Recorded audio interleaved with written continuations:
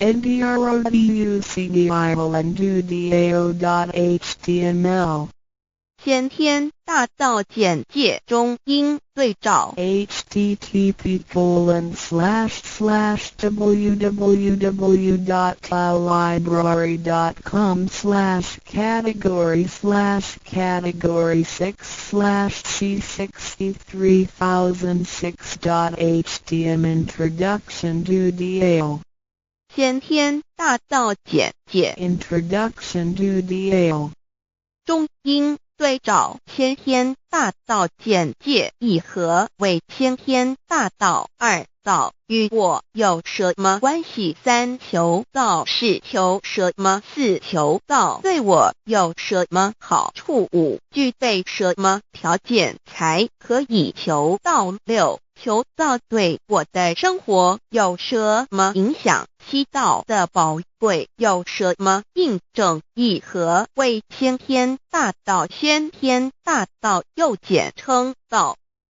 我们若仔细地去观察，心窍开悟之后，就可发觉宇宙间森罗万象皆是杂而有序，而自然界万事万物的运转也都有一定的法则。个天地人是万物的真主宰，就是道。道乃在天地生成之前即已存在，故曰先天大道。道者理也，理就是真理。在天地人万物未生以前，道即已存在，而道能生天、生地、生人、生万物万类。在天地人万物毁灭之后，道不会毁灭。道因为无去无来，不生不灭，乃代表着宇宙间亘古不变的真理。道的本体，也就是宇宙自然的本体。在混沌未判之初，宇宙间只是一团灵妙理，无天无地无人，也没有语言和文字，所以我们是无法以任何语言、文字或思虑来形容它。故大道无名强名曰道，我们也是勉强用到这个名词来代表它。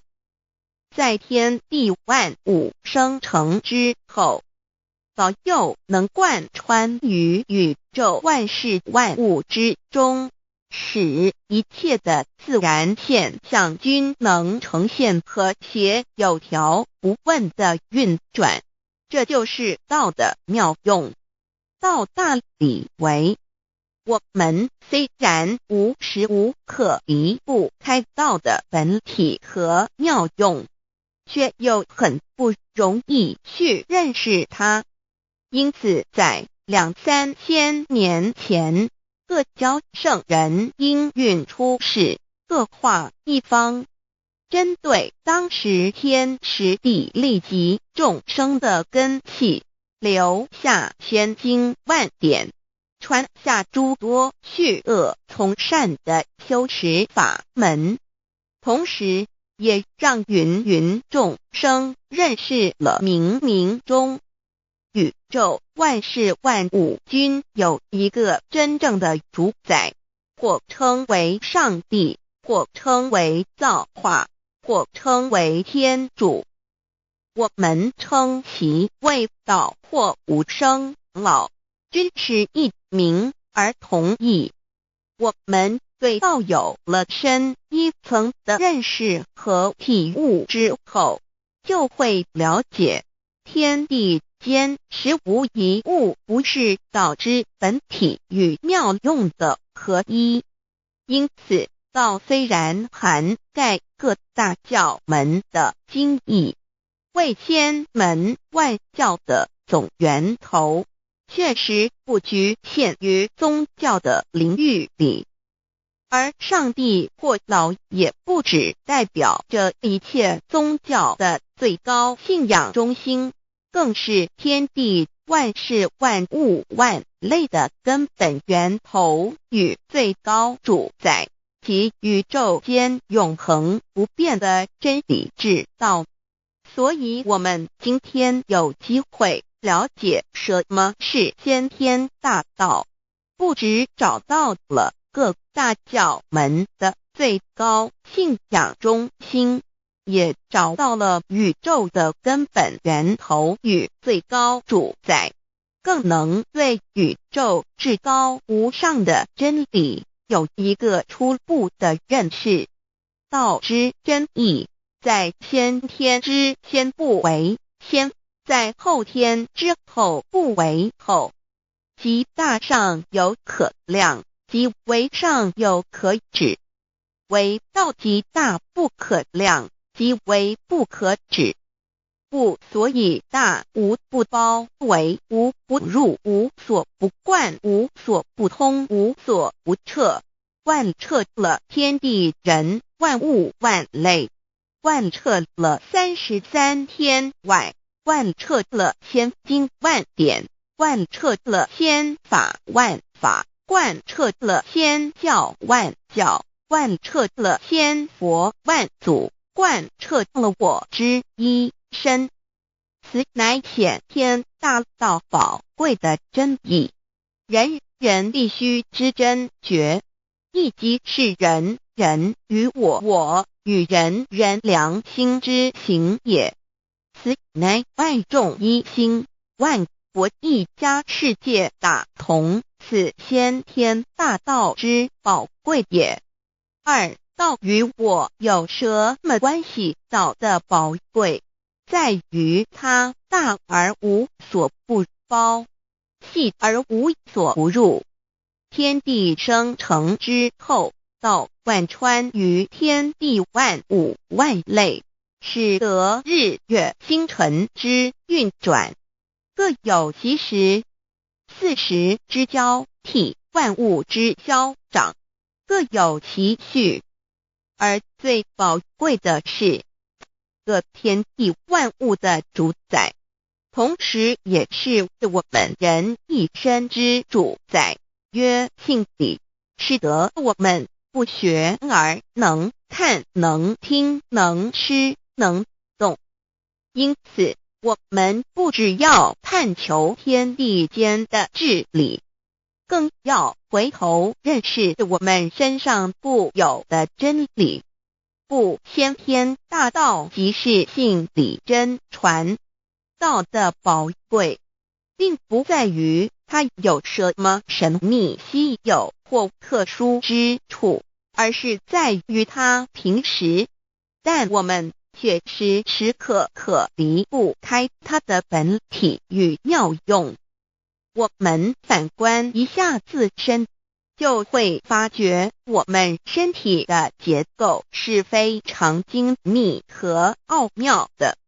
我们轻轻地握一下手，就算是这么简单的一个动作，其中所牵涉到的所有关节物理作用、能量、化学反应、神经系统资料讯息之传输及脑部分析、判断和命令之下达，以目前全世界的科技知识和文明水准，也无法一一表达出来。但是我们做出个动作的能力，却完全不因个人知道上了程度的差异而有任何影响。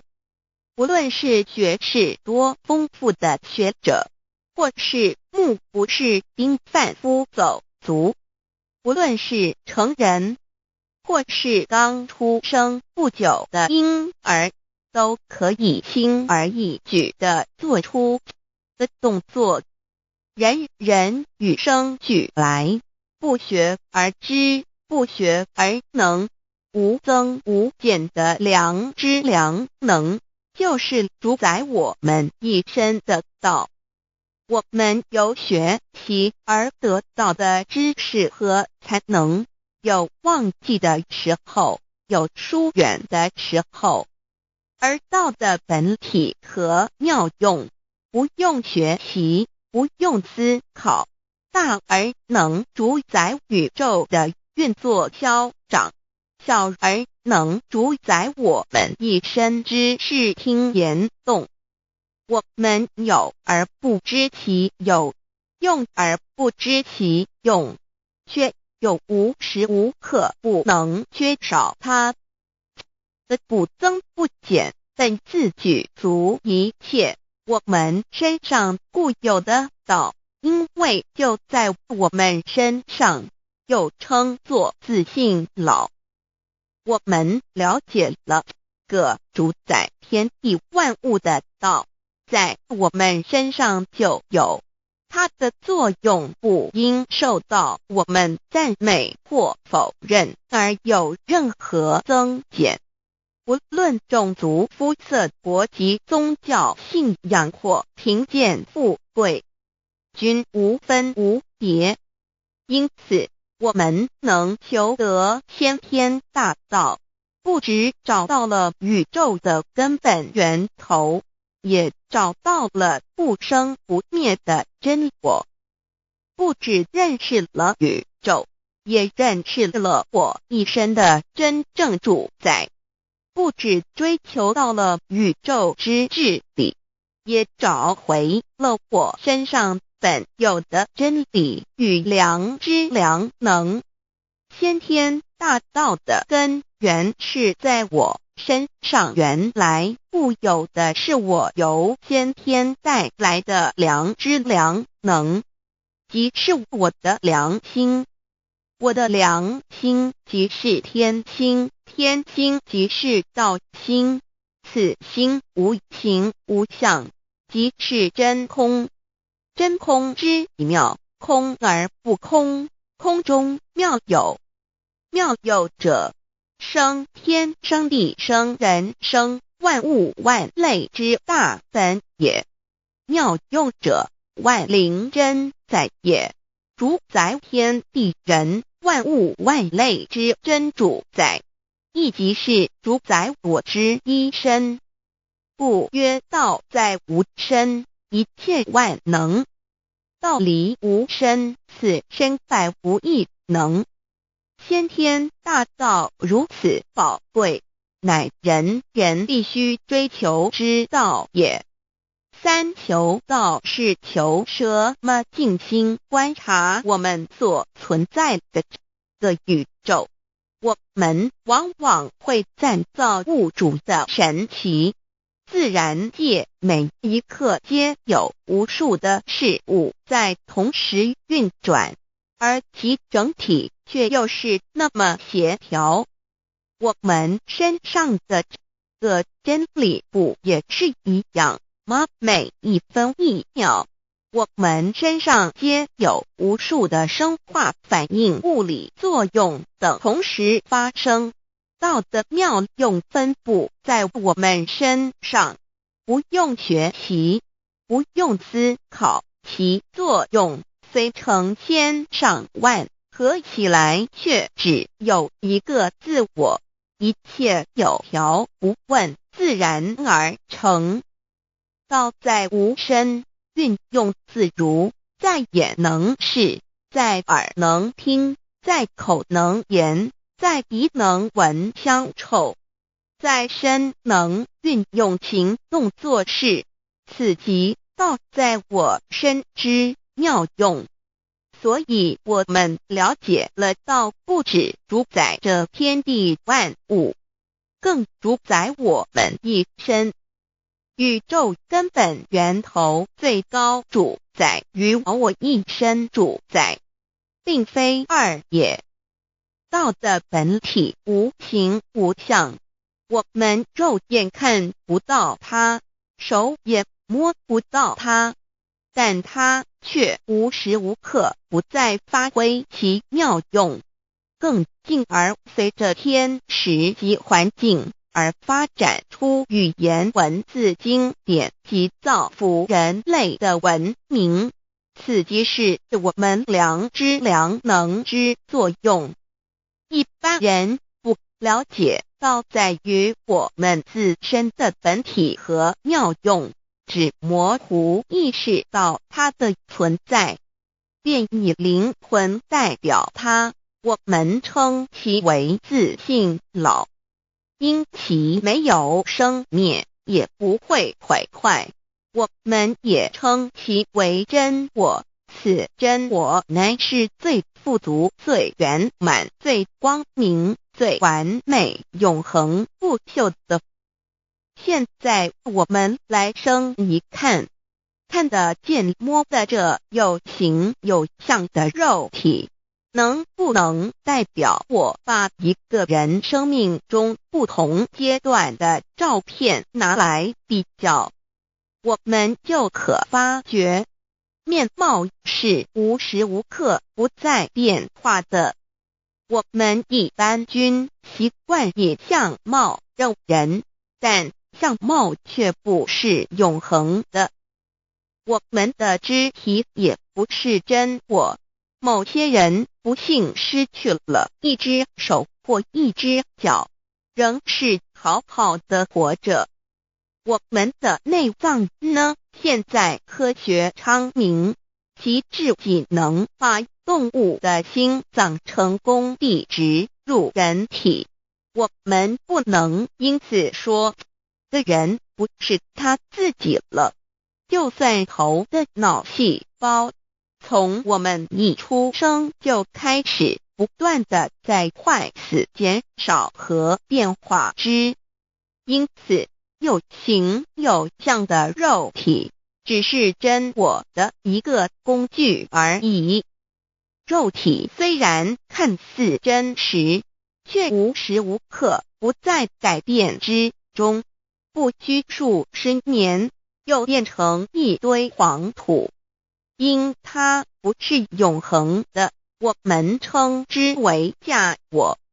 对于真我和假我有所了解之后，我们也就可以了解我们为什么要求到了。如今我们非常幸运能有机会求得先天大道，求得的就是三宝。三宝简单明了，但也博大精深，其内容在求道时会详细解说。现在只简单的提出两点。首先，求道就是直接点出了真正永恒不朽的真我，也就是良心本性的发。在物质文明远较精神文明昌盛的今日，假若迷失真我，我们的人生将有如行尸走肉。若是认假为真，更是我们为了盲目满足假我而做出害己害人的事情，造成自己在世时与死后的灾祸。因此，求道启发了我们内在本的真我良心，真我假我协调融合，使我们的人生不论存没，都是平安喜乐自在充实而有意义。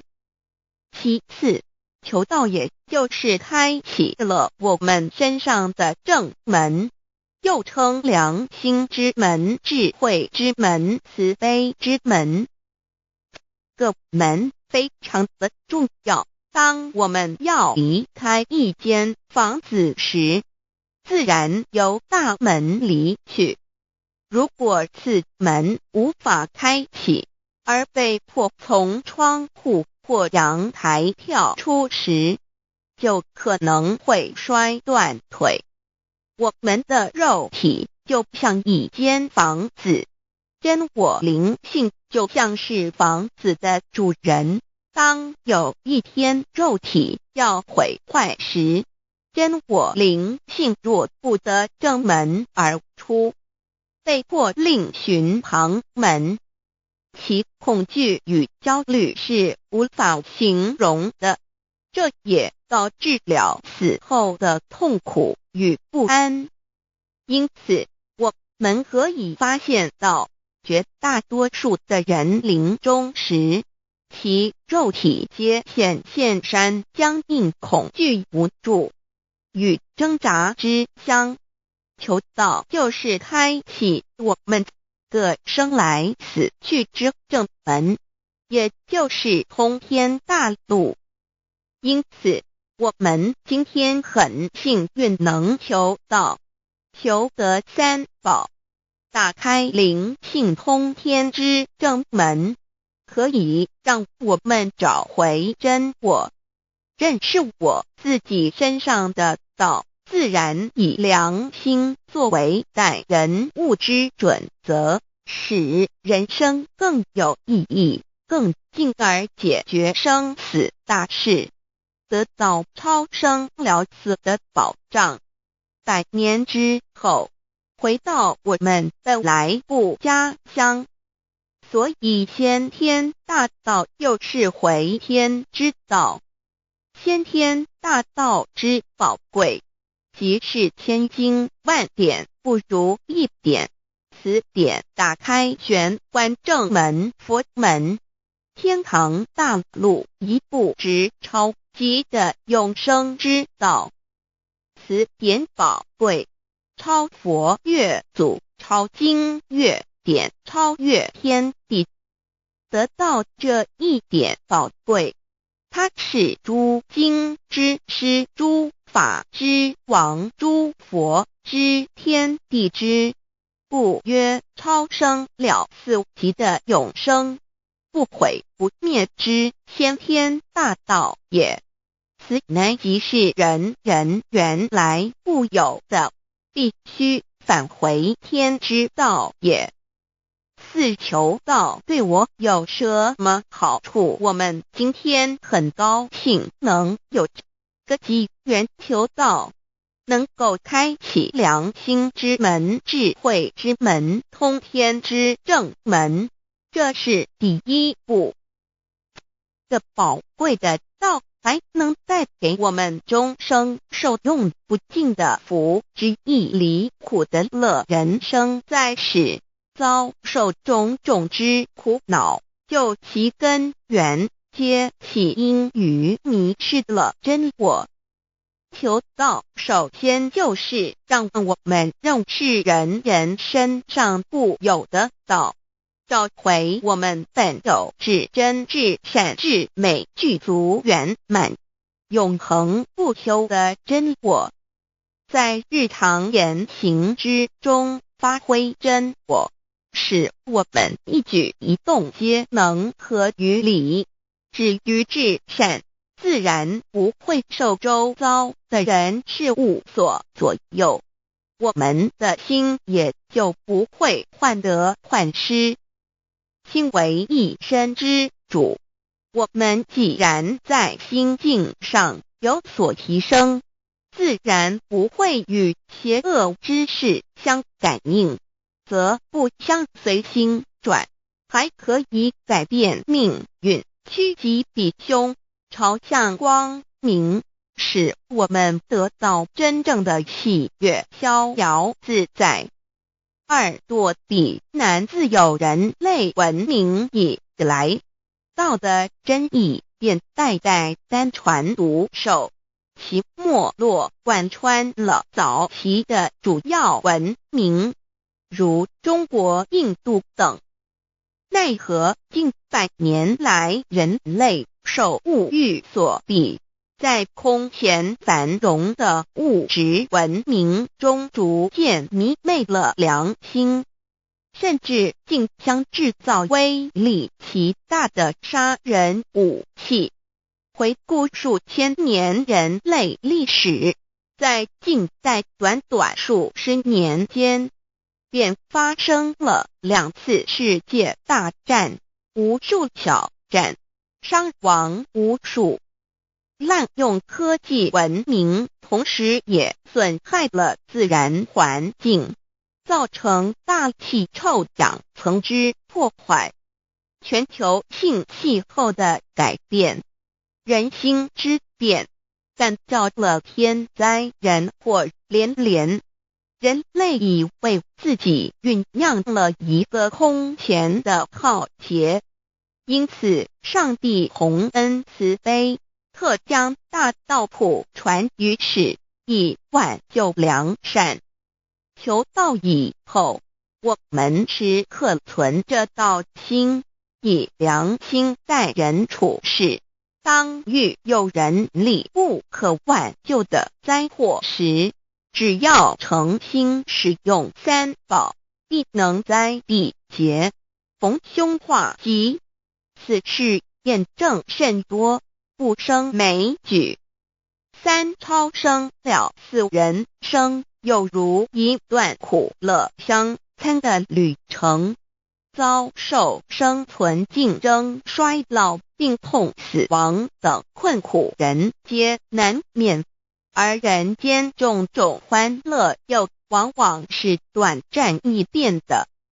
尤其当旅程结束时，终就成空，归宿渺茫，更不禁令人凄毒怅惘。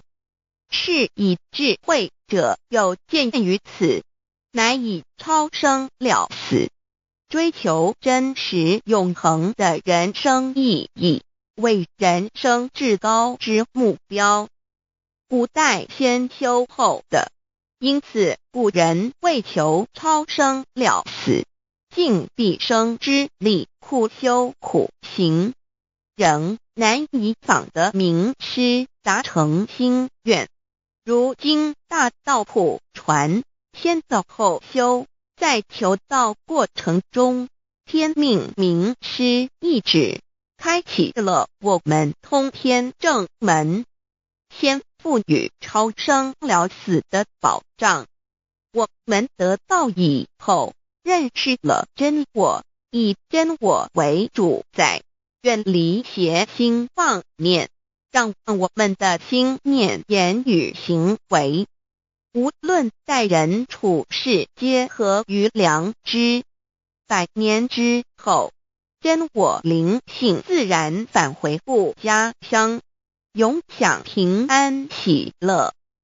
4成圣成贤求道，也就是为我们种下一个成圣成贤的正因道种。只要我们以智慧慈悲心境灌溉它，它必然萌芽开花结果。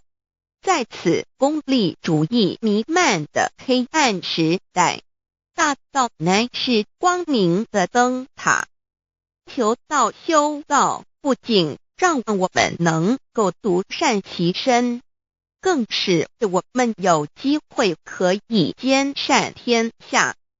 求道之后，只要我们时刻抱着道心良心，在日常生活中真诚实践道的精神，不计个人得失荣辱，努力使周围每一个人都可得享到的好处，让道的光明照亮每一个角落，尽其一生精进不懈，则在世即成就圣贤事业，归天之后，必证圣贤果位无疑。先天大道的宝贵就是天道天命，天命就是三曹名师，名师一点玄关开，打开正门佛祖来。天堂非在我身外，天上地下我都在。此乃先天大道的尊至贵至宝也。先天大道，天命宝贵，三曹名师这一点妙智机意，非是在言语文字相声音可得，非是在千经万典上的，非是在讲经说法上的，非是在是智辩聪上的，非是在博学才能上的，非是在才高八斗上的。以上皆是生死法对待法，非是超生了死脱对待了生死之法也。此自己的先天大道妙用妙能的宝贵，其妙极矣。此者是无师智，此智是妙智妙慧，此智此慧是我本来固有的，由先天带来的，亦即是在找回来天地人万物万类未生以前我的初心，即我良心天心道心老心也。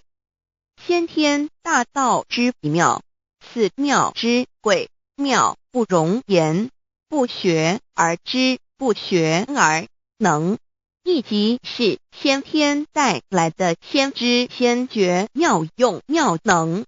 此知此觉此能此用，不用言语文字声色，不用思想，不用念头，不用言听是动，而生天地人万物万类。生天地人万物万类之后，这天地人万物万类实可分妙，也离不开其妙用妙能，故曰万灵真主宰也。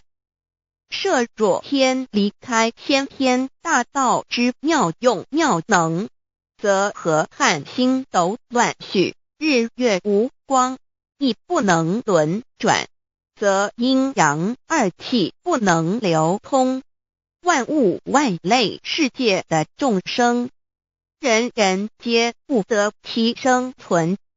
设若大地离开先天大道之妙用妙能，这金木水火土不能相配，则现象丛生，山崩地裂，海水枯干，亦使万物万类世界的众生人人不能得其生存。设若人离开先天大道之妙用妙能，则寸步难行，眼不能看，耳不能听，口不能言，总之全身不能动作。100日之后，成了一堆臭骨臭泥土。此乃先天大道妙用妙能的宝贵，妙至极矣。设若觉悟认识先天大道之妙用妙能的支持而实行，即是天人合一，天人一体治理，绝言妙不容言，不是死后成佛，当体即佛矣。故曰如来佛，如是佛也。此乃的先天大道修先天大道之好处。勿具备什么条件才可以求道？求道既然能够带给我们终生受用不尽的好处，我们今日能有机会求道，会不会显得太容易了？事实上，我们能得闻先天大道，首先要感谢上帝的恩慈，将自古不倾泻的大道普传于世，使我们有机会得此天之道。另一方面，我们本身也必须具备足够的条件，祖上有德，根基深厚，佛缘成熟，才能够顺利求道。此外，我们必须向宇宙至高无上的造物主上帝发一个良心愿，此愿可归纳为3个要点：一得道以后，愿以明记并实践道的精神，也就是日常生活所思所言所行，皆愿以良心作为依归。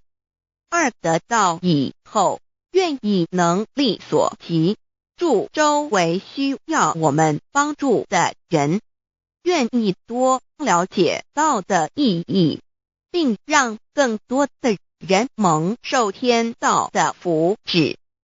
三得道以后，绝不将求得的三宝告知任何人。三宝必须在庄严的求道过程中，天命名师传授给我们才有真实意义。若由我们泄露给其他人，则不但毫无意义、毫无效果，我们自己也违反了天律。这良心愿合乎人人本具天赋的良知良能，所以我们人人都能够做到。真诚实践良心愿，也必须滋润我们求道时种下的智慧、慈悲、清净之正因道种，使它顺利萌芽、开花结果，才不至虚度这千载难逢的求道修道良辰。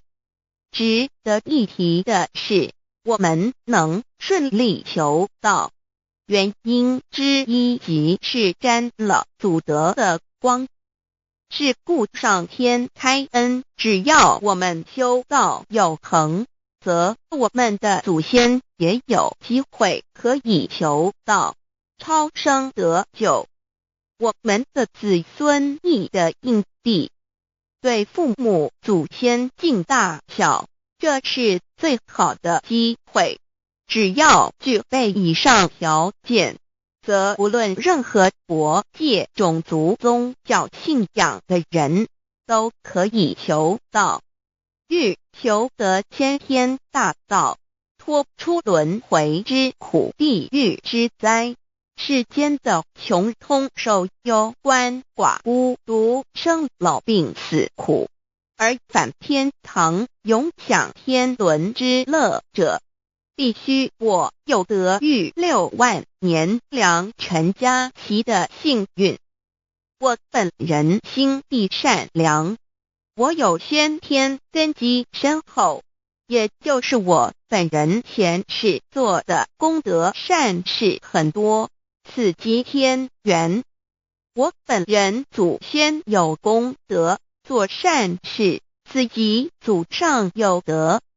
我目人遇到引导师度我得道，此佛缘已至。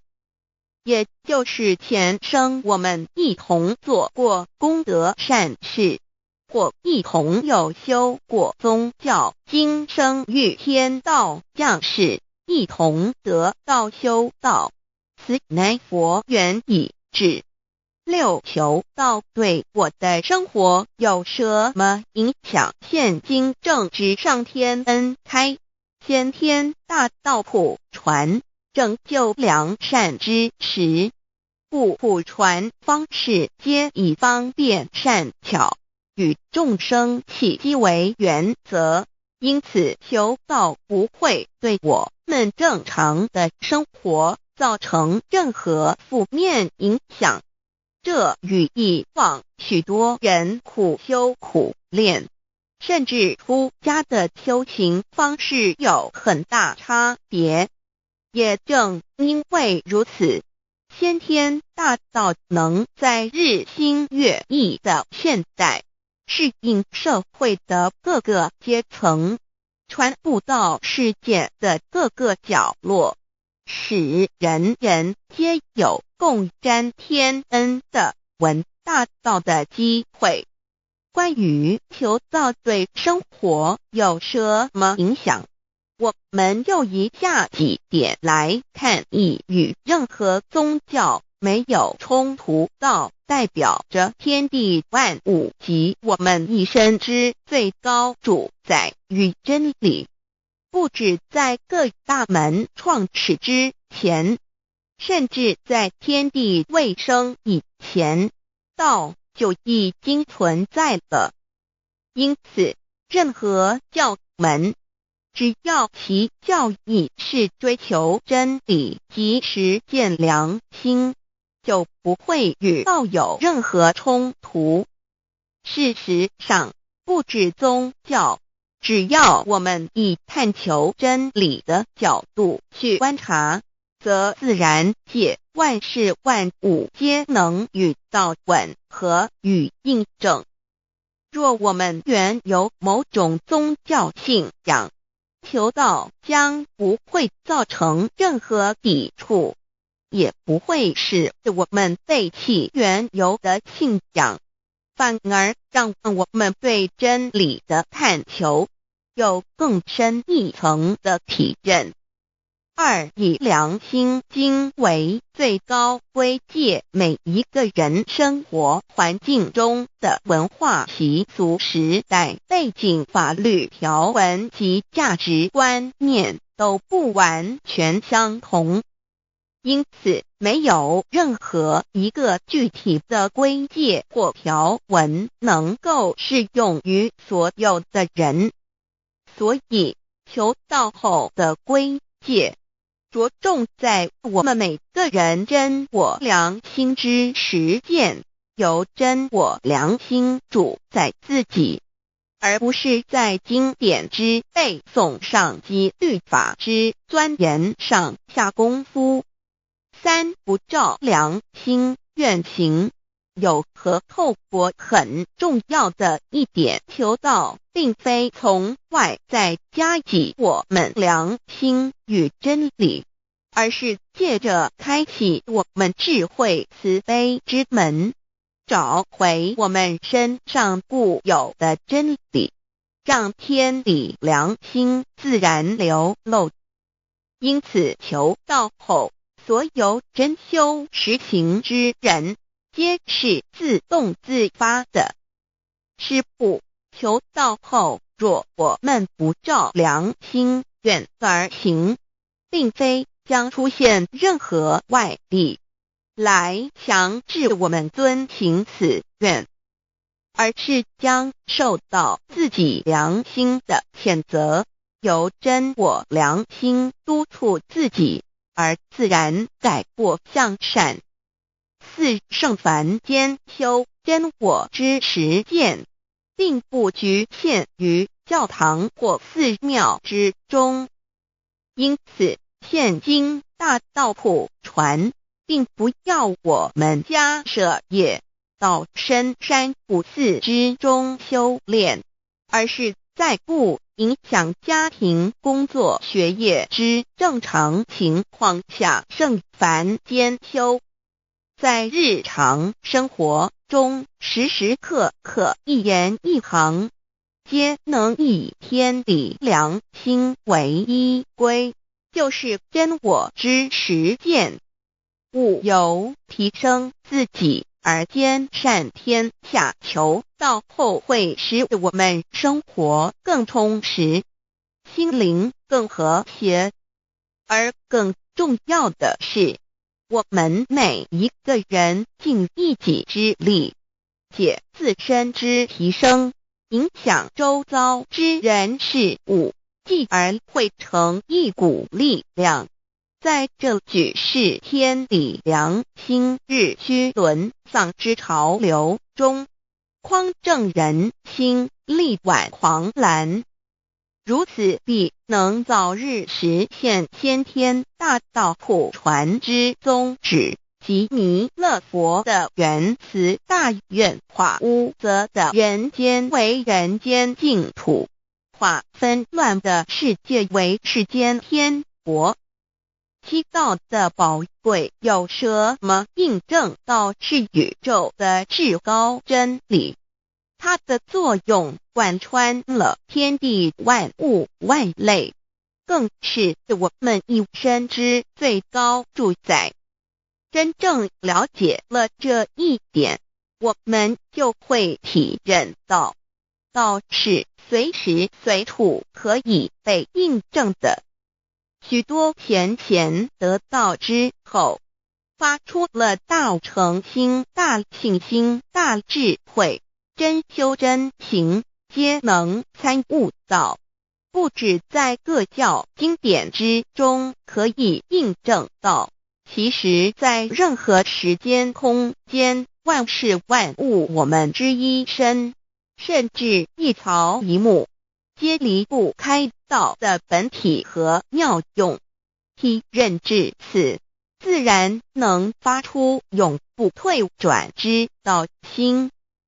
而尚未求道或刚求道者，则需借助于一些具有形象看得到、感受得到的印证，以奠定初步的信心。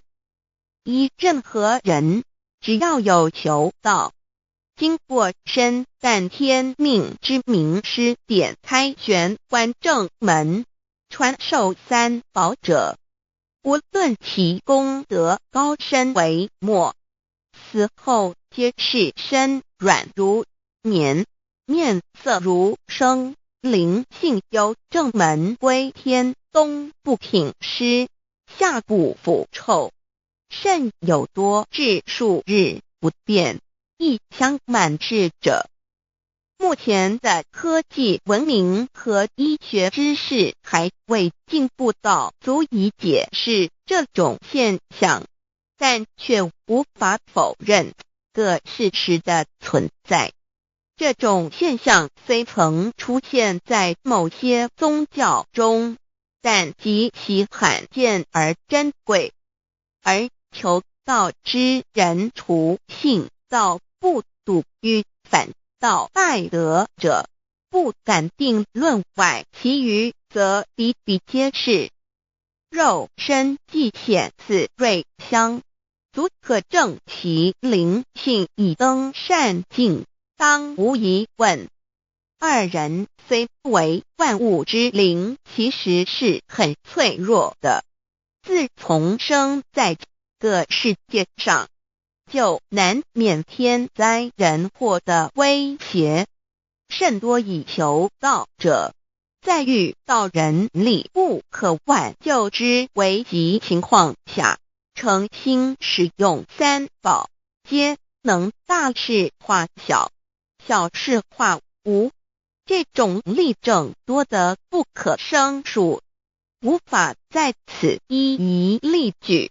以上两点虽然极为宝贵，但却是任何人只要一求道，借着上帝的天命宝贵，立刻就可以得到的保障。此后就随个人的诚心、智慧及对真理之实践，而有或深或浅不同的体认了。如人饮水，冷暖自知。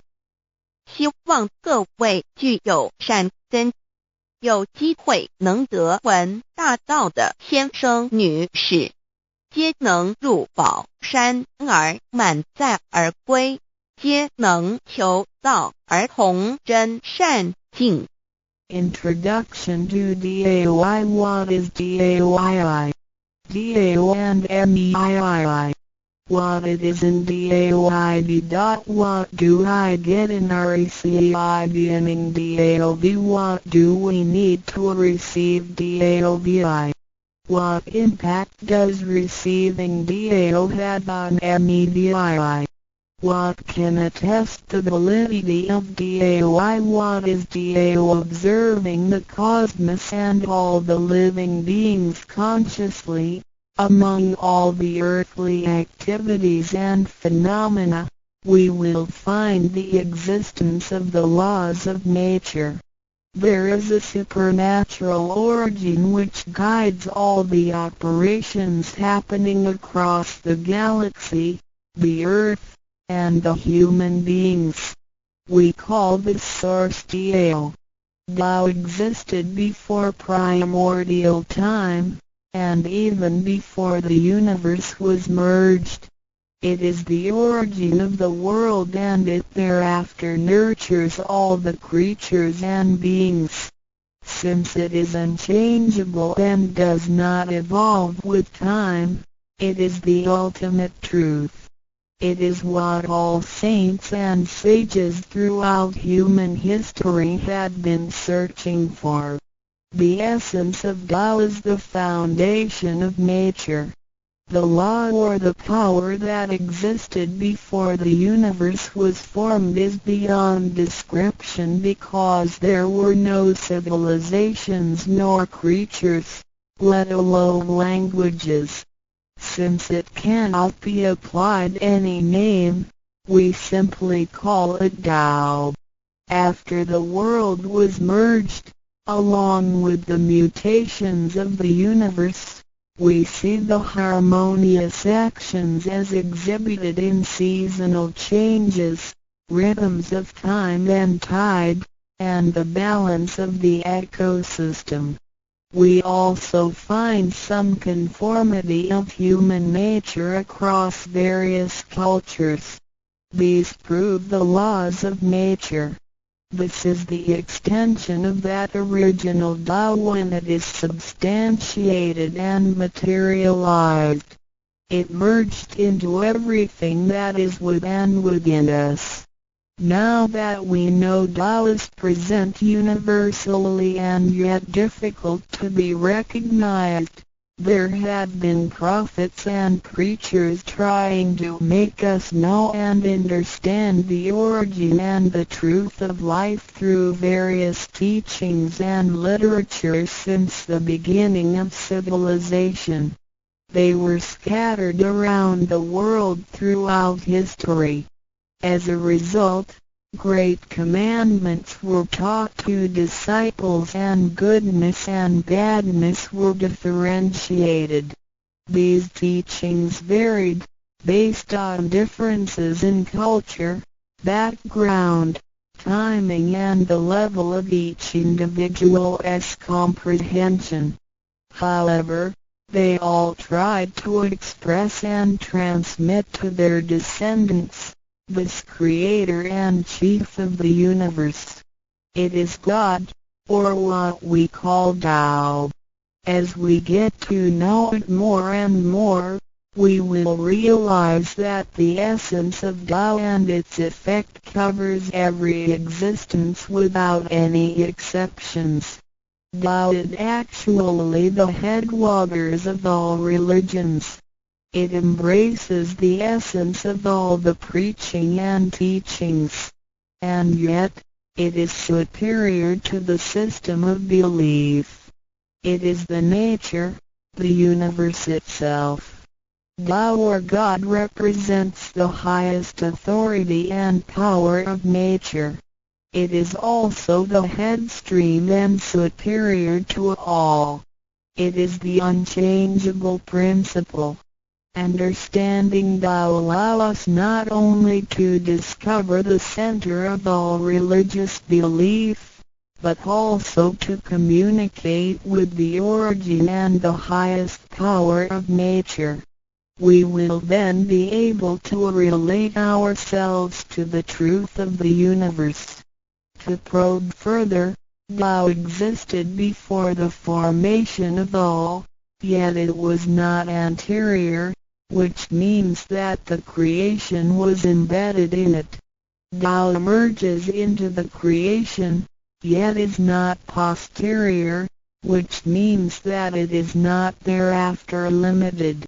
Among those created, however large, they can be measured, however small, they can be detected. It is only Tao that cannot be measured of its immensity nor detected of its existence. Therefore, it is larger than the largest and leaves nothing excluded, and yet it can be smaller than the smallest and leaves nothing not penetrated. It is ubiquitous. It merges into and governs all. It is in charge of the space, the earth, human beings, all the creatures, and all existences. It penetrates and regulates the entire universe. It is the source of all the scriptures, sutras, as well as dharmas. It encompasses all the religions, and it is what makes one a Buddha or a saint. It is the single chief of all. And, above all, It is in charge of each individual too. It is the divine self. This is the true meaning of Tao. We should get to know it this way and rediscover our own invaluable treasure. So, to practice Tao is to revive one's own conscience as well as everyone else's and to act upon it accordingly. Then, all people can be of one spirit, all nations can be in peace like a family, and the great harmony will come true. How precious Tao is! Tao and Me. The significance of Tao is in its immensity and ubiquity. Its mightiness guides the universe to carry on with changing seasons and evolving creatures. The countless aspects of the natural phenomena seem so capricious and yet really in order and in cycles. This almighty being also resides in each of us. It is the divine self, the natural quality of a person. It enables us to see, to feel, to taste, to hear, and to move without learning. While we research the ultimate truth in the universe, we should turn in upon and see into ourselves to discover that divine self. We will find the rules that govern the universe also comply with the way we are. Tao is not something too far to reach, nor too mysterious to comprehend. It is nothing particular, but has to do with our daily lives. We cannot do without it. Every movement we make, in order to see, to touch, to feel and to think, is associated with Tao. Consider how many wonders are hidden in our body, how delicately our physical functions are carried out. For example, when we shake hands, the components involved would include the coordination of joints and muscles, the chemical reactions of energy, the transmission of information through nerve systems, and the actions occurring in our brain such as issuing orders, making judgments and analyzing situations. Even with the most advanced technology and the highest level of knowledge we have developed today, we cannot completely reconstruct such a function. Yet the ability to perform such a simple movement is there for all individuals, regardless of the level of a person's knowledge and his/her being a grown-up or a baby, a scholar or an illiterate. These are the kind of abilities we come equipped with naturally, without learning and being taught. It sits within us and is in charge of all. It is Tao, never diminishes nor inflates. Worldly knowledge acquired through learning can be forgotten. A gymnast can abandon his/her techniques and a musician can lose his/her skills without practicing. The essence of Tao and its extension are always in charge of the macro-universe, the nature, and the micro-universe, the human being's self. We are associated with it unconsciously since the first day. Because it encompasses the whole nature within us, we also call it native self. Tao is within and surrounding us. It needs not be worshipped nor debated over, because its existence is unconditional, regardless of race, color, nationality, religion or status. It is impartial and stays constant. In receiving Tao, we not only find the origin of the universe, but also the Divine Self. We get to know the highest power in the universe as well as the genuine nature in charge of self. We discover the ultimate truth of the cosmos as well as the integrity of ourselves.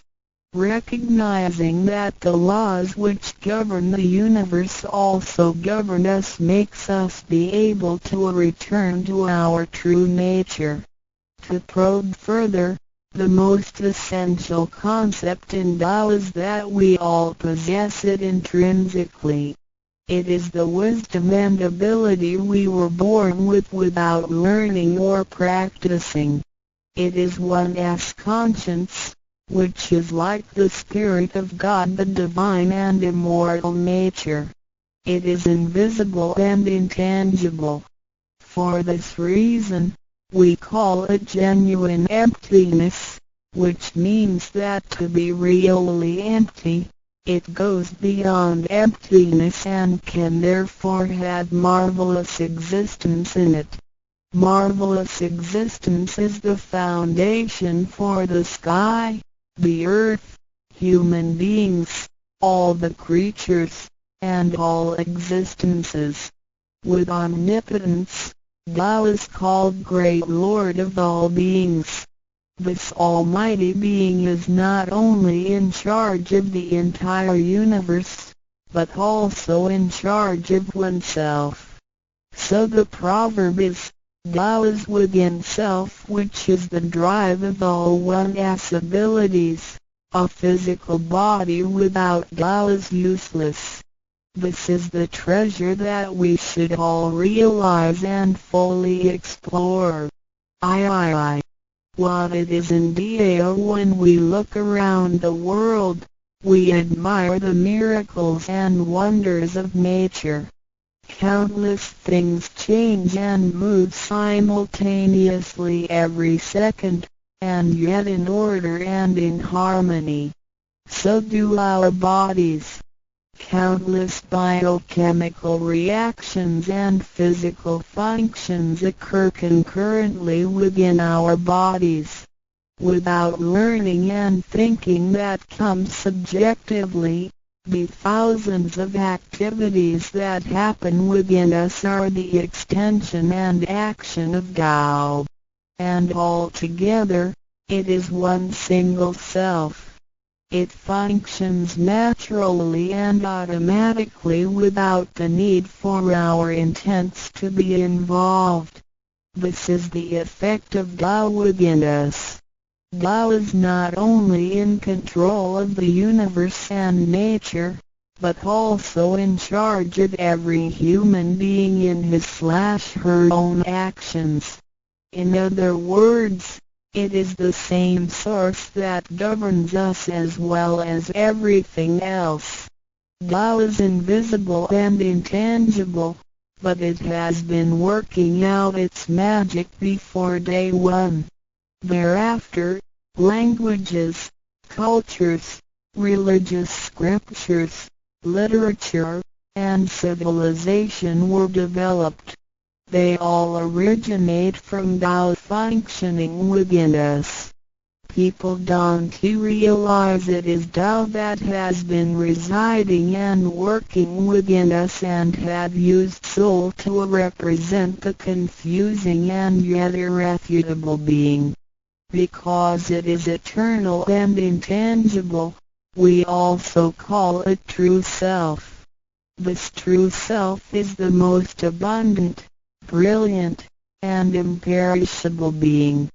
Let us take a look at our tangible body and see if it can be the true self. We know the pictures taken throughout one's life show different faces and expressions. We recognize people by face, but our looks change and are not permanent. The handicapped, with impaired arms or legs, can also lead a complete life. One with a transplanted animal heart is still a human being. Even our brain cells keep decreasing and changing every second from the moment we were born. Therefore, the physical body is only the interim residence of the true self.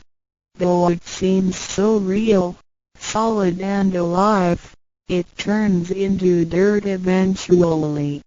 We call it false self because of its tentative and transient nature. By recognizing the difference between the true self and the false self, we understand the reason and importance for us to receive Tao. Luckily, we are given the opportunity of receiving Tao and learning the three treasures. The three treasures are straightforward yet profound. The meaning and details of them will be illustrated through the rite of receiving Tao. Here, we only discuss two issues. First, by receiving Tao, the true self gets plucked out. It leads to our conscience.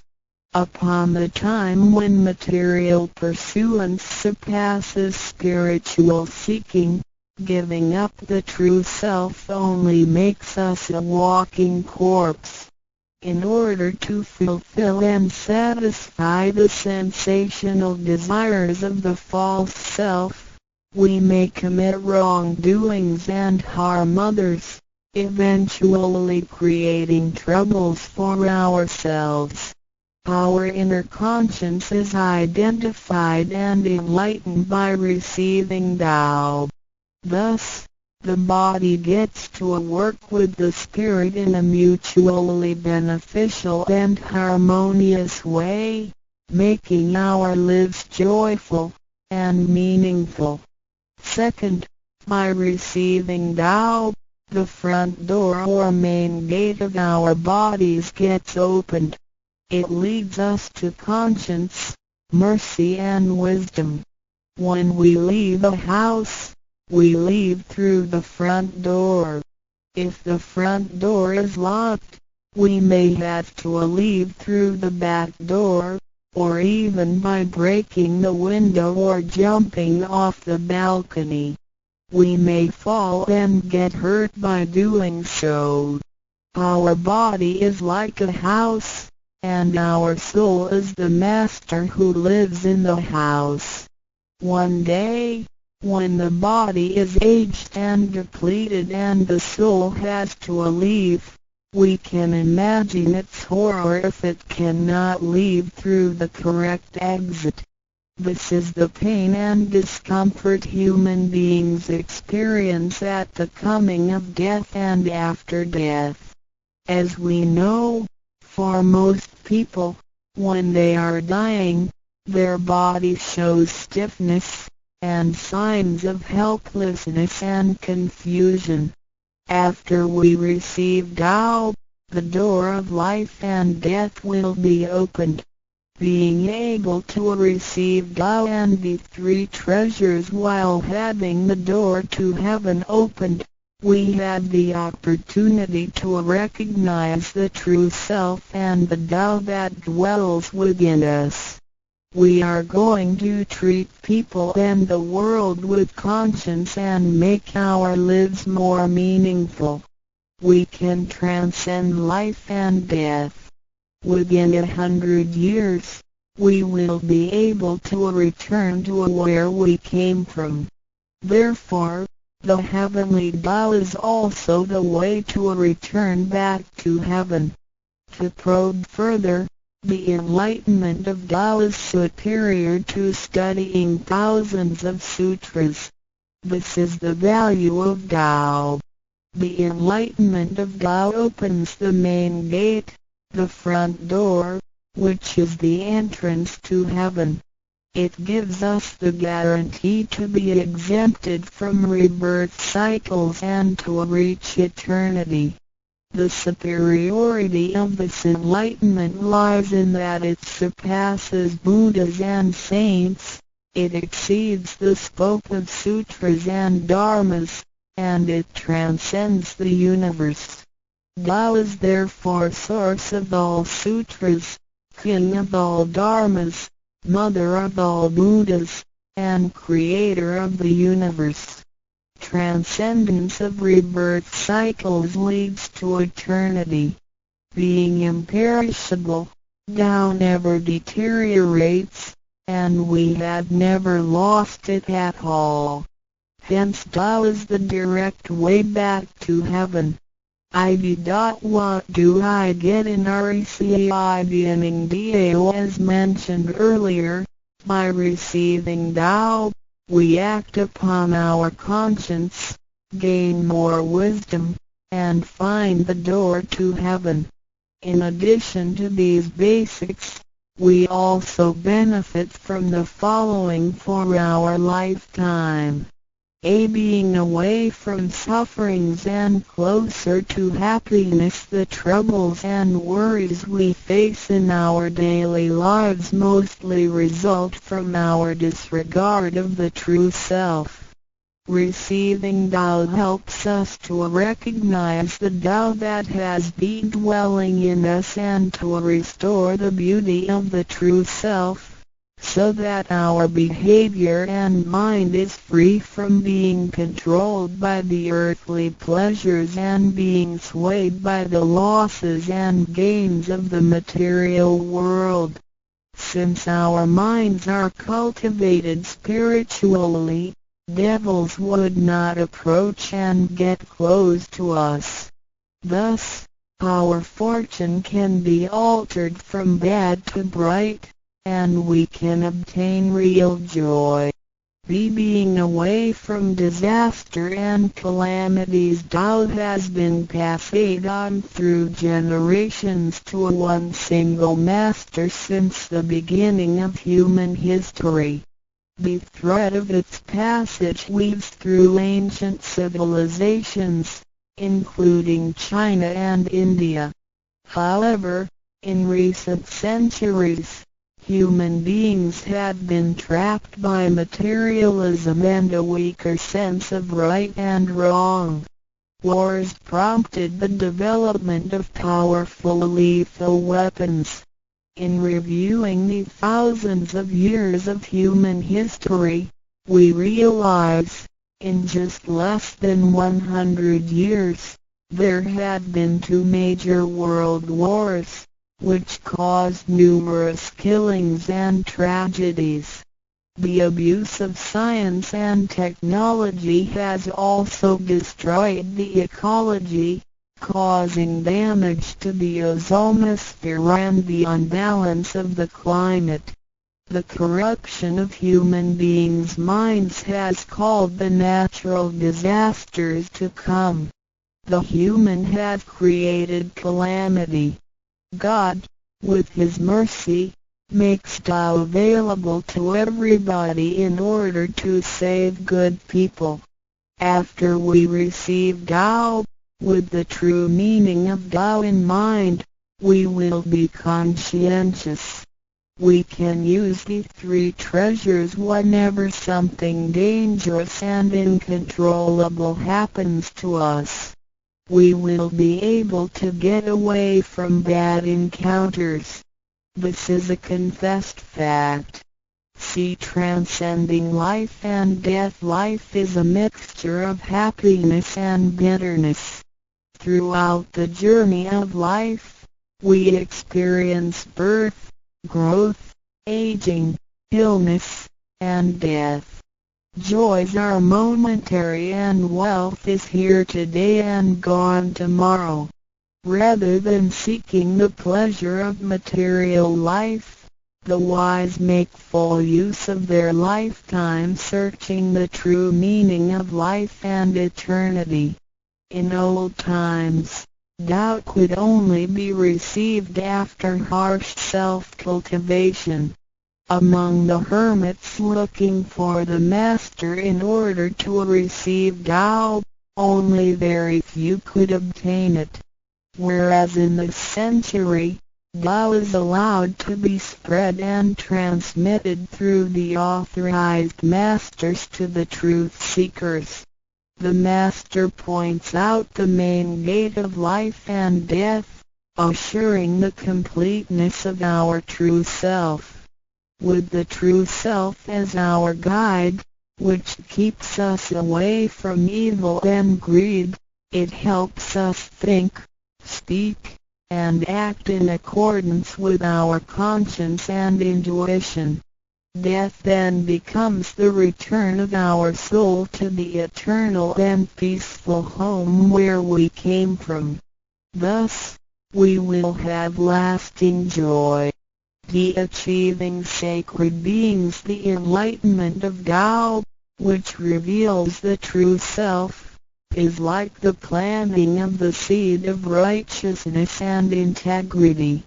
Through self-cultivation and self-improvement, the nurturing of wisdom, kindness, and purity, it will blossom and produce the fruit of sacred mind and eternal life.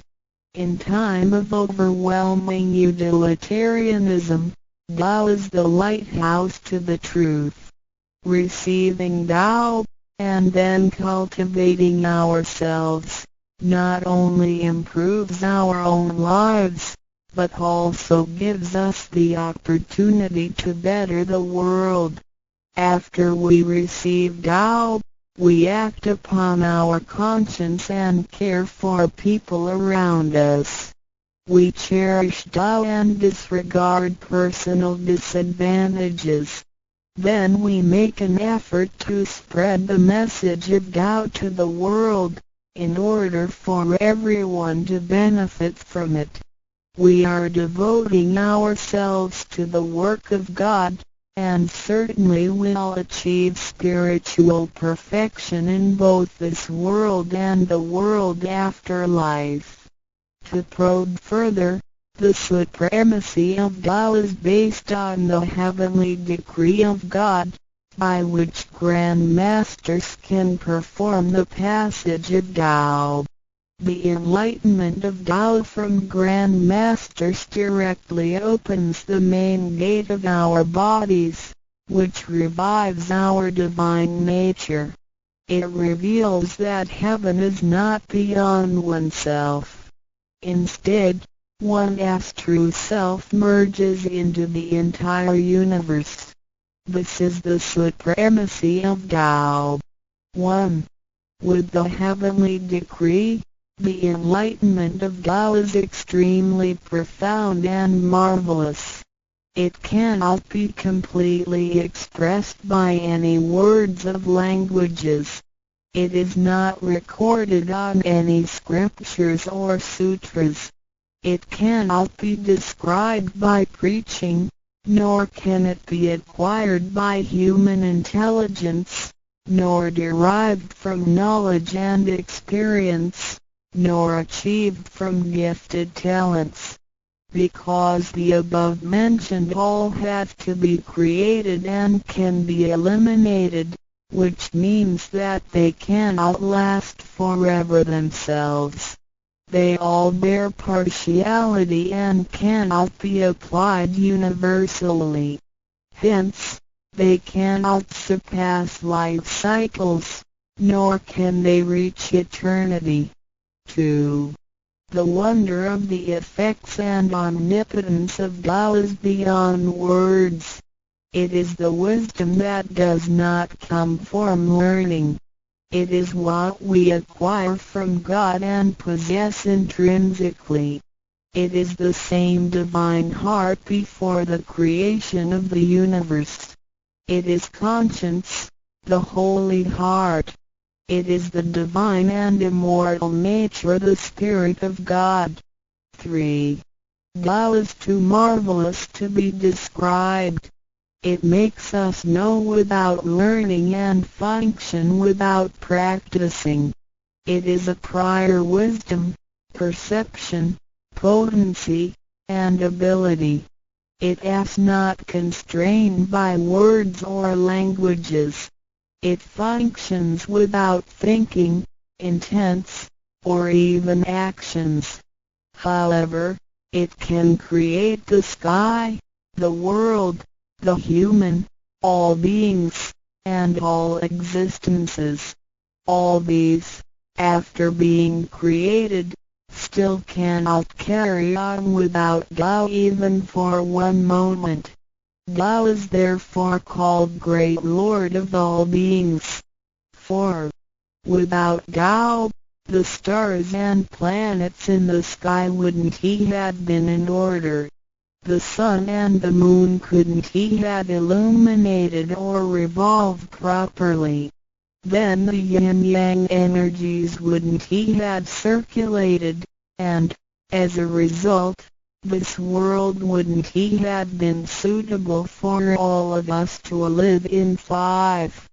Without Tao, the 5 primary elements of the earth, metal, wood, water, fire, and soil, wouldn't he had been balanced and complemented one another, which could have put the entire world in chaos. Mountains would have collapsed, lands would have cracked, and oceans would have dried up. Likewise, this world wouldn't he had been an environment for us to live in. 6. Without Tao, we, human beings, wouldn't he had been able to walk, to see, to hear, to speak, or to move. Our physical bodies would deteriorate quickly into a pile of soil in 100 days. 7.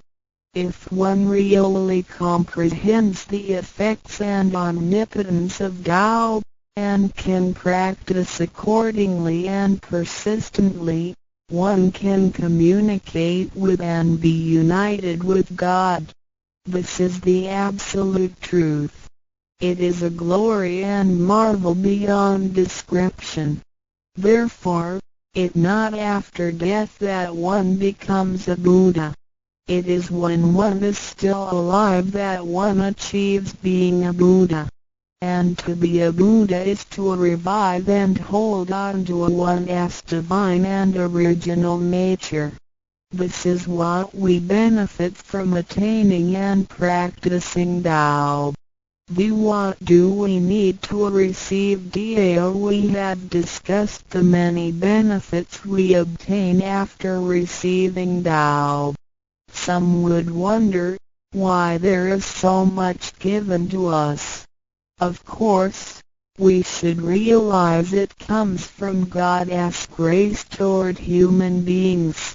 This allows Tao to be spread around the world, especially at the approaching of the worldwide calamity. People with merit and conscientious mind will have the opportunity of learning about Tao and the way back to heaven. It always holds true that people who had the fortune of receiving Tao are derived from the tree of righteous ancestors.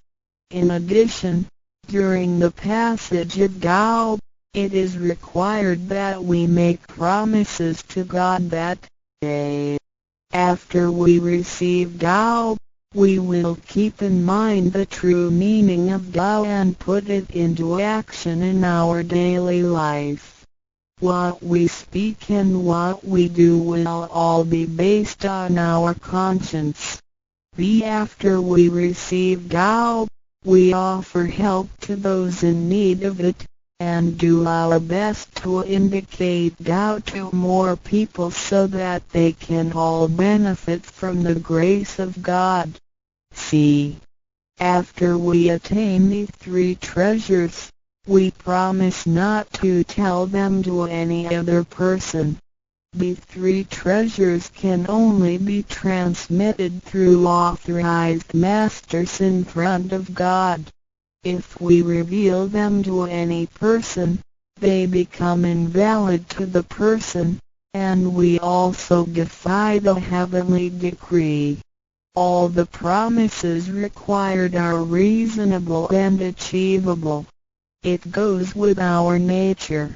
If we practice and keep the promises, we will be able to become a wiser and a better person. We will become merciful, and nurture the good seed of doubt planted in our mind. One last thing to mention is that one of the reasons we are able to receive Tao is due to the good deeds of our ancestors. Therefore, as we persistently practice Tao, our ancestors will also benefit from it, and so will our descendants. As long as you are prepared for the above mentioned, you are qualified to receive Tao, no matter what nationality, race, or religion you belong to. Notes: in order to be exempted from the rebirth cycles, to avoid the ordeal of hell, to alleviate the suffering and misfortunes in our lives, and to be able to return back to heaven after death and enjoy permanent happiness, we have to receive Tao. And the general qualifications are: 1. To be with a compassionate heart, and to be fortunate enough to be born in a time when Tao is available to the public. 2. To have sowed the seeds of virtue by helping many people and offering lots of charitable services in the previous lives. This is the divine affinity with God. 3. To have ancestors with beneficences and welfare work as well. 4. To meet the introducer and guarantor who indicate the way to attain Tao to me. It is very likely that, in the previous lives, we did charitable services together, or we cultivated together in the same religion. So, in this life, when Tao is available, we can help each other out and practice Tao together again. So time is ripe for Tao due to our divine affinity. VI.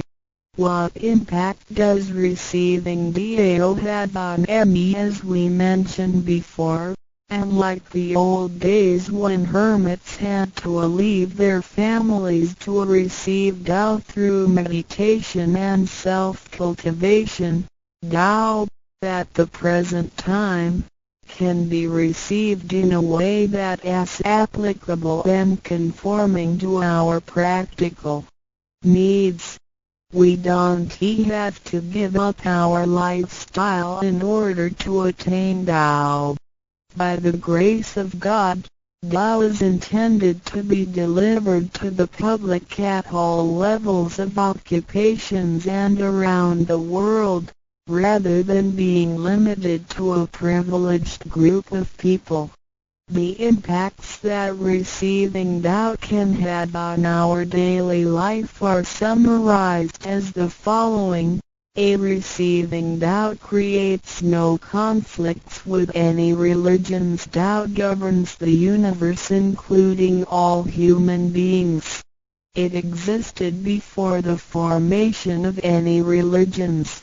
It is concordant with all religions, in the sense that religions preach the awareness of conscience and the pursuit of the truth. We don't need to give up our religion in order to receive Tao. On the contrary, by receiving Tao, we will have further understanding of the truth. The conscience becomes our ultimate guidance due to the variations of cultures, customs, backgrounds, legislation, and value systems. It is difficult to find a universal guideline for all of us to follow in our daily life. In receiving Tao, the main commandment is to act by our conscience. the true self, rather than by literature. We should be sensitive to the conscience, rather than be familiar with the laws. C. We will voluntarily keep the promise made while receiving Tao. Through receiving Tao, we are not offered conscience or true self, but merely the opening of the door to a wisdom and mercy. Therefore, we restore the heavenly principles inherent in us, and strengthen the power originating from our conscience. There is no external force that makes us keep the promises and commitments that we made when we received Tao. The only force comes from the guilty feelings that result from our misbehaviors, which reduces the mistakes we make. Practicing Tao can accommodate our worldly affairs. The fulfillment of practicing Tao and conscientious awareness does not have to be accomplished in a temple or church. It is not required to abandon worldly belongings or relationships in order to attain the ultimate truth. Each individual can still have his/her family, career, and schooling at the same time. As long as we keep in mind the basic guideline, we should have our practicing Tao and getting closer to our divine self. We will make a better world by improving ourselves first after we receive Tao. By realizing the true self and what we are, the feeling of joy comes to us. The improvements on the quality of our spiritual life will affect people surrounding us. By interacting and working together in Tao, we will make the world better with lower crime rate and less pollution.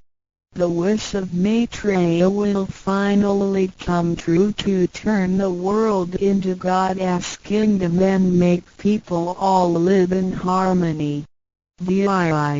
What can attest the validity of Dao Tao, due to its completeness and generality, regulates the totality of all beings.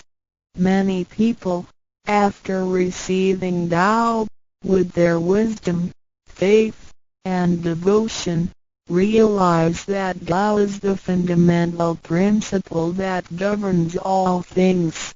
They comprehend the truth of the universe not only through literature, but also through daily living and nature. Their faith in Tao becomes strengthened and they move forward in their spiritual life. However, for people who haven't or just received Tao, Tao can be confirmed through revelations. Anyone who has received Tao with the front door open shall die peacefully.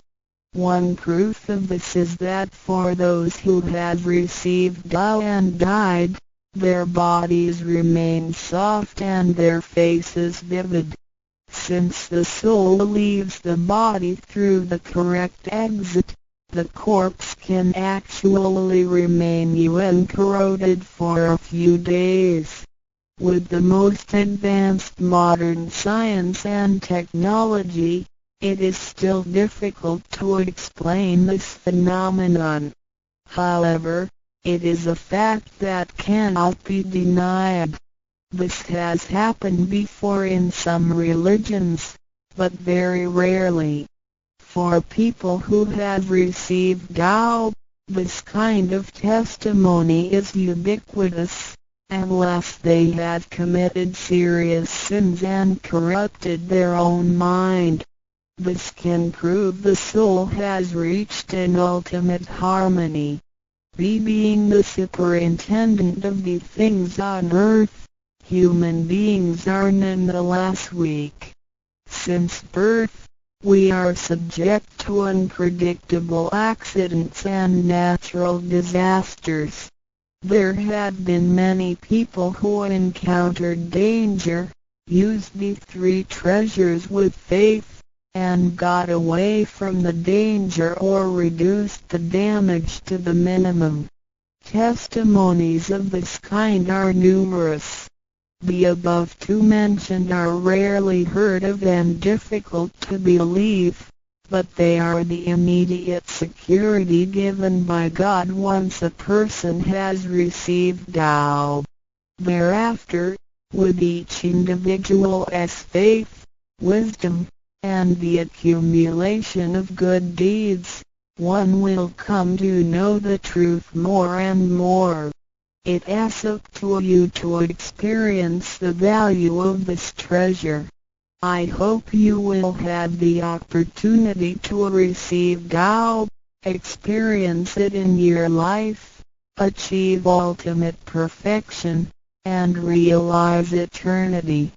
ndrucdil.html 先天大道简介中应对照 http://www.taolibrary.com/category/c63006.htm Introduction to DAO 先天大道简介 Introduction to DAO 中应对照先天大道简介一和为先天大道二道与我有什么关系？三求道是求什么？四求道对我有什么好处？五具备什么条件才可以求道？六求道对我的生活有什么影响？七道的宝贵有什么印证？一和为先天大道，先天大道又简称道。我们若仔细地去观察，心窍开悟之后，就可发觉宇宙间森罗万象皆是杂而有序，而自然界万事万物的运转也都有一定的法则。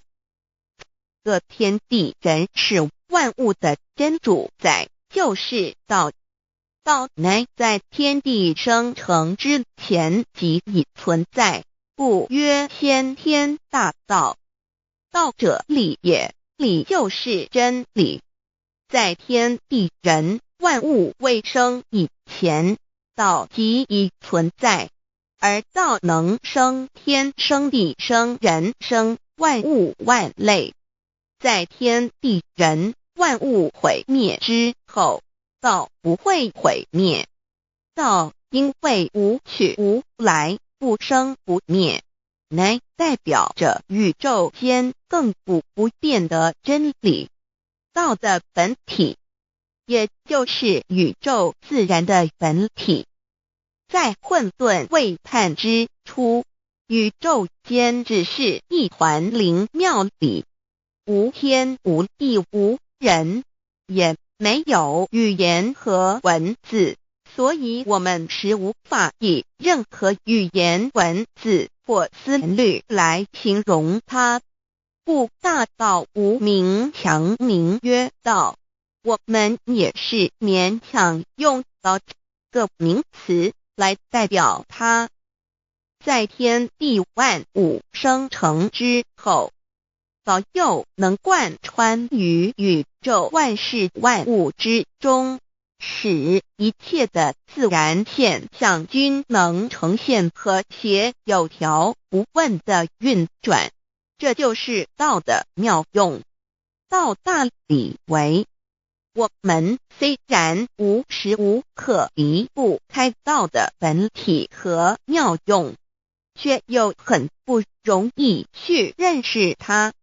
因此在2、3千年前，各教圣人应运出世，各化一方，针对当时天时地利及众生的根器，留下千经万典，传下诸多去恶从善的修持法门，同时也让芸芸众生认识了冥冥中宇宙万事万物均有一个真正的主宰，或称为上帝，或称为造化，或称为天主。我们称其为道或无生老，均是一名而同义。我们对道有了深一层的认识和体悟之后，就会了解天地间实无一物不是道之本体与妙用的合一。因此道虽然涵盖各大教门的经义，为千门万教的总源头，确实不局限于宗教的领域里。而上帝或老也不只代表着一切宗教的最高信仰中心，更是天地万事万物万类的根本源头与最高主宰，及宇宙间永恒不变的真理之道。所以我们今天有机会了解什么是先天大道，不只找到了各大教门的最高信仰中心，也找到了宇宙的根本源头与最高主宰，更能对宇宙至高无上的真理有一个初步的认识。道之真义，在先天之先不为先，在后天之后不为后，即大上有可量，即为上有可止，为道即大不可量，即为不可止。不所以大无不包，为无不入，无所不贯，无所不通，无所不彻，贯彻了天地人万物万类，贯彻了33天外，贯彻了千经万典，贯彻了千法万法，贯彻了千教万教，贯彻了千佛万祖，贯彻了我之一身。此乃显天大道宝贵的真义，人人必须知真觉，亦即是人人与我与人人良心之行也。此乃万众一心，万国一家，世界大同，此先天大道之宝贵也。二、道与我有什么关系？道的宝贵在于它大而无所不包，细而无所不入。天地生成之后，道贯穿于天地万物万类，使得日月星辰之运转各有其时，4时之交替，万物之消长各有其序。而最宝贵的是各天地万物的主宰，同时也是我们人一生之主宰，曰性理，使得我们不学而能看，能听，能吃，能动。因此我们不只要探求天地间的治理，更要回头认识我们身上固有的真理。不，先天大道即是性理真传。道的宝贵并不在于它有什么神秘稀有或特殊之处，而是在于它平时，但我们却时时刻刻离不开它的本体与妙用。我们反观一下自身，就会发觉我们身体的结构是非常精密和奥妙的。我们轻轻地握一下手，就算是这么简单的一个动作，其中所牵涉到的所有关节物理作用、能量、化学反应、神经系统资料讯息之传输及脑不分析、判断和命令之下达。以目前全世界的科技知识和文明水准，也无法一一表达出来。但是我们做出个动作的能力，却完全不因个人知道上了程度的差异而有任何影响。无论是学识多丰富的学者，或是目不识丁贩夫走卒，无论是成人，或是刚出生不久的婴儿，都可以轻而易举地做出的动作。人人与生俱来，不学而知，不学而能，无增无减的良知良能，就是主宰我们一生的道。我们有学习而得到的知识和才能，有忘记的时候，有疏远的时候，而道的本体和妙用，不用学习，不用思考，大而能主宰宇宙的运作消长，小而能主宰我们一生之视听言动。我们有而不知其有，用而不知其用，却又无时无刻不能缺少它的不增不减，但自具足一切我们身上固有的道，因为就在我们身上，又称作自性老。我们了解了个主宰天地万物的道，在我们身上就有，它的作用不应受到我们赞美或否认而有任何增减。无论种族、肤色、国籍、宗教、信仰或贫贱富贵，均无分无别。因此，我们能求得先天大道，不只找到了宇宙的根本源头，也找到了不生不灭的真我。不只认识了宇宙，也认识了我一生的真正主宰。不只追求到了宇宙之至理，也找回了我身上本有的真理与良知良能。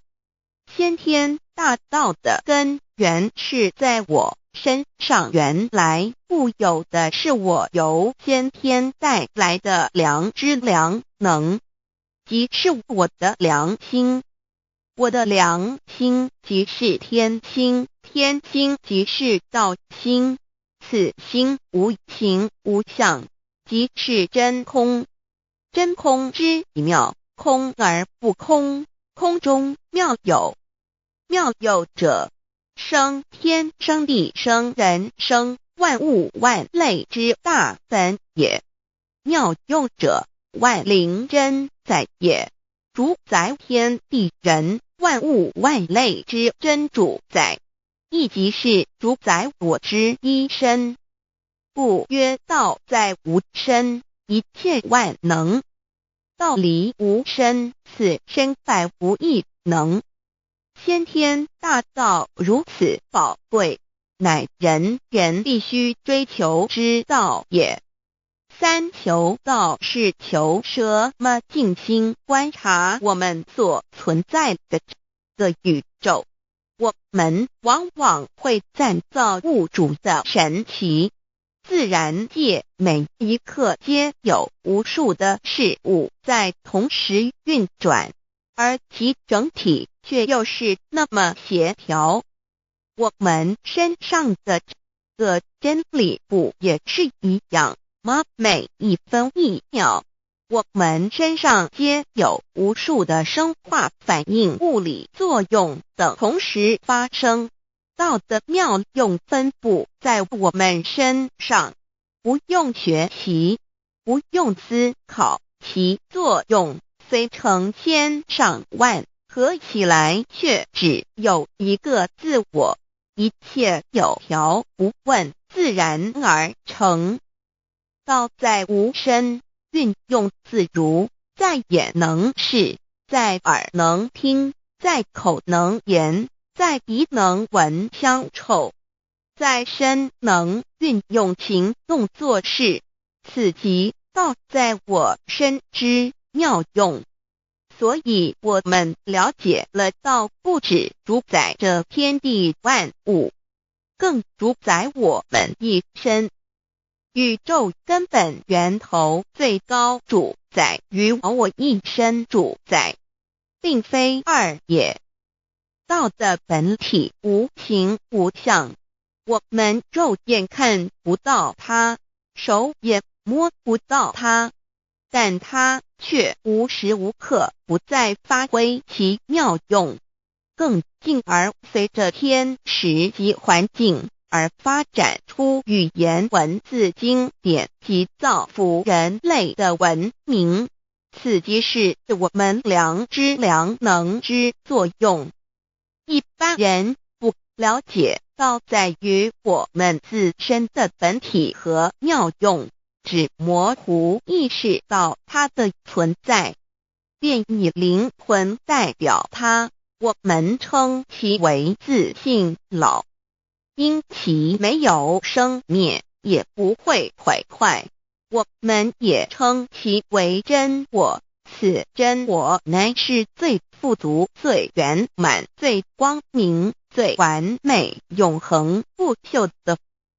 现在我们来生一看，看得见摸得着有形有相的肉体，能不能代表我把一个人生命中不同阶段的照片拿来比较，我们就可发觉面貌是无时无刻不在变化的。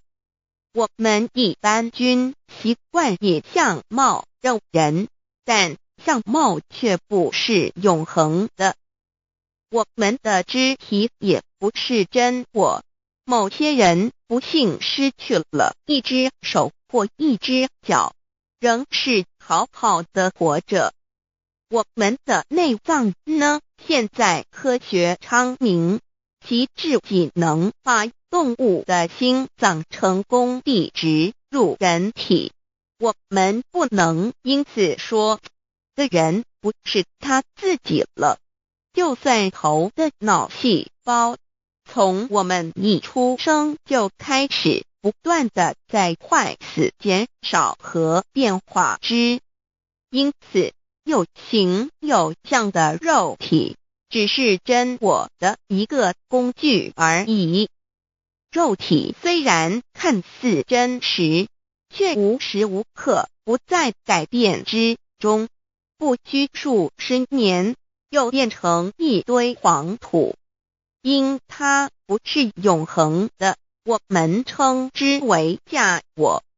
对于真我和假我有所了解之后，我们也就可以了解我们为什么要求道了。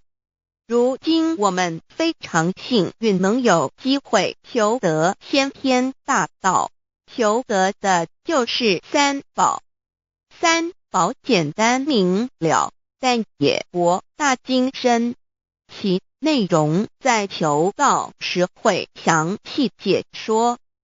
现在只简单的提出两点。首先，求道就是直接点出了真正永恒不朽的真我，也就是良心本性的发。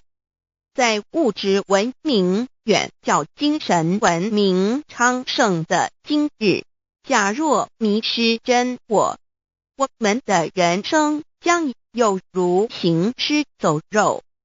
若是认假为真，更是我们为了盲目满足假我而做出害己害人的事情，造成自己在世时与死后的灾祸。因此，求道启发了我们内在本的真我良心，真我假我协调融合，使我们的人生不论存没，都是平安喜乐、自在充实而有意义。其次，求道也就是开启了我们身上的正门，又称良心之门、智慧之门、慈悲之门。这个门非常的重要。当我们要离开一间房子时，自然由大门离去。如果此门无法开启，而被迫从窗户或阳台跳出时，就可能会摔断腿。我们的肉体就像一间房子，真我灵性就像是房子的主人。当有一天肉体要毁坏时，真我灵性若不得正门而出，被迫另寻旁门，其恐惧与焦虑是无法形容的，这也导致了死后的痛苦与不安。因此，我们可以发现到，绝大多数的人临终时，其肉体皆显现山僵硬、恐惧、无助与挣扎之相。求道就是开启我们个生来死去之正门，也就是通天大路。因此，我们今天很幸运能求道，求得三宝，打开灵性通天之正门，可以让我们找回真我，认识我自己身上的道，自然以良心作为待人物之准则，使人生更有意义，更进而解决生死大事，得到超生了死的保障。100年之后，回到我们的来不家乡。所以先天大道又是回天之道。先天大道之宝贵，即是千经万典不如一点。此典打开玄关正门佛门，天堂大路一步直超级的永生之道。此典宝贵，超佛越祖，超经越典，超越天地。得到这一点宝贵，它是诸经之师，诸法之王，诸佛之天地之故曰超生了死级的永生，不毁不灭之先天大道也。此乃即是人人原来固有的，必须返回天之道也。四求道对我有什么好处？我们今天很高兴能有这个机缘求道，能够开启良心之门、智慧之门、通天之正门，这是第一步。这宝贵的道还能带给我们终生受用不尽的福之益，离苦的乐。人生在世，遭受种种之苦恼，就其根源皆起因于迷失了真我。求道首先就是让我们认识人人身上固有的道，找回我们本有至真至善至美具足圆满永恒不朽的真我，在日常言行之中发挥真我，使我们一举一动皆能合于理，止于至善，自然不会受周遭的人事物所左右，我们的心也就不会患得患失。心为一身之主，我们既然在心境上有所提升，自然不会与邪恶之事相感应，则不相随心转，还可以改变命运，趋吉避凶，朝向光明，使我们得到真正的喜悦、逍遥自在。二多地南自有人类文明以来，道的真义便代代单传独授，其没落贯穿了早期的主要文明，如中国、印度等。奈何近百年来人类受物欲所逼，在空前繁荣的物质文明中逐渐迷昧了良心，甚至竟将制造威力极大的杀人武器。回顾数千年人类历史，在近代短短数十年间，便发生了2次世界大战，无数挑战，伤亡无数。滥用科技文明，同时也损害了自然环境，造成大气臭氧层之破坏，全球性气候的改变，人心之变，干造了天灾人祸连连。人类已为自己酝酿了一个空前的浩劫，因此上帝洪恩慈悲，特将大道谱传于世，以挽救良善。求道以后，我们时刻存着道心，以良心待人处事。当遇有人力不可挽救的灾祸时，只要诚心使用三宝，必能灾必劫，逢凶化吉。此事验证甚多，不胜枚举。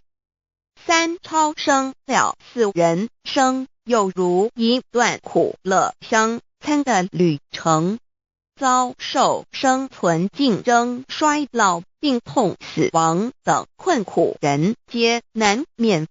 而人间种种欢乐又往往是短暂易变的，尤其当旅程结束时，终就成空，归宿渺茫，更不禁令人凄独怅惘。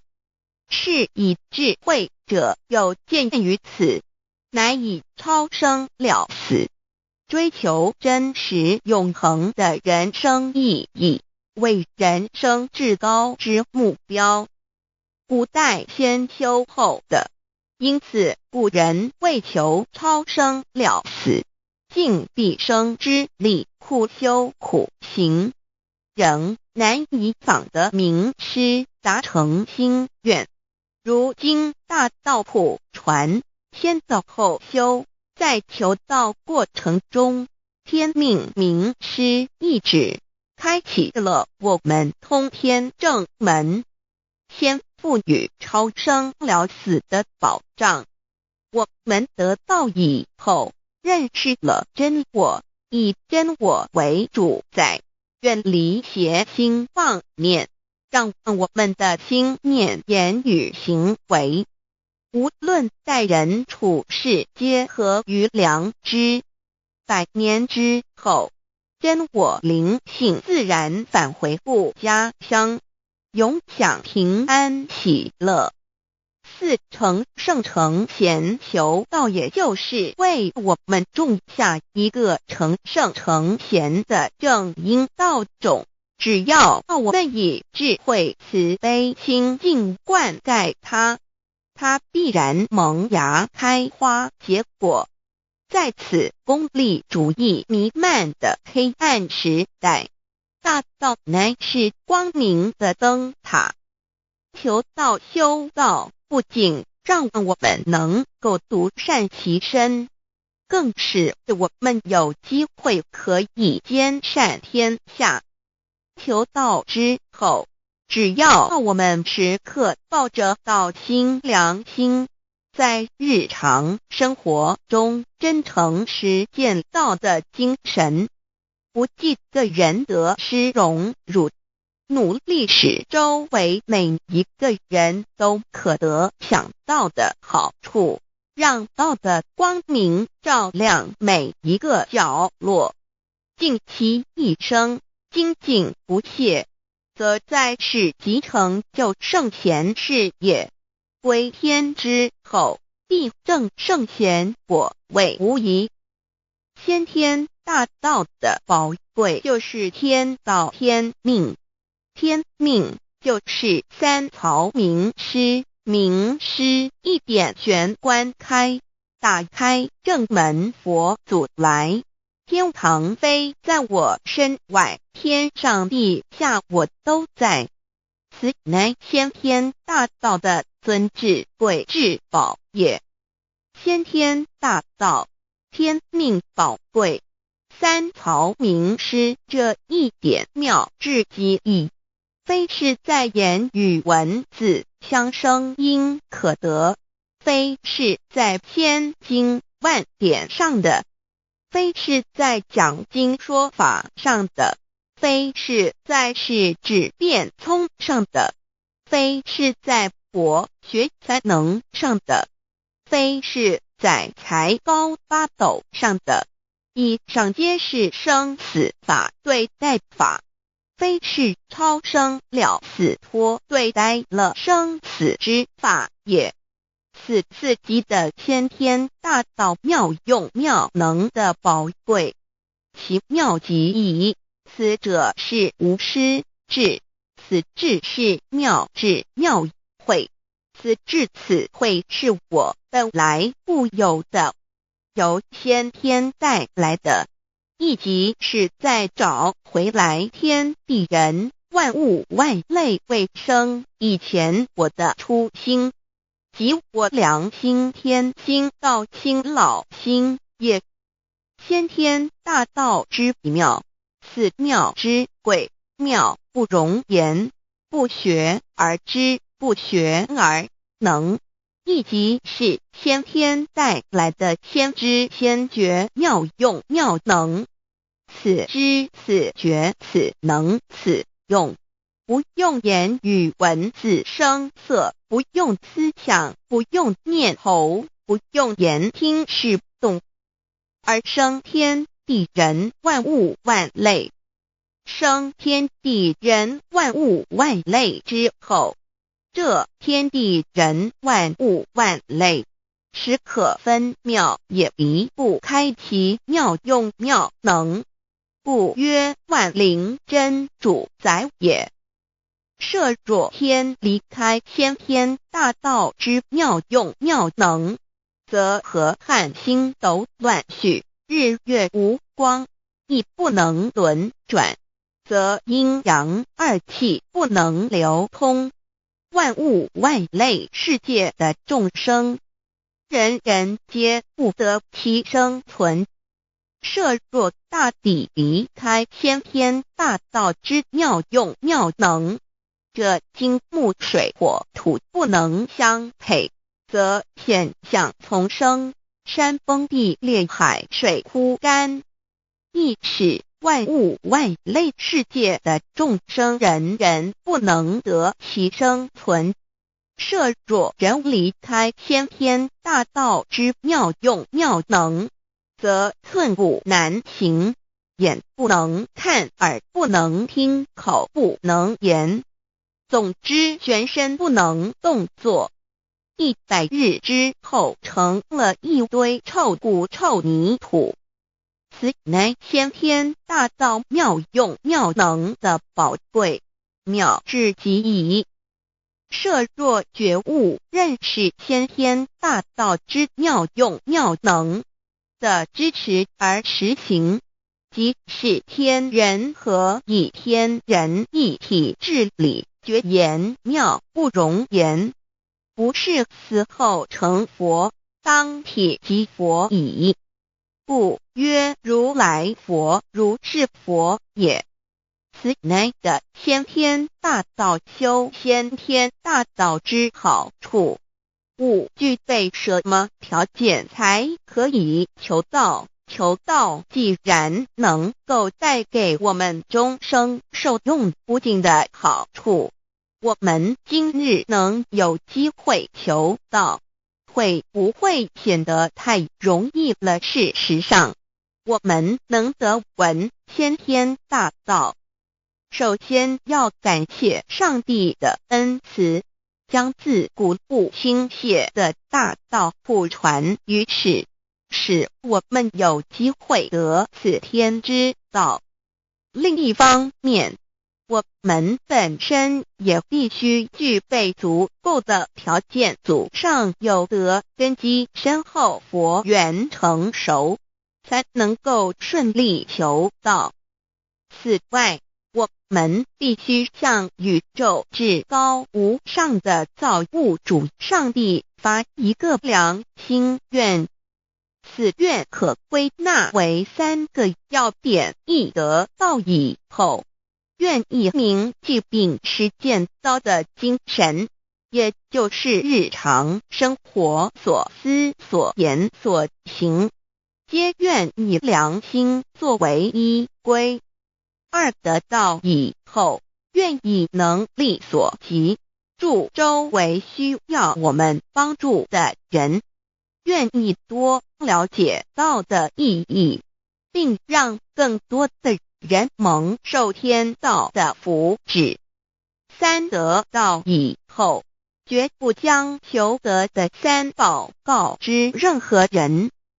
3宝必须在庄严的求道过程中，天命名师传授给我们才有真实意义。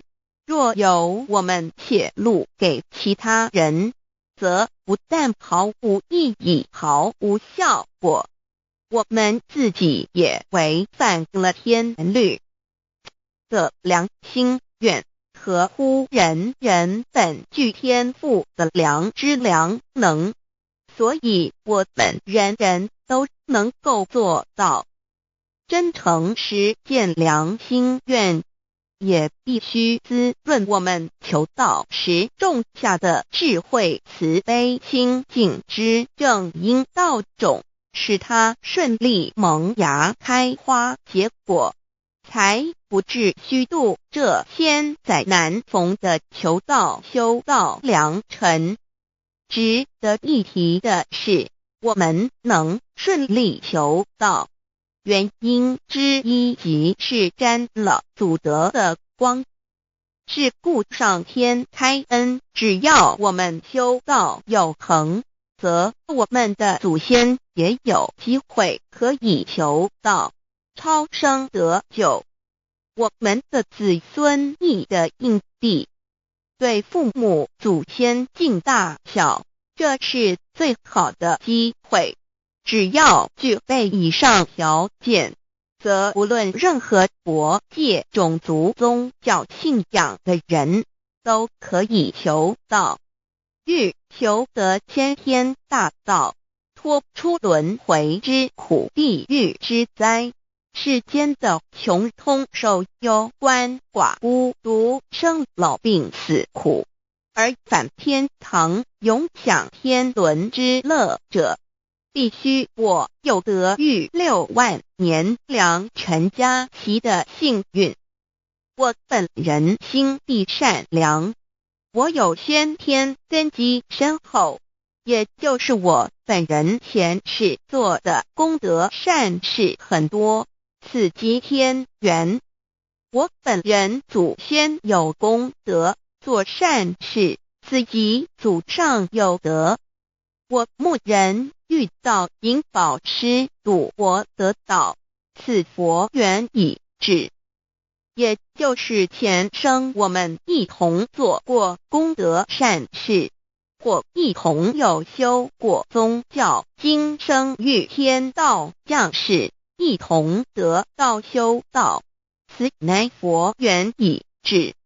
6求道对我的生活有什么影响？现今正值上天恩开，先天大道普传，拯救良善之时，故普传方式皆以方便善巧，与众生契机为原则，因此求道不会对我们正常的生活造成任何负面影响。这与以往许多人苦修苦练，甚至出家的修行方式有很大差别。也正因为如此，先天大道能在日新月异的现代，适应社会的各个阶层，传布到世界的各个角落，使人人皆有共沾天恩的闻大道的机会。关于求道对生活有什么影响，我们就以下几点来看。一、与任何宗教没有冲突，道代表着天地万物及我们一生之最高主宰与真理。不止在各大门创始之前，甚至在天地未生以前，道就已经存在了。因此，任何教门，只要其教义是追求真理及实践良心，就不会与道有任何冲突。事实上，不止宗教，只要我们以探求真理的角度去观察，则自然界万事万物皆能与道吻合与印证。若我们原有某种宗教信仰，求道将不会造成任何抵触，也不会使我们背弃原有的信仰，反而让我们对真理的探求有更深一层的体认。二、以良心经为最高规戒每一个人生活环境中的文化习俗、时代背景、法律条文及价值观念都不完全相同。因此，没有任何一个具体的规戒或条文能够适用于所有的人。所以，求道后的规戒着重在我们每个人真我良心之实践，由真我良心主宰自己，而不是在经典之背诵上及律法之钻研上下功夫。三、不照良心愿行。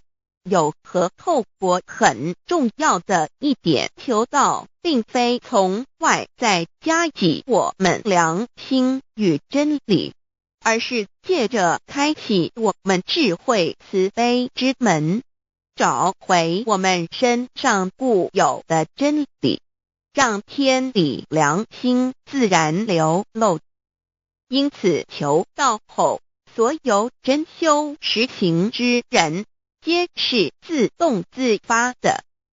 师父，求道后，若我们不照良心愿而行，并非将出现任何外力来强制我们遵行此愿，而是将受到自己良心的谴责，由真我良心督促自己，而自然改过向善。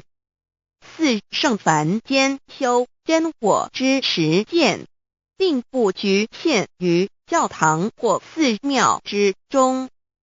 因此，现今大道普传，并不要我们家舍业到深山古寺之中修炼，而是在不影响家庭、工作、学业之正常情况下圣凡间修。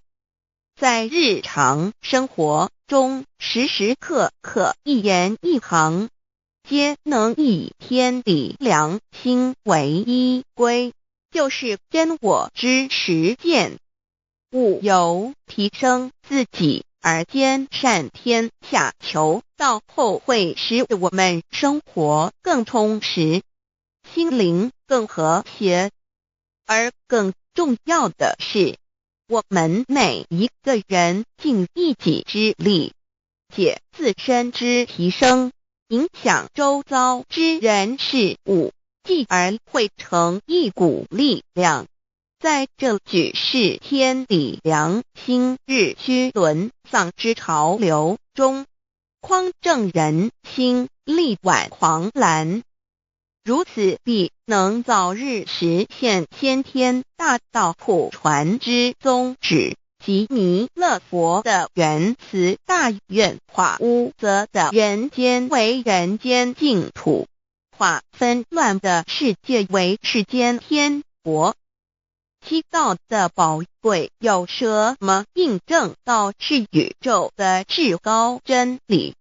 它的作用贯穿了天地万物万类，更是我们一生之最高主宰。真正了解了这一点，我们就会体认到，道是随时随处可以被印证的。许多贤贤得道之后，发出了大诚心、大信心、大智慧，真修真行，皆能参悟到，不止在各教经典之中可以印证到，其实在任何时间空间、万事万物我们之一身，甚至一草一木，皆离不开道的本体和妙用。体认至此，自然能发出永不退转之道心。而尚未求道或刚求道者，则需借助于一些具有形象看得到、感受得到的印证，以奠定初步的信心。任何人只要有求道，经过身但天命之名师点开玄关正门，传授三宝者，无论其功德高深为末，死后皆是身软如棉，面色如生，灵性由正门归天，东不品湿，下不腐臭，甚有多至数日不变，亦相满至者。目前的科技文明和医学知识还未进步到足以解释这种现象，但却无法否认个事实的存在。这种现象虽曾出现在某些宗教中，但极其罕见而珍贵，而求道之人除信道不笃与反道败德者，不敢定论外，其余则比比皆是。肉身既显似瑞香，足可证其灵性已登善境，当无疑问。二人虽为万物之灵，其实是很脆弱的。自从生在这个世界上，就难免天灾人祸的威胁，甚多以求道者，在遇到人力不可挽救之危急情况下，诚心使用三宝，皆能大事化小，小事化无。这种例证多得不可胜数，无法在此一一例举。以上两点虽然极为宝贵，但却是任何人只要一求道，借着上帝的天命宝贵，立刻就可以得到的保障。此后就随个人的诚心、智慧及对真理之实践，而有或深或浅不同的体认了。如人饮水，冷暖自知。希望各位具有善根，有机会能得闻大道的先生女士，皆能入宝山而满载而归，皆能求道而同真善境。 Introduction to DAY. What is DAYI? DAO and MEII. What it is in DAOID. What do I get in RECI beginning DAOB? What do we need to receive DAOBI? What impact does receiving DAO have on MEDII? What can attest the validity of DAOI? What is DAO? Observing the cosmos and all the living beings consciously, Among all the earthly activities and phenomena, we will find the existence of the laws of nature. There is a supernatural origin which guides all the operations happening across the galaxy, the Earth, and the human beings. We call this source Tao. Tao existed before primordial time, and even before the universe was merged. It is the origin of the world, and it thereafter nurtures all the creatures and beings. Since it is unchangeable and does not evolve with time, it is the ultimate truth.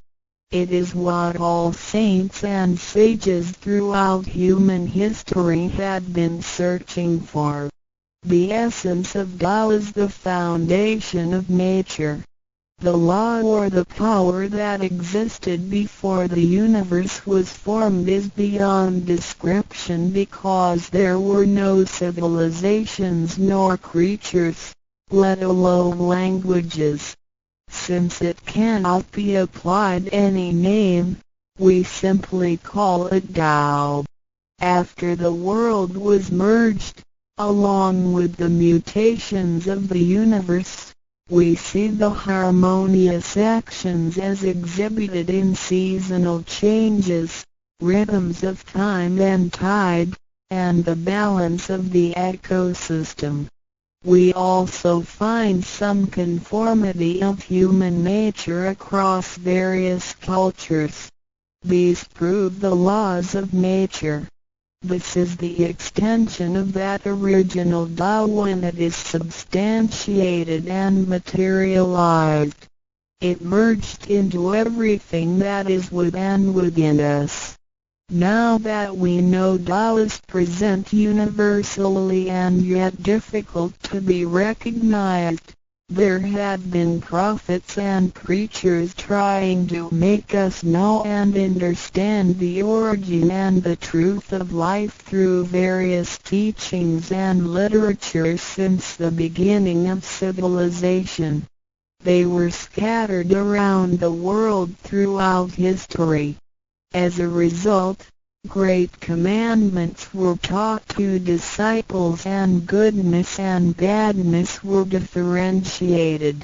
These teachings varied, based on differences in culture, background, timing and the level of each individual's comprehension. However, they all tried to express and transmit to their descendants this Creator and Chief of the universe. It is God, or what we call Tao. As we get to know it more and more, we will realize that the essence of Tao and its effect covers every existence without any exceptions. Tao is actually the headwaters of all religions. It embraces the essence of all the preaching and teachings. And yet, it is superior to the system of belief. It is the nature, the universe itself. Tao or God represents the highest authority and power of nature. It is also the headstream and superior to all. It is the unchangeable principle. Understanding Tao allows us not only to discover the center of all religious belief, but also to communicate with the origin and the highest power of nature. We will then be able to relate ourselves to the truth of the universe. To probe further, Tao existed before the formation of all, yet it was not anterior, which means that the creation was embedded in it. Tao emerges into the creation, yet is not posterior, which means that it is not thereafter limited. Among those created, however large, they can be measured, however small, they can be detected. It is only Tao that cannot be measured of its immensity nor detected of its existence. Therefore, it is larger than the largest and leaves nothing excluded, and yet it can be smaller than the smallest and leaves nothing not penetrated. It is ubiquitous. It merges into and governs all. It is in charge of the space, the earth, human beings, all the creatures, and all existences. It penetrates and regulates the entire universe. It is the source of all the scriptures, sutras, as well as dharmas. It encompasses all the religions, and it is what makes one a Buddha or a saint. It is the single chief of all. And, above all, it is in charge of each individual too. It is the Divine Self. This is the true meaning of Tao. We should get to know it this way and rediscover our own invaluable treasure. So, to practice Tao is to revive one's own conscience as well as everyone else's and to act upon it accordingly. Then, all people can be of one spirit, all nations can be in peace like a family, and the great harmony will come true. How precious Tao is! Tao and me. The significance of Tao is in its immensity and ubiquity. Its mightiness guides the universe to carry on with changing seasons and evolving creatures. The countless aspects of the natural phenomena seem so capricious and yet really in order and in cycles. This almighty being also resides in each of us. It is the Divine Self, the natural quality of a person. It enables us to see, to feel, to taste, to hear, and to move without learning. While we research the ultimate truth in the universe, we should turn in upon and see into ourselves to discover that Divine Self. We will find the rules that govern the universe also comply with the way we are. Tao is not something too far to reach, nor too mysterious to comprehend. It is nothing particular, but has to do with our daily lives. We cannot do without it.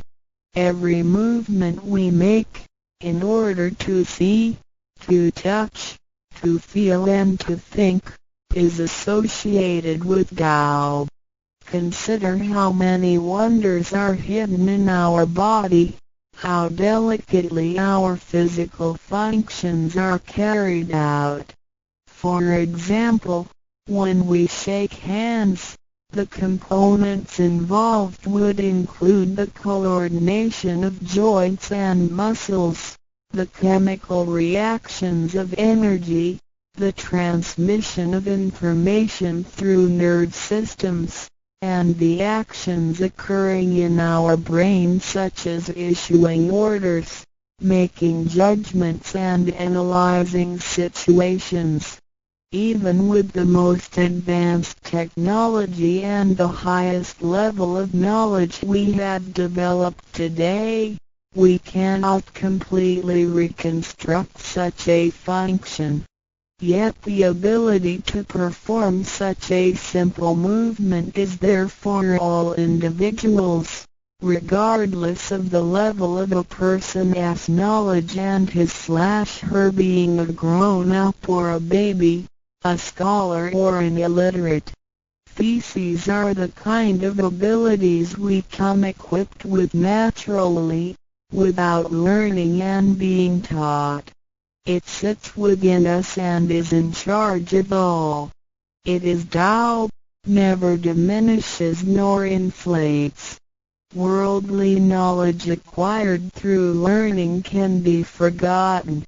A gymnast can abandon his/her techniques, and a musician can lose his/her skills without practicing. The essence of Tao and its extension are always in charge of the macro-universe, the nature, and the micro-universe, the human being as self.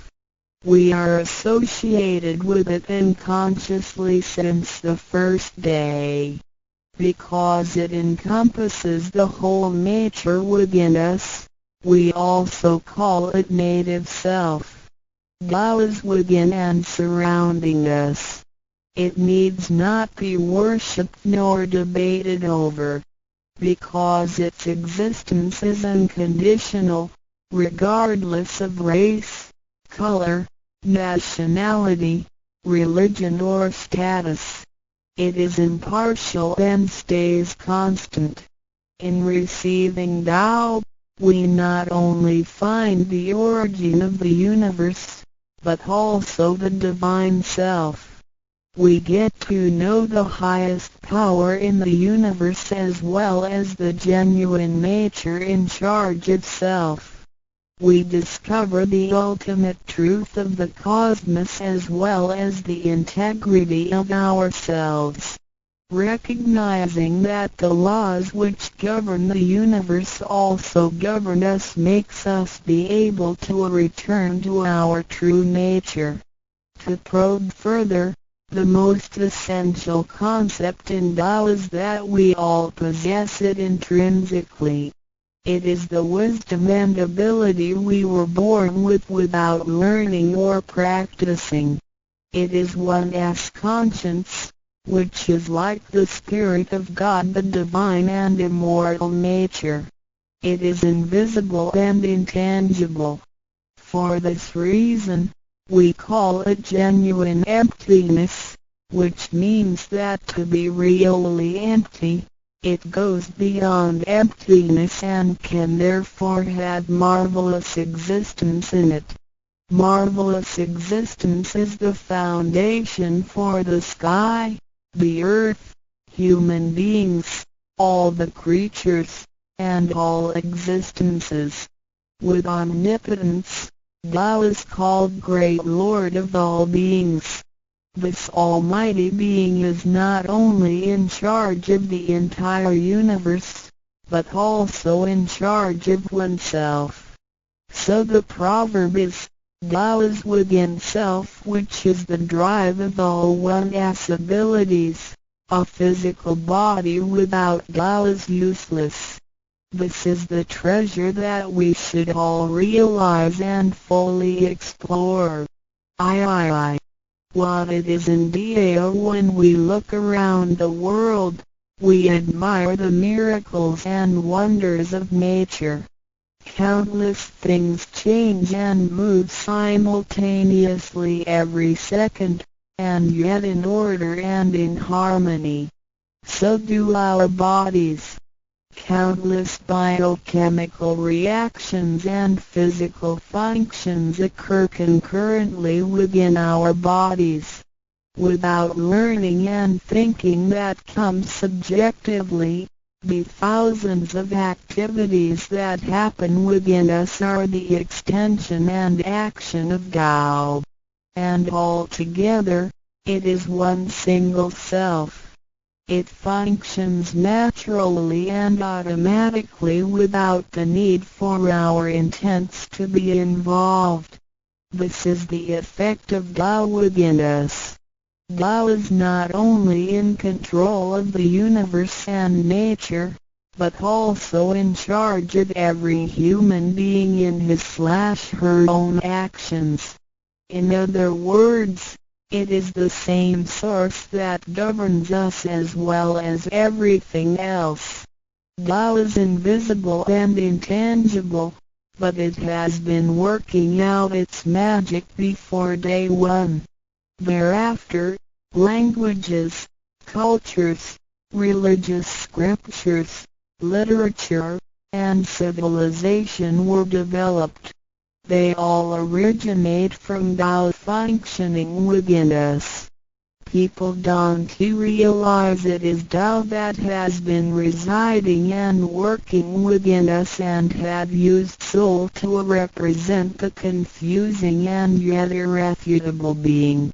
Because it is eternal and intangible, we also call it true self. This true self is the most abundant, brilliant, and imperishable being. Let us take a look at our tangible body and see if it can be the true self. We know the pictures taken throughout one's life show different faces and expressions. We recognize people by face, but our looks change and are not permanent. The handicapped, with impaired arms or legs, can also lead a complete life. One with a transplanted animal heart is still a human being. Even our brain cells keep decreasing and changing every second from the moment we were born. Therefore, the physical body is only the interim residence of the true self. Though it seems so real, solid and alive, it turns into dirt eventually. We call it false self because of its tentative and transient nature. By recognizing the difference between the true self and the false self, we understand the reason and importance for us to receive Tao. Luckily, we are given the opportunity of receiving Tao and learning the three treasures. The three treasures are straightforward yet profound.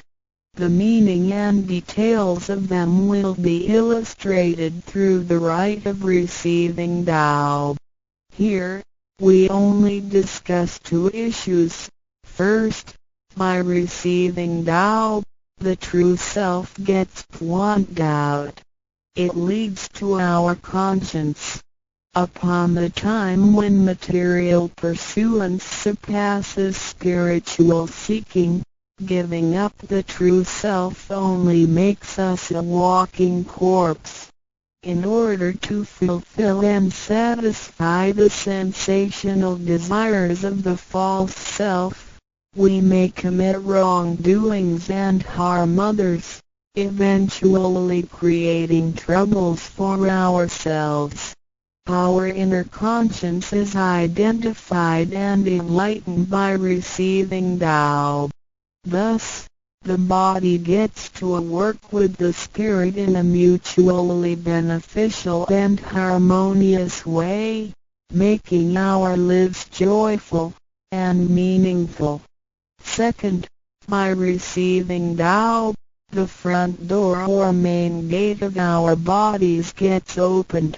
It leads us to conscience, mercy and wisdom. When we leave a house, we leave through the front door. If the front door is locked, we may have to leave through the back door, or even by breaking the window or jumping off the balcony. We may fall and get hurt by doing so. Our body is like a house, and our soul is the master who lives in the house. One day, when the body is aged and depleted and the soul has to leave, we can imagine its horror if it cannot leave through the correct exit. This is the pain and discomfort human beings experience at the coming of death and after death. As we know, for most people, when they are dying, their body shows stiffness, and signs of helplessness and confusion. After we receive Tao, the door of life and death will be opened. Being able to receive Tao and the three treasures while having the door to heaven opened, we have the opportunity to recognize the true self and the Tao that dwells within us. We are going to treat people and the world with conscience and make our lives more meaningful. We can transcend life and death. Within 100 years, we will be able to return to where we came from. Therefore, the heavenly Tao is also the way to return back to heaven. To probe further, the enlightenment of Tao is superior to studying thousands of sutras. This is the value of Tao. The enlightenment of Tao opens the main gate, the front door, which is the entrance to heaven. It gives us the guarantee to be exempted from rebirth cycles and to reach eternity.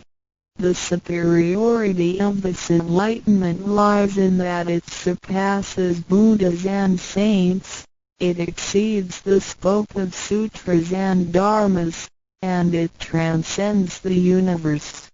Tao is therefore source of all sutras, king of all dharmas, mother of all Buddhas, and creator of the universe. Transcendence of rebirth cycles leads to eternity. Being imperishable, Tao never deteriorates, and we have never lost it at all. Hence Tao is the direct way back to heaven. What do I get in RECI beginning Dao as mentioned earlier? By receiving Tao, we act upon our conscience, gain more wisdom, and find the door to heaven. In addition to these basics, we also benefit from the following for our lifetime. Being away from sufferings and closer to happiness. The troubles and worries we face in our daily lives mostly result from our disregard of the true self. Receiving Tao helps us to recognize the Tao that has been dwelling in us and to restore the beauty of the true self, so that our behavior and mind is free from being controlled by the earthly pleasures and being swayed by the losses and gains of the material world. Since our minds are cultivated spiritually, devils would not approach and get close to us. Thus, our fortune can be altered from bad to bright, and we can obtain real joy. Being away from disaster and calamities. Tao has been passed on through generations to one single master since the beginning of human history. The thread of its passage weaves through ancient civilizations, including China and India. However, in recent centuries, human beings have been trapped by materialism and a weaker sense of right and wrong. Wars prompted the development of powerful lethal weapons. In reviewing the thousands of years of human history, we realize, in just less than 100 years, there had been 2 major world wars, which caused numerous killings and tragedies. The abuse of science and technology has also destroyed the ecology, causing damage to the ozonosphere and the unbalance of the climate. The corruption of human beings' minds has called the natural disasters to come. The human have created calamity.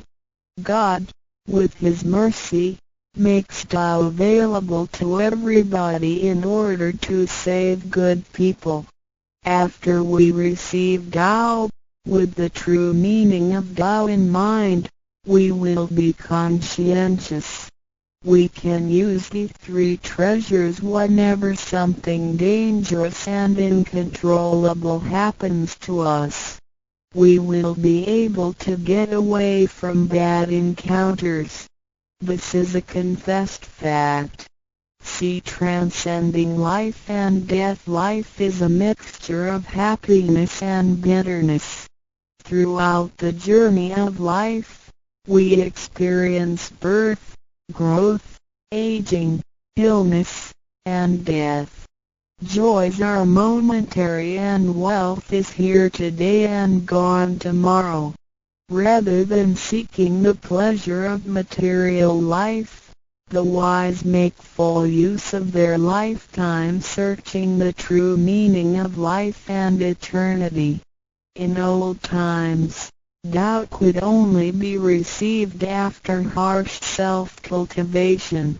Among the hermits looking for the master in order to receive Tao, only very few could obtain it. Whereas in this century, Tao is allowed to be spread and transmitted through the authorized masters to the truth seekers. The master points out the main gate of life and death, assuring the completeness of our true self. With the true self as our guide, which keeps us away from evil and greed, it helps us think, speak, and act in accordance with our conscience and intuition. Death then becomes the return of our soul to the eternal and peaceful home where we came from. Thus, we will have lasting joy. The achieving sacred beings, the enlightenment of Tao, which reveals the true self, is like the planting of the seed of righteousness and integrity. Through self-cultivation and self-improvement, the nurturing of wisdom, kindness, and purity, it will blossom and produce the fruit of sacred mind and eternal life. In time of overwhelming utilitarianism, Tao is the lighthouse to the truth. Receiving Tao, and then cultivating ourselves, not only improves our own lives, but also gives us the opportunity to better the world. After we receive Tao, we act upon our conscience and care for people around us. We cherish Tao and disregard personal disadvantages. Then we make an effort to spread the message of Tao to the world, in order for everyone to benefit from it. We are devoting ourselves to the work of God, and certainly will achieve spiritual perfection in both this world and the world after life.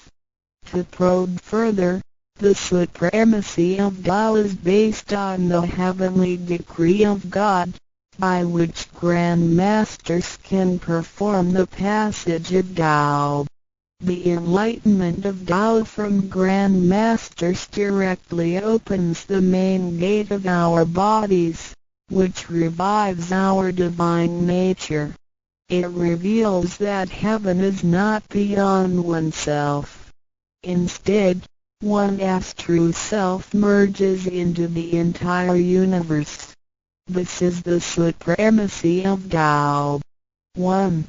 With the heavenly decree, the enlightenment of Tao is extremely profound and marvelous. It cannot be completely expressed by any words of languages.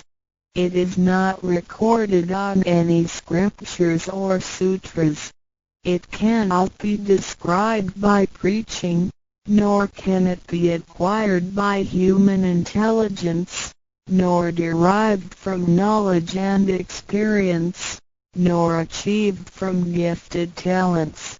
Because the above-mentioned all have to be created and can be eliminated, which means that they cannot last forever themselves. They all bear partiality and cannot be applied universally. Hence, they cannot surpass life cycles, nor can they reach eternity. 2. The wonder of the effects and omnipotence of Tao is beyond words. It is the wisdom that does not come from learning. It is what we acquire from God and possess intrinsically. It is the same divine heart before the creation of the universe. It is conscience, the holy heart. It is the divine and immortal nature, the Spirit of God. 3. Tao is too marvelous to be described. It makes us know without learning and function without practicing. It is a prior wisdom, perception, potency, and ability. It is not constrained by words or languages. It functions without thinking, intents, or even actions. However, it can create the sky, the world, the human, all beings, and all existences. All these, after being created, still cannot carry on without Tao even for one moment. Tao is therefore called Great Lord of all beings. 4. Without Tao, the stars and planets in the sky wouldn't he had been in order. The sun and the moon couldn't he had illuminated or revolved properly. Then the yin-yang energies wouldn't he had circulated, and, as a result, this world wouldn't he had been suitable for all of us to live in. 5. Without Tao, the 5 primary elements of the earth, metal, wood, water, fire, and soil, wouldn't he had been balanced and complemented one another, which could have put the entire world in chaos. Mountains would have collapsed, lands would have cracked, and oceans would have dried up. Likewise, this world wouldn't he had been an environment for us to live in. 6. Without Tao, we, human beings, wouldn't he had been able to walk, to see, to hear, to speak, or to move. Our physical bodies would deteriorate quickly into a pile of soil in 100 days. 7. If one really comprehends the effects and omnipotence of Tao, and can practice accordingly and persistently, one can communicate with and be united with God. This is the absolute truth. It is a glory and marvel beyond description. Therefore, it not after death that one becomes a Buddha. It is when one is still alive that one achieves being a Buddha. And to be a Buddha is to revive and hold on to one's divine and original nature. This is what we benefit from attaining and practicing Tao. What do we need to receive Tao? We had discussed the many benefits we obtain after receiving Tao. Some would wonder why there is so much given to us. Of course, we should realize it comes from God's grace toward human beings. This allows Tao to be spread around the world, especially at the approaching of the worldwide calamity. People with merit and conscientious mind will have the opportunity of learning about Tao and the way back to heaven. It always holds true that people who had the fortune of receiving Tao are derived from the tree of righteous ancestors.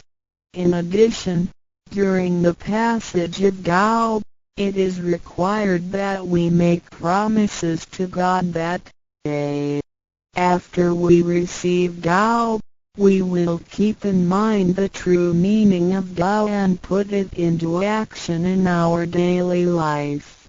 What we speak and what we do will all be based on our conscience. After we receive Tao, we offer help to those in need of it, and do our best to indicate Tao to more people so that they can all benefit from the grace of God. After we attain these three treasures, we promise not to tell them to any other person. These three treasures can only be transmitted through authorized masters in front of God. If we reveal them to any person, they become invalid to the person, and we also defy the heavenly decree. All the promises required are reasonable and achievable. It goes with our nature. If we practice and keep the promises, we will be able to become a wiser and a better person. We will become merciful, and nurture the good seed of doubt planted in our mind. One last thing to mention is that one of the reasons we are able to receive Tao is due to the good deeds of our ancestors. Therefore, as we persistently practice Tao, our ancestors will also benefit from it, and so will our descendants. As long as you are prepared for the above mentioned, you are qualified to receive Tao, no matter what nationality, race, or religion you belong to. Notes: in order to be exempted from the rebirth cycles, to avoid the ordeal of hell, to alleviate the suffering and misfortunes in our lives, and to be able to return back to heaven after death and enjoy permanent happiness, we have to receive Tao. And the general qualifications are: 1. To be with a compassionate heart, and to be fortunate enough to be born in a time when Tao is available to the public. 2.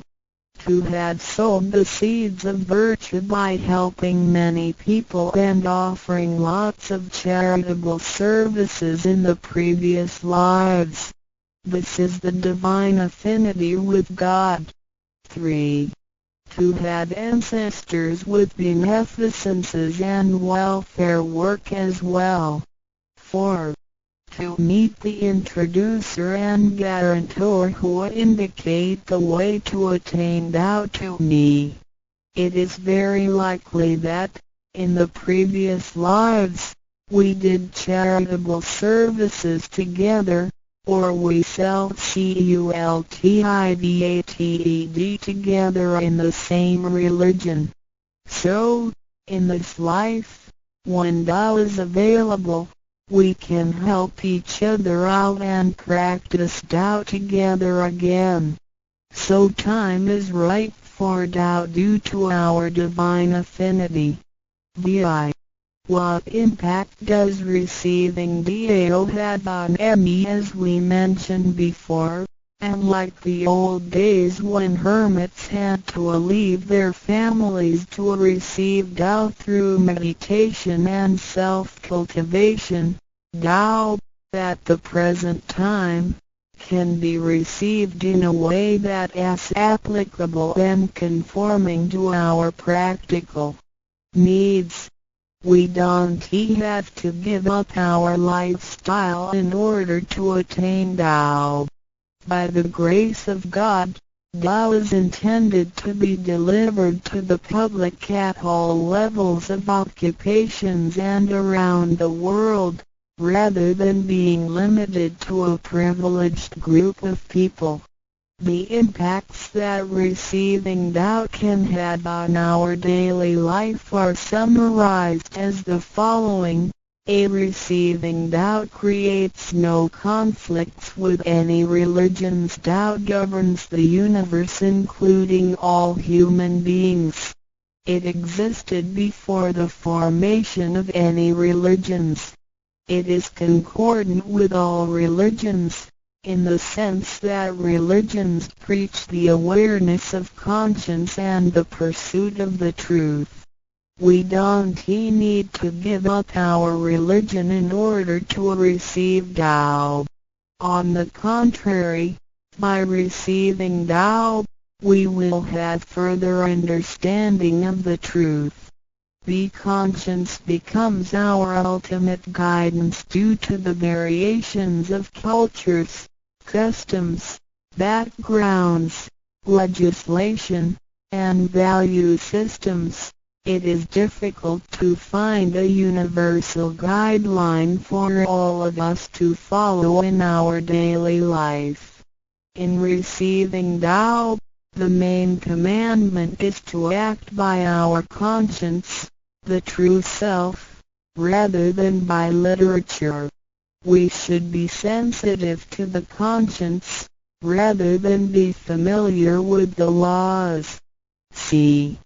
We will voluntarily keep the promise made while receiving Tao. Through receiving Tao, we are not offered conscience or true self, but merely the opening of the door to a wisdom and mercy. Therefore, we restore the heavenly principles inherent in us, and strengthen the power originating from our conscience. There is no external force that makes us keep the promises and commitments that we made when we received Tao. The only force comes from the guilty feelings that result from our misbehaviors, which reduces the mistakes we make. The practicing Tao can accommodate our worldly affairs. The fulfillment of practicing Tao and conscientious awareness does not have to be accomplished in a temple or church. It is not required to abandon worldly belongings or relationships in order to attain the ultimate truth. Each individual can still have his/her family, career, and schooling at the same time. As long as we keep in mind the basic guideline, we should have our practicing Tao and getting closer to our divine self. We will make a better world by improving ourselves first after we receive Tao. By realizing the true self and what we are, the feeling of joy comes to us. The improvements on the quality of our spiritual life will affect people surrounding us. By interacting and working together in Tao, we will make the world better with lower crime rate and less pollution. The wish of Maitreya will finally come true to turn the world into God's kingdom and make people all live in harmony. VII. What can attest the validity of Dao Tao, due to its completeness and generality, regulates the totality of all beings. Many people, after receiving Tao, with their wisdom, faith, and devotion, realize that Tao is the fundamental principle that governs all things. They comprehend the truth of the universe not only through literature, but also through daily living and nature. Their faith in Tao becomes strengthened and they move forward in their spiritual life. However, for people who haven't or just received Tao, Tao can be confirmed through revelations. Anyone who has received Tao with the front door open shall die peacefully. One proof of this is that for those who have received Tao and died, their bodies remain soft and their faces vivid. Since the soul leaves the body through the correct exit, the corpse can actually remain uncorroded for a few days. With the most advanced modern science and technology, it is still difficult to explain this phenomenon. However, it is a fact that cannot be denied. This has happened before in some religions, but very rarely. For people who have received Tao, this kind of testimony is ubiquitous, unless they have committed serious sins and corrupted their own mind. This can prove the soul has reached an ultimate harmony. Being the superintendent of the things on earth, human beings are nonetheless weak. Since birth, we are subject to unpredictable accidents and natural disasters. There have been many people who encountered danger, used the three treasures with faith, and got away from the danger or reduced the damage to the minimum. Testimonies of this kind are numerous. The above two mentioned are rarely heard of and difficult to believe, but they are the immediate security given by God once a person has received Tao. Thereafter, with each individual's faith, wisdom, and the accumulation of good deeds, one will come to know the truth more and more. It is up to you to experience the value of this treasure. I hope you will have the opportunity to receive Tao, experience it in your life, achieve ultimate perfection, and realize eternity. ndroducdao.html 先天大道简介中英对照 http://www.taolibrary.com/category/category 6/C63006.htm Introduction to Tao 先天大道简介 Introduction to Tao 中英对照先天大道简介一和为先天大道二道与我有什么关系？三求道是求什么？四求道对我有什么好处？五具备什么条件才可以求道？六求道对我的生活有什么影响？七道的宝贵有什么印证？一和为先天大道，先天大道又简称道。我们若仔细地去观察，心窍开悟之后，就可发觉宇宙间森罗万象皆是杂而有序，而自然界万事万物的运转，也都有一定的法则。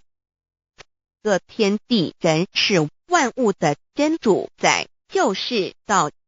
道乃在天地生成之前即已存在，故曰先天大道。道者理也，理就是真理。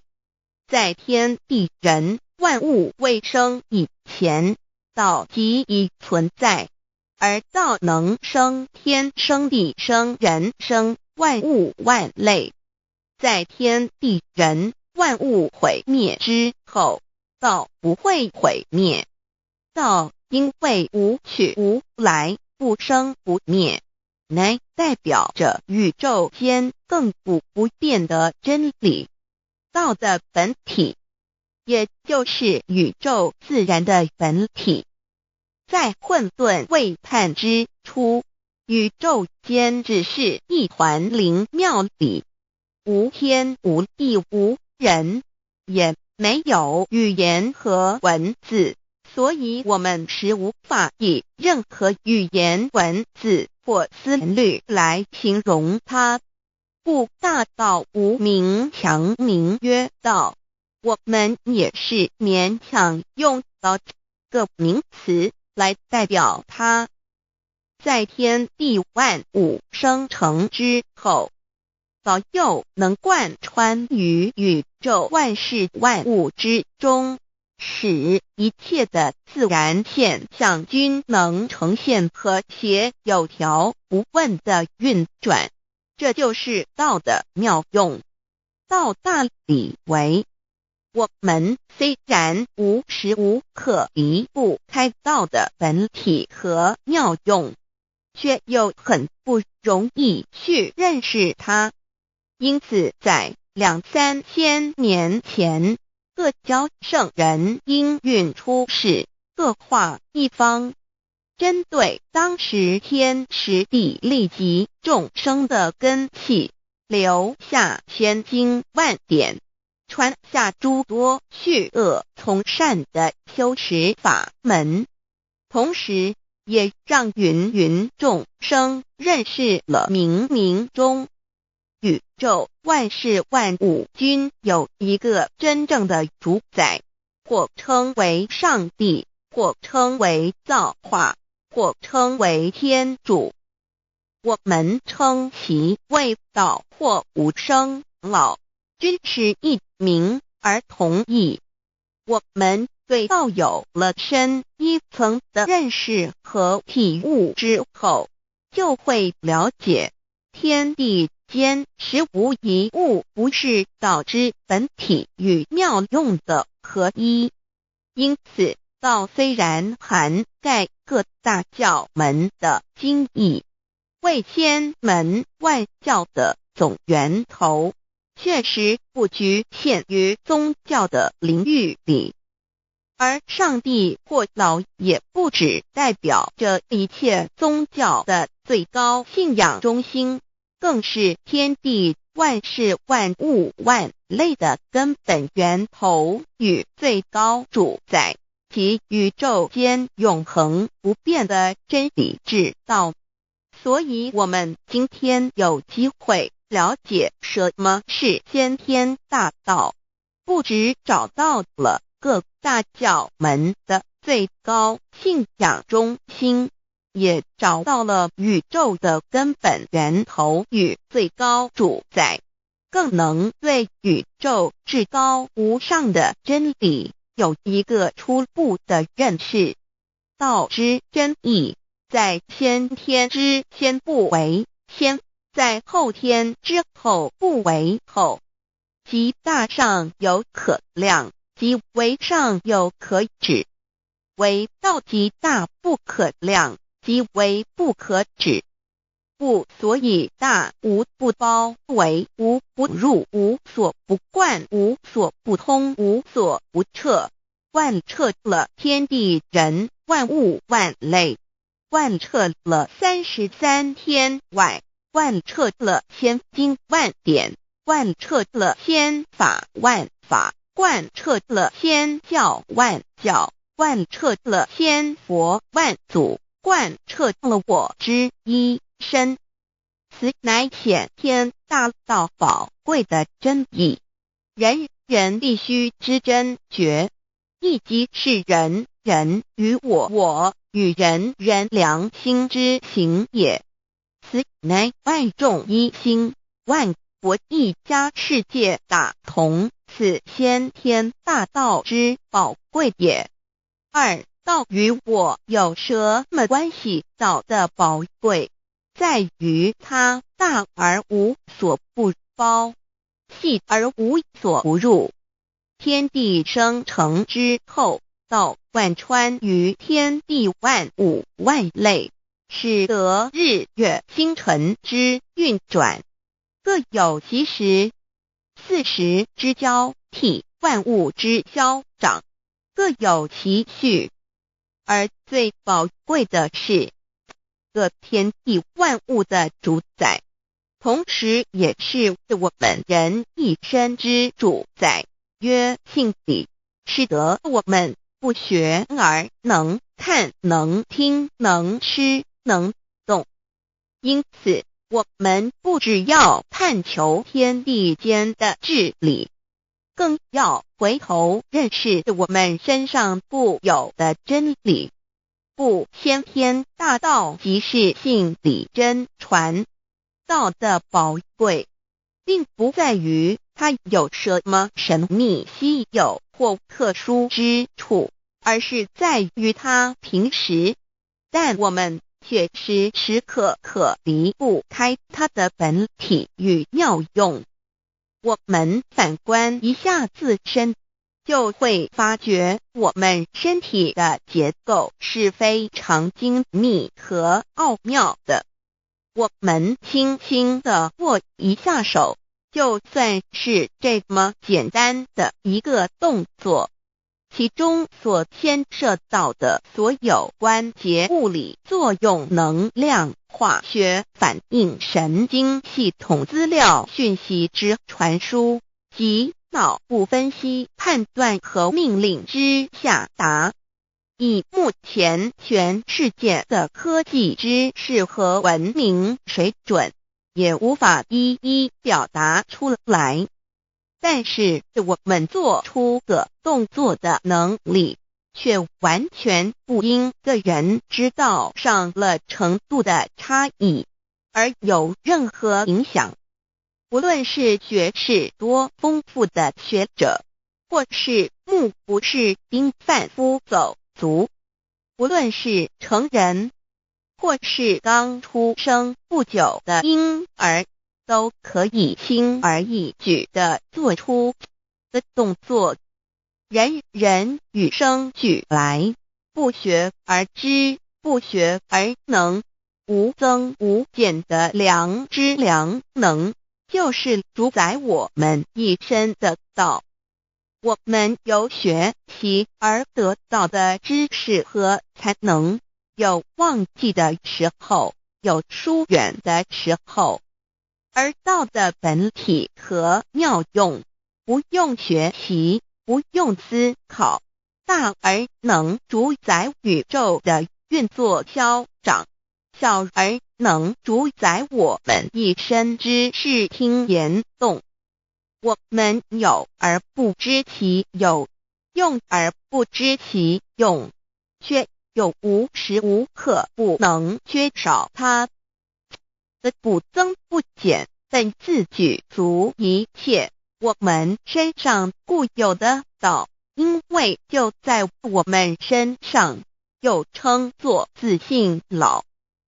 我们了解了个主宰天地万物的道，在我们身上就有，它的作用不应受到我们赞美或否认而有任何增减。无论种族、肤色、国籍、宗教信仰或贫贱富贵，均无分无别。因此，我们能求得先天大道，不只找到了宇宙的根本源头，也找到了不生不灭的真我。不只认识了宇宙，也认识了我一生的真正主宰。不只追求到了宇宙之治理，也找回了我身上本有的真理与良知良能。先天大道的根源是在我身上，原来固有的是我由先天带来的良知良能，即是我的良心。我的良心即是天心，天心即是道心，此心无形无相，即是真空。真空之妙，空而不空，空中妙有。妙有者，生天生地生人生万物万类之大本也。妙用者，万灵真在也，主宰天地人万物万类之真主宰。亦即是主宰我之一身。故曰道在无身，一切万能。道离无身，此身百无一能。先天大道如此宝贵，乃人人必须追求之道也。三求道是求什么？静心观察我们所存在的这个宇宙，我们往往会赞造物主的神奇。自然界每一刻皆有无数的事物在同时运转，而其整体却又是那么协调。我们身上的这个真理不也是一样吗？每一分一秒，我们身上皆有无数的生化反应、物理作用等同时发生。道的妙用分布在我们身上，不用学习，不用思考，其作用虽成千上万，合起来却只有一个自我。一切有条不紊，自然而成。道在无身，运用自如，在眼能视，在耳能听，在口能言，在鼻能闻香臭，在身能运用行动做事，此即道在我身之妙用。所以我们了解了道不只主宰这天地万物，更主宰我们一身。宇宙根本源头最高主宰与我一身主宰，并非二也。道的本体无形无相，我们肉眼看不到它，手也摸不到它，但它却无时无刻不在发挥其妙用，更进而随着天时及环境而发展出语言文字经典及造福人类的文明，此即是我们良知良能之作用。一般人不了解道在于我们自身的本体和妙用，只模糊意识到它的存在，便以灵魂代表它，我们称其为自性老。因其没有生灭，也不会毁坏，我们也称其为真我。此真我乃是最富足、最圆满、最光明、最完美、永恒不朽的。现在我们来生一看，看得见摸得着有形有相的肉体，能不能代表我把一个人生命中不同阶段的照片拿来比较，我们就可发觉面貌是无时无刻不在变化的。我们一般均习惯以相貌认人，但相貌却不是永恒的。我们的肢体也不是真我，某些人不幸失去了一只手或一只脚，仍是好好的活着。我们的内脏呢？现在科学昌明，其自己能把动物的心脏成功地植入人体。我们不能因此说这人不是他自己了。就算头的脑细胞从我们一出生就开始不断的在坏死、减少和变化之，因此有形有相的肉体只是真我的一个工具而已。肉体虽然看似真实，却无时无刻不在改变之中，不拘数十年又变成一堆黄土。因它不是永恒的，我们称之为假我。对于真我和假我有所了解之后，我们也就可以了解我们为什么要求道了。如今我们非常幸运能有机会求得先天大道，求得的就是三宝。三宝简单明了，但也博大精深，其内容在求道时会详细解说。现在只简单的提出2点。首先，求道就是直接点出了真正永恒不朽的真我，也就是良心本性的发。在物质文明远较精神文明昌盛的今日，假若迷失真我，我们的人生将有如行尸走肉。若是认假为真，更是我们为了盲目满足假我而做出害己害人的事情，造成自己在世时与死后的灾祸。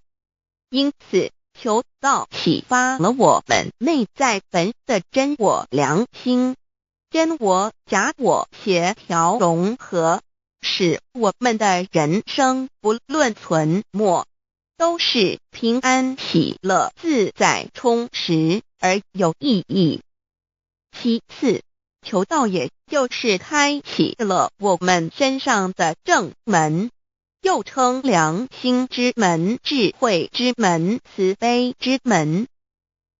这个门非常的重要。当我们要离开一间房子时，自然由大门离去。如果此门无法开启，而被迫从窗户或阳台跳出时，就可能会摔断腿。我们的肉体就像一间房子，真我灵性就像是房子的主人。当有一天肉体要毁坏时，真我灵性若不得正门而出，被迫另寻旁门，其恐惧与焦虑是无法形容的，这也导致了死后的痛苦与不安。因此，我们可以发现到，绝大多数的人临终时，其肉体皆显现山僵硬、恐惧、无助与挣扎之相。求道就是开启我们个生来死去之正门，也就是通天大路。因此，我们今天很幸运能求道，求得三宝，打开灵性通天之正门，可以让我们找回真我，认识我自己身上的道，自然以良心作为待人物之准则，使人生更有意义，更进而解决生死大事，得到超生了死的保障。100年之后，回到我们的来故家乡。所以先天大道又是回天之道。先天大道之宝贵，即是千金万点不如一点。此点打开玄关正门佛门，天堂大路一步直超级的永生之道。此点宝贵，超佛越祖，超经越典，超越天地。得到这一点宝贵，它是诸经之师，诸法之王，诸佛之天地之，故曰超生了死级的永生，不毁不灭之先天大道也。此乃即是人人原来固有的，必须返回天之道也。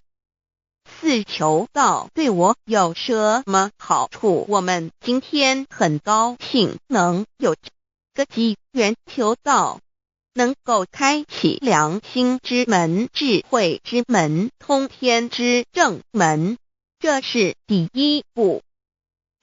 这宝贵的道才能带给我们终生受用不尽的福之意。离苦得乐人生在世，遭受种种之苦恼，就其根源皆起因于迷失了真我。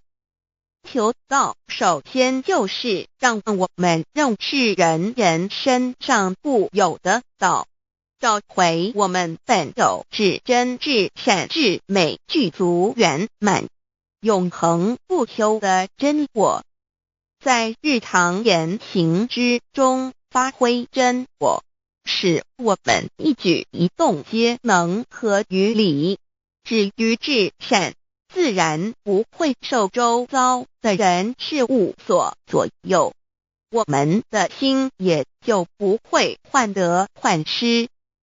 心为一身之主，我们既然在心境上有所提升，自然不会与邪恶之事相感应，则不相随心转，还可以改变命运，趋吉避凶，朝向光明，使我们得到真正的喜悦，逍遥自在。二堕地难自有人类文明以来，道的真意便代代单传独授，其没落贯穿了早期的主要文明，如中国、印度等。奈何近百年来人类受物欲所逼，在空前繁荣的物质文明中逐渐迷昧了良心，甚至竟将制造威力极大的杀人武器。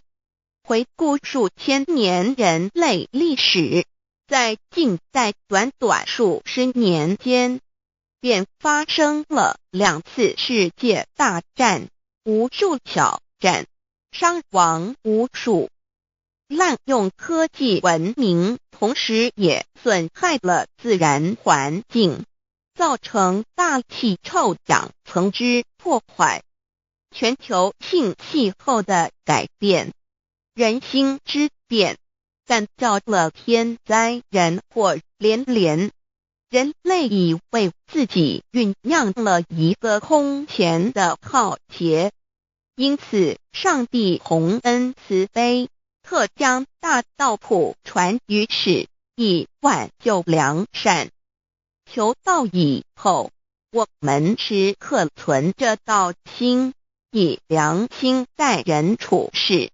当遇有人力不可挽救的灾祸时，只要诚心使用三宝，必能灾必劫，逢凶化吉。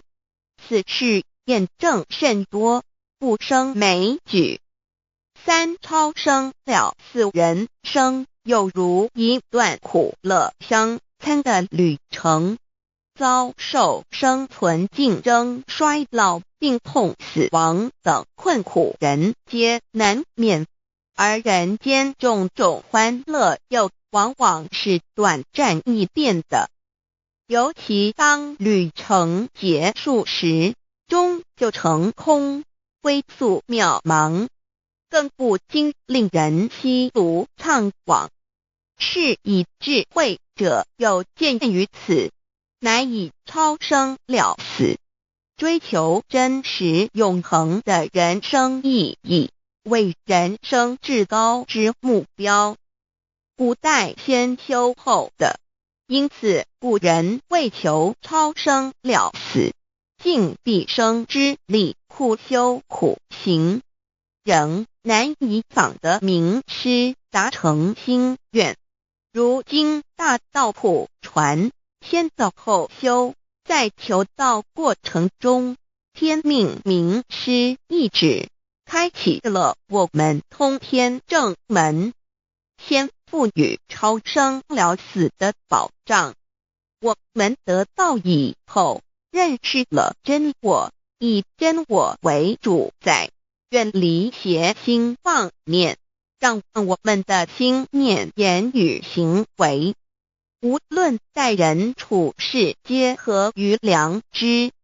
100年之后，真我灵性自然返回故家乡，永享平安喜乐。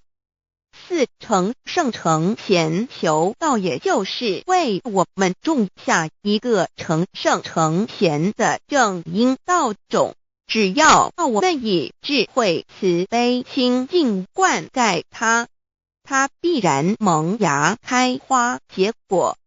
在此功利主义弥漫的黑暗时代，大道乃是光明的灯塔。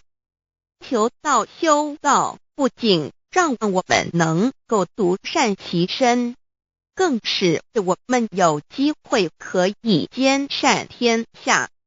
求道之后，只要我们时刻抱着道心良心，在日常生活中真诚实践道的精神，不计个人得失荣辱，努力使周围每一个人都可得享到的好处，让道的光明照亮每一个角落，尽其一生精进不懈，则在世即成就圣贤事业。归天之后，必证圣贤果位无疑。先天大道的宝贵就是天道天命，天命就是三曹名师，名师一点玄关开，打开正门佛祖来。天堂非在我身外，天上地下我都在。此乃先天大道的尊至贵至宝也。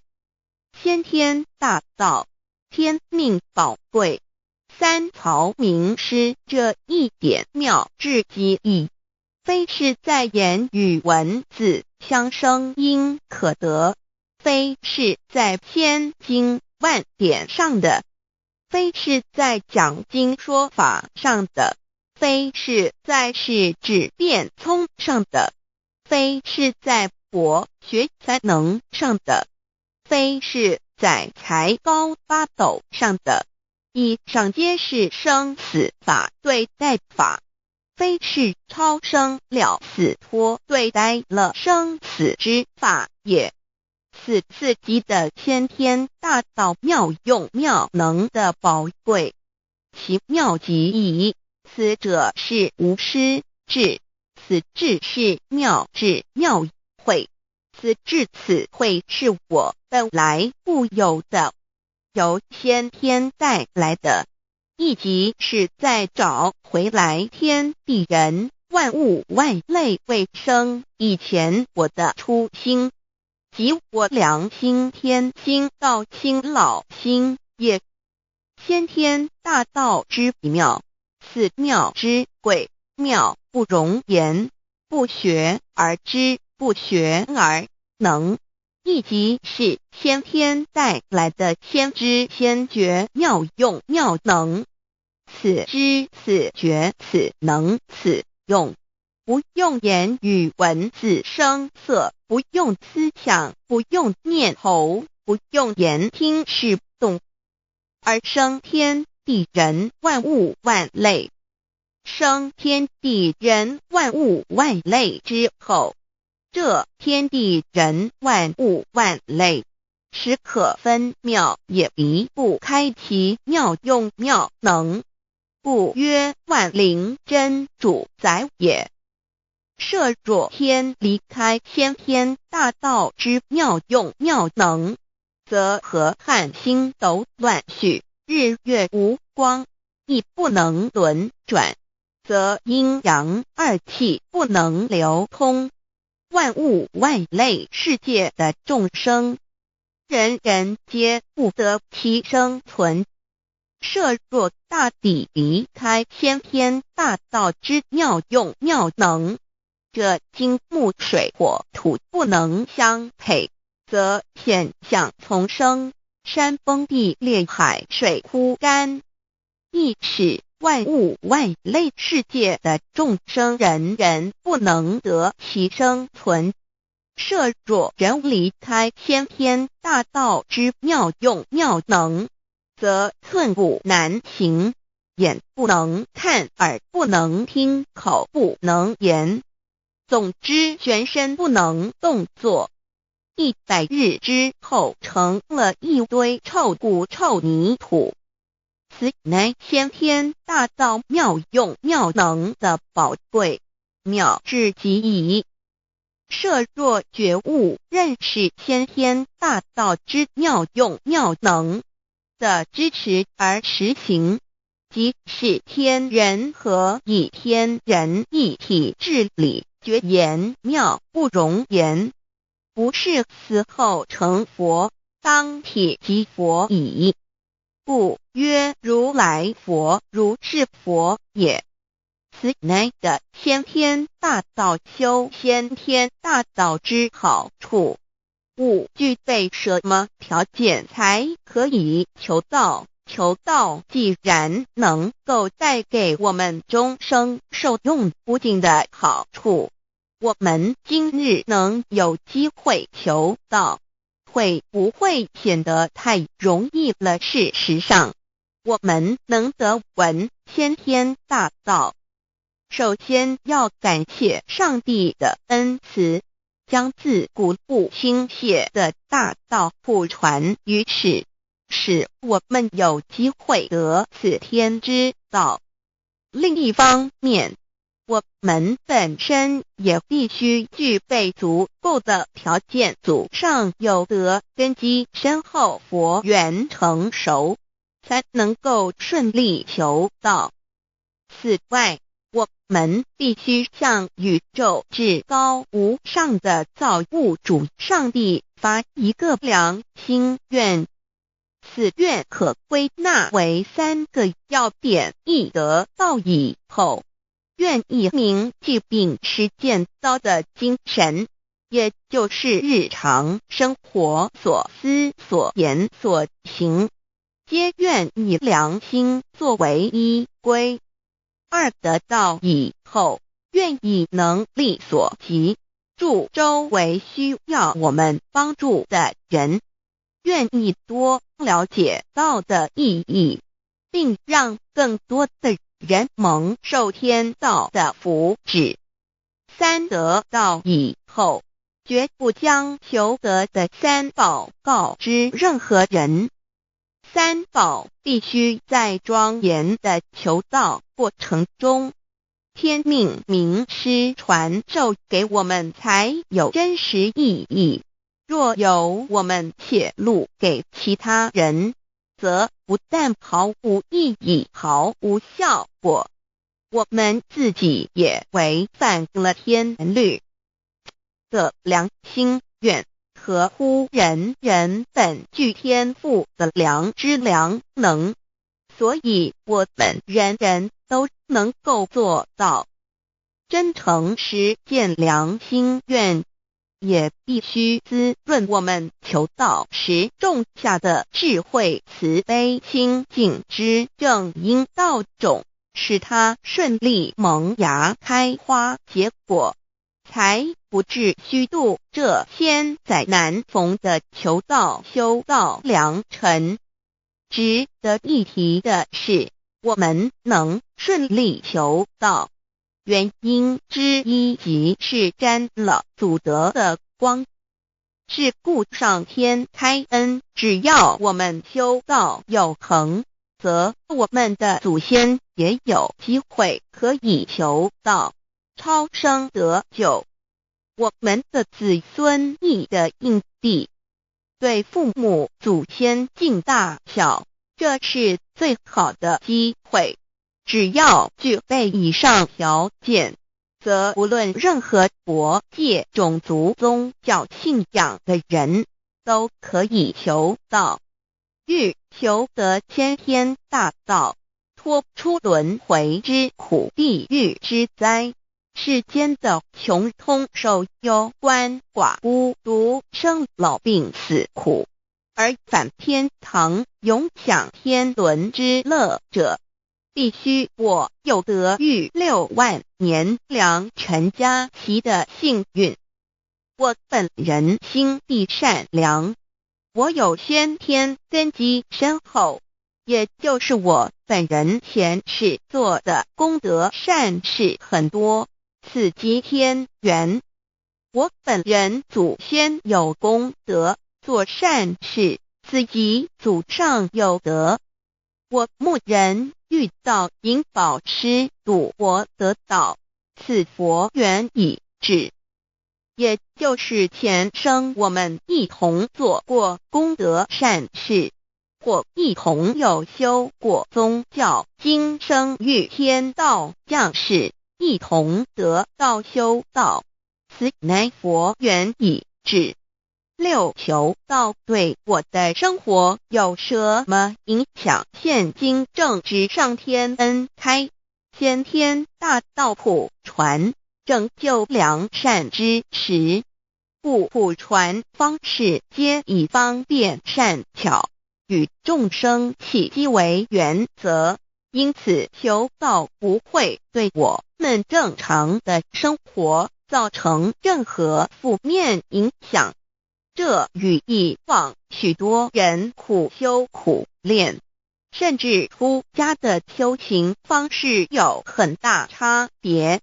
也正因为如此，先天大道能在日新月异的现代，适应社会的各个阶层，传布到世界的各个角落，使人人皆有共沾天恩的闻大道的机会。关于求道对生活有什么影响，我们就以下几点来看。一、与任何宗教没有冲突，道代表着天地万物及我们一生之最高主宰与真理。不止在各大门创始之前，甚至在天地未生以前，道就已经存在了。因此，任何教门，只要其教义是追求真理及实践良心，就不会与道有任何冲突。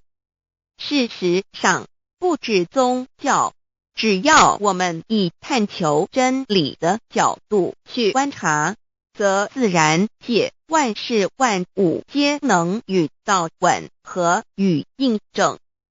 若我们原有某种宗教信仰，求道将不会造成任何抵触，也不会使我们背弃原有的信仰，反而让我们对真理的探求有更深一层的体认。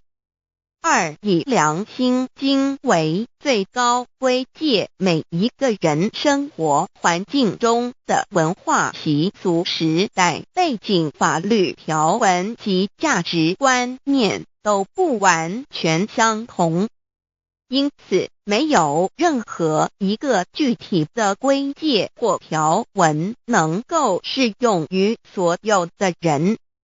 所以求道后的规戒着重在我们每个人真我良心之实践，由真我良心主宰自己，而不是在经典之背诵上及律法之钻研上下功夫。三、不照良心愿行。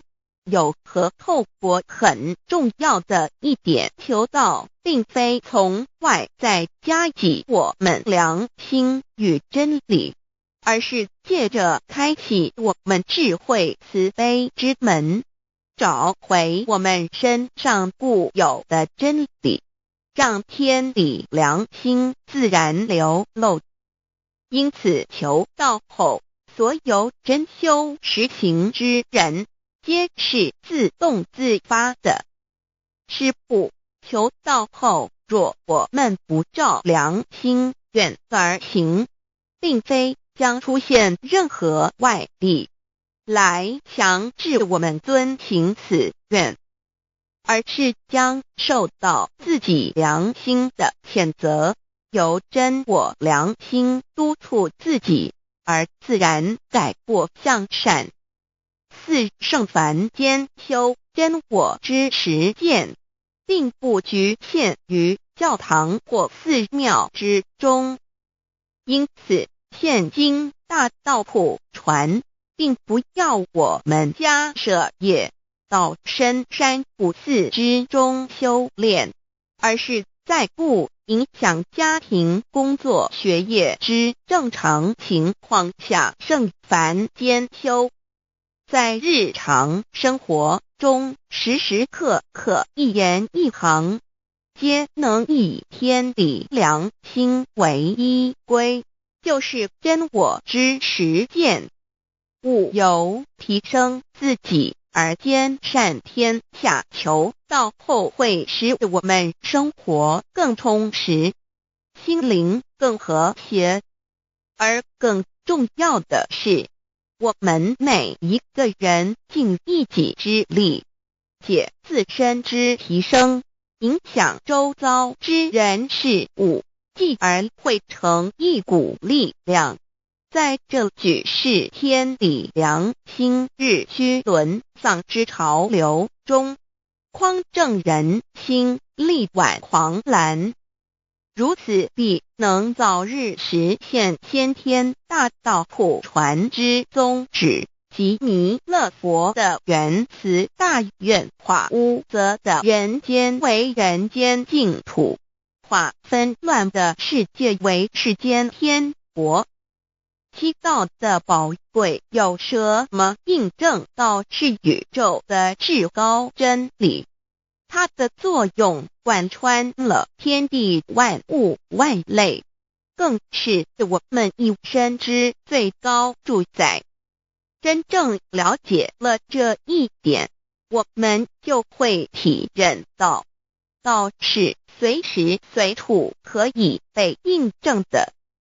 许多贤贤得道之后，发出了大诚心、大信心、大智慧，真修真行，皆能参悟到，不止在各教经典之中可以印证到，其实在任何时间空间、万事万物我们之一身，甚至一草一木，皆离不开道的本体和妙用。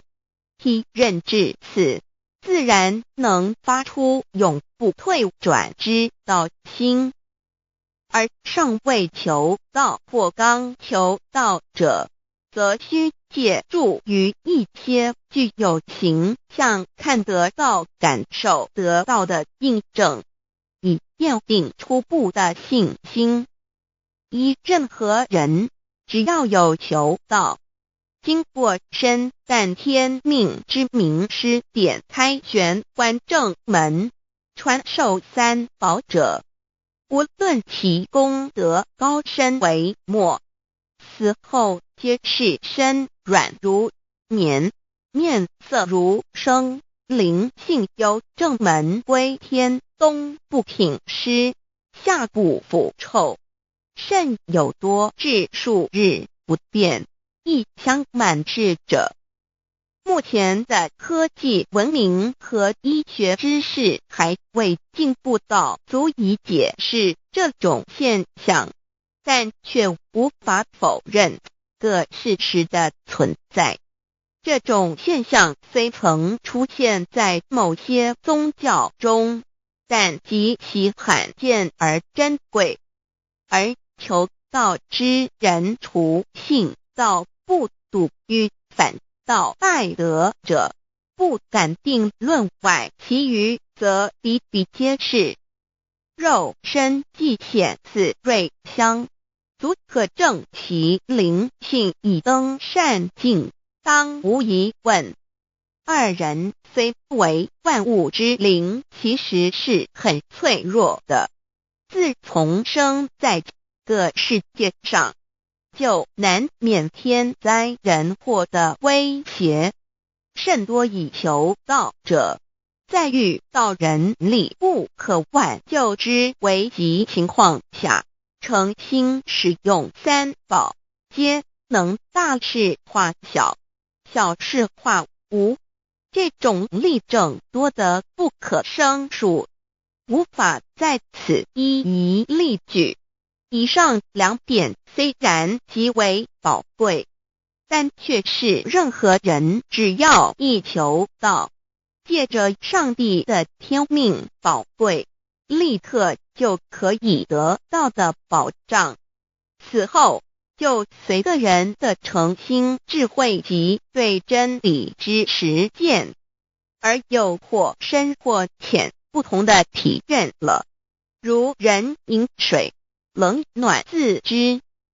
希望各位具有善根，有机会能得闻大道的先生女士，皆能入宝山而满载而归，皆能求道而同真善境。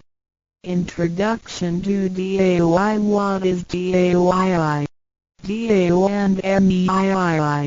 What it is in DAOID. What do I get in RECI beginning DAOB? What do we need to receive DAOBI?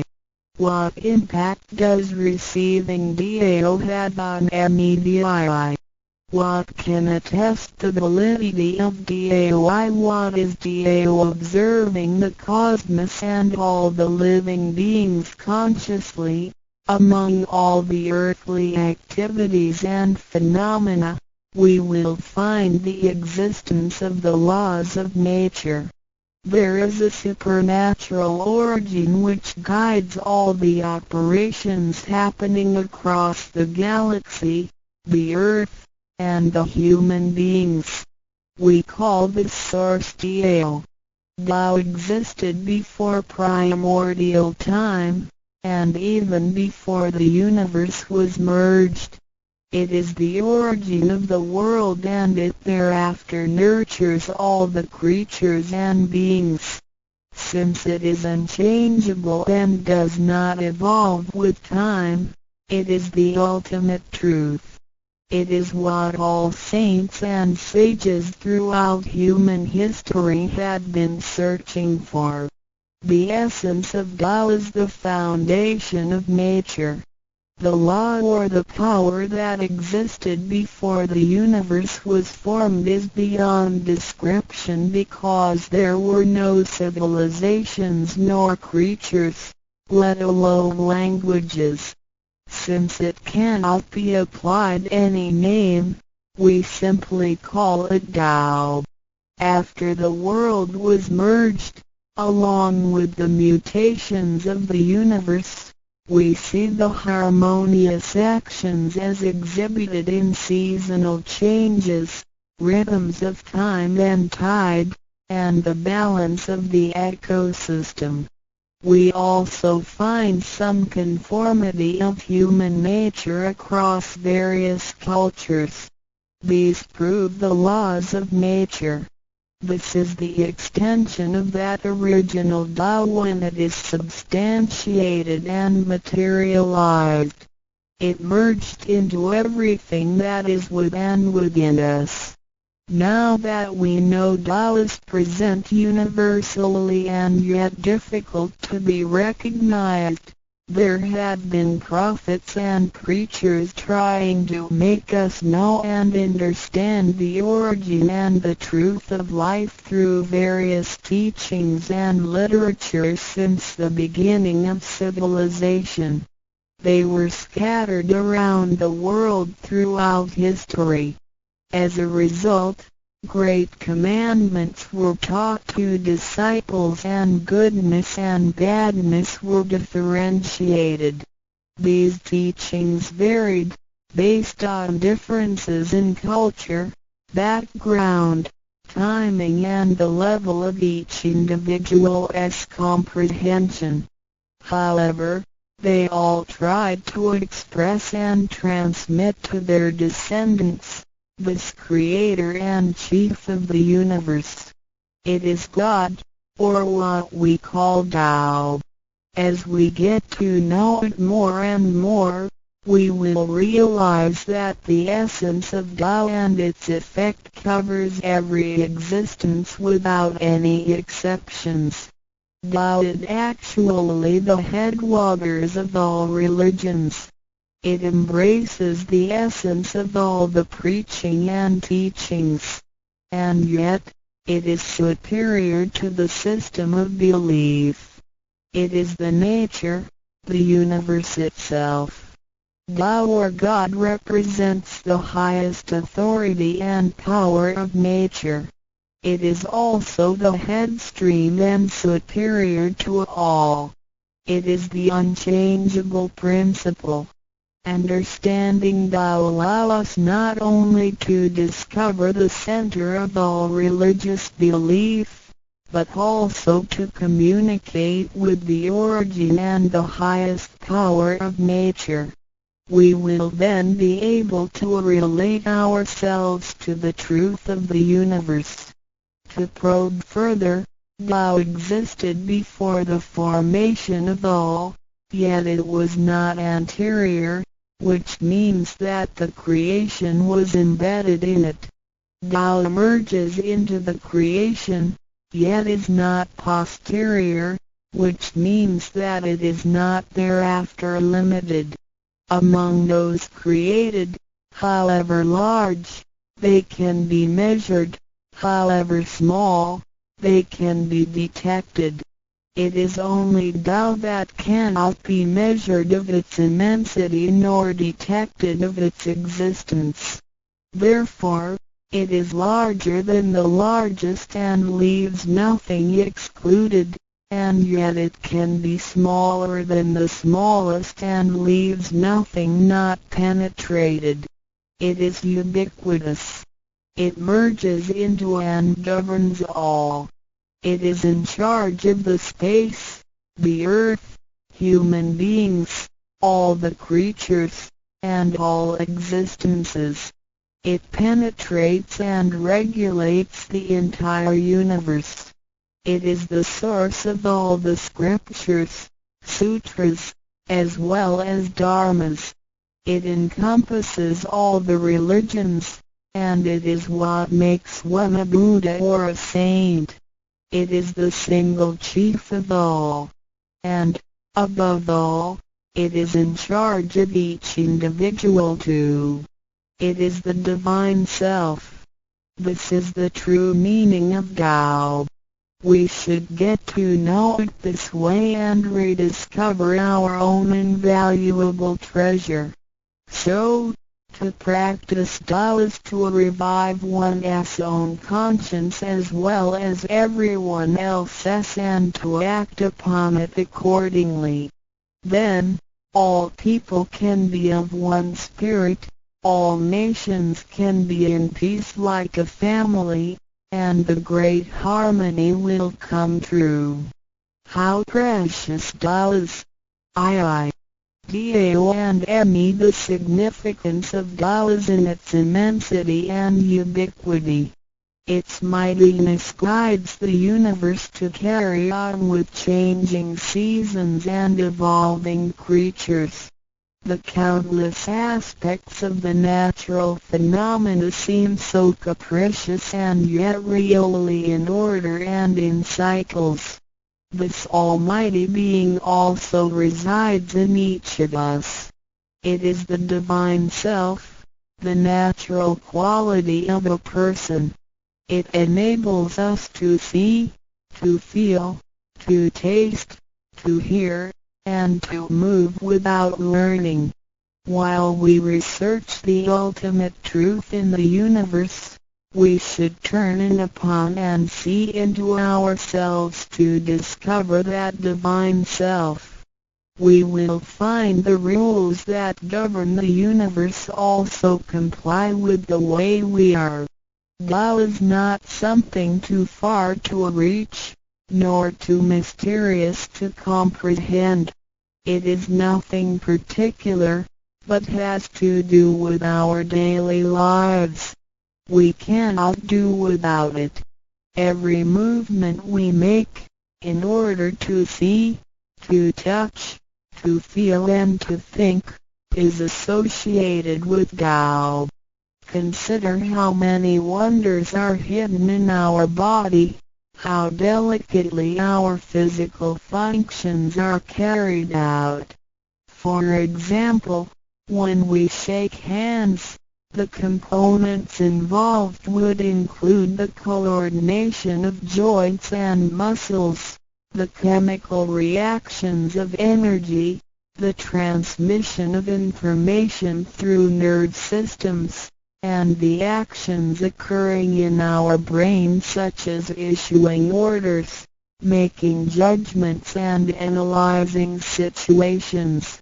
Even with the most advanced technology and the highest level of knowledge we have developed today, we cannot completely reconstruct such a function.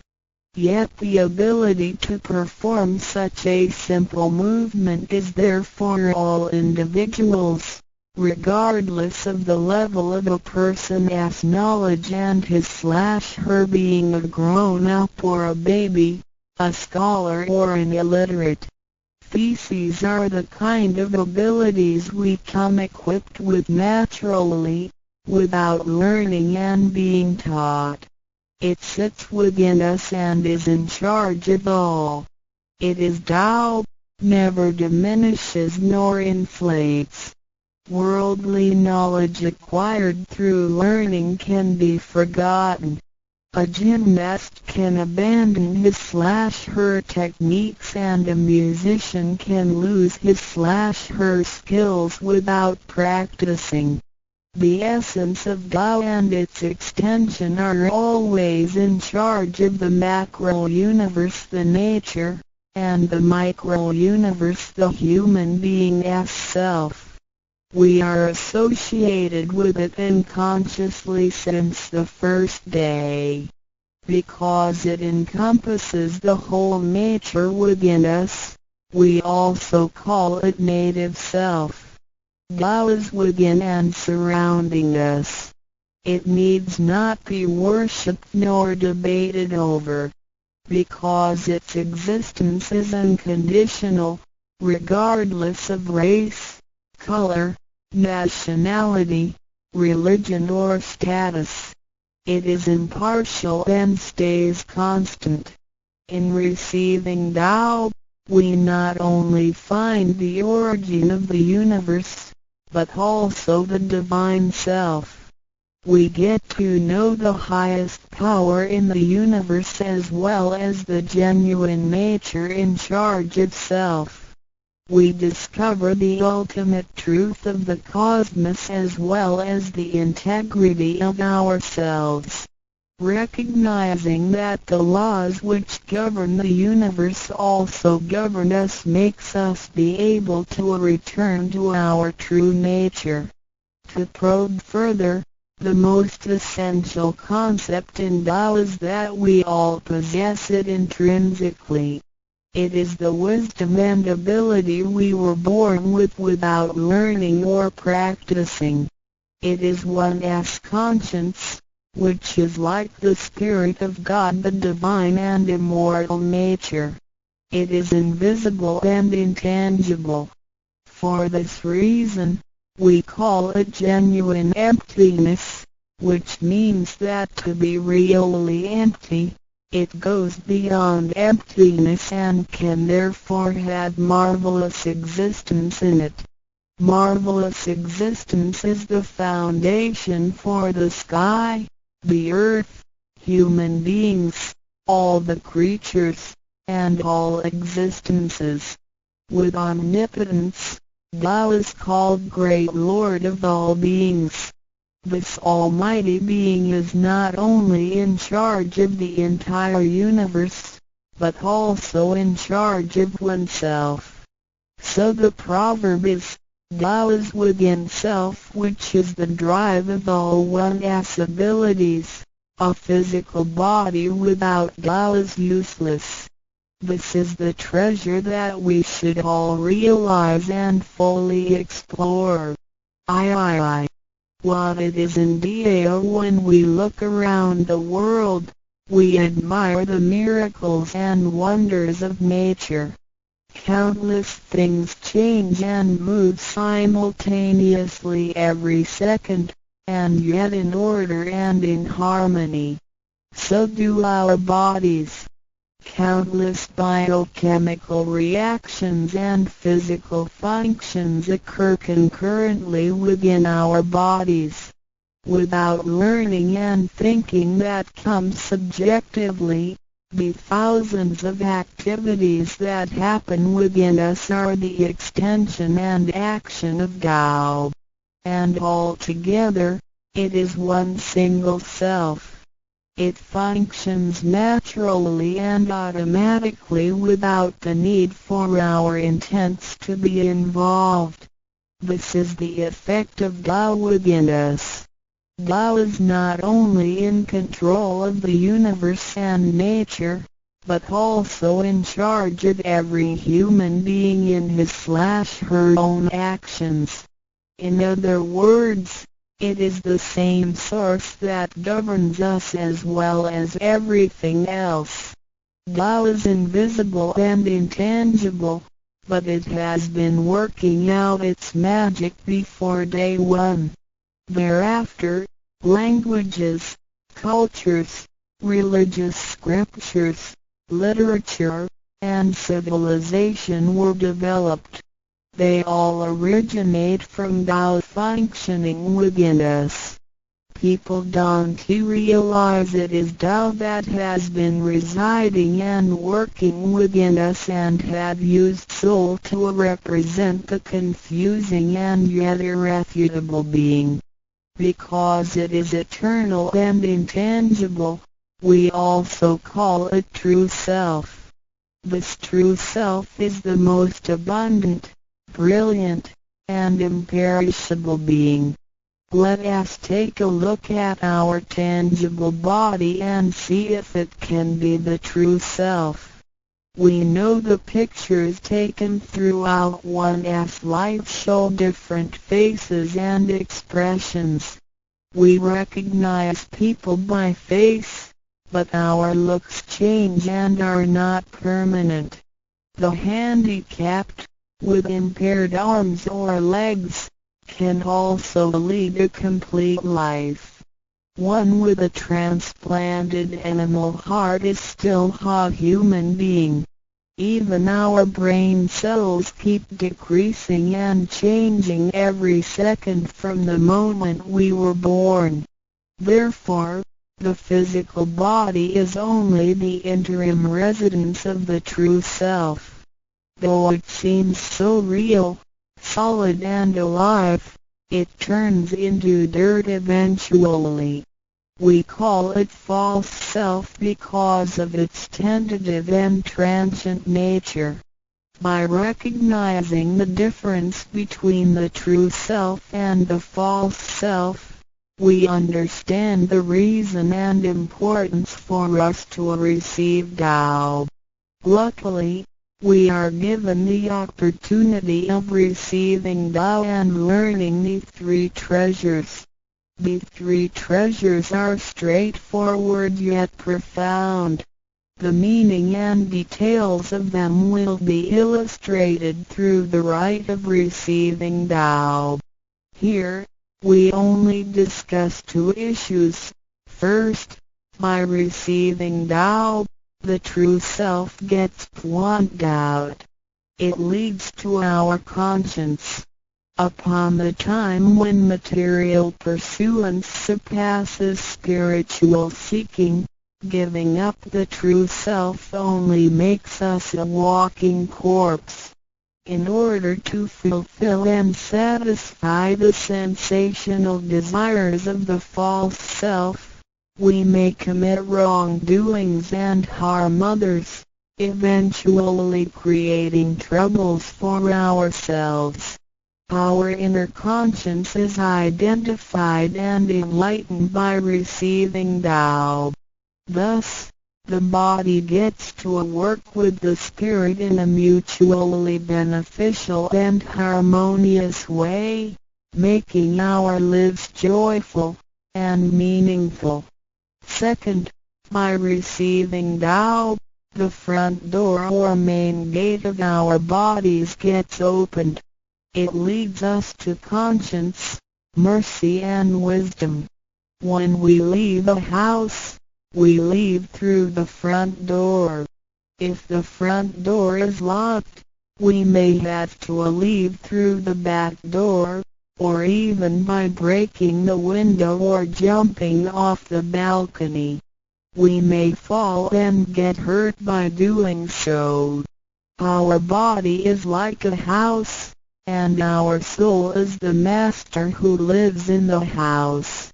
One day, when the body is aged and depleted and the soul has to leave, we can imagine its horror if it cannot leave through the correct exit.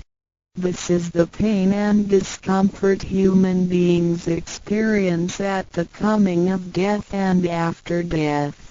As we know, for most people, when they are dying, their body shows stiffness, and signs of helplessness and confusion. After we receive Tao, the door of life and death will be opened. Being able to receive Tao and the three treasures while having the door to heaven opened, we have the opportunity to recognize the true self and the Tao that dwells within us. We are going to treat people and the world with conscience and make our lives more meaningful. We can transcend life and death. Within 100 years, we will be able to return to where we came from. Therefore, the heavenly Tao is also the way to return back to heaven. To probe further, the enlightenment of Tao is superior to studying thousands of sutras. This is the value of Tao. The enlightenment of Tao opens the main gate, the front door, which is the entrance to heaven. It gives us the guarantee to be exempted from rebirth cycles and to reach eternity. The superiority of this enlightenment lies in that it surpasses Buddhas and saints, it exceeds the scope of sutras and dharmas, and it transcends the universe. Tao is therefore source of all sutras, king of all dharmas, mother of all Buddhas, and creator of the universe. Transcendence of rebirth cycles leads to eternity.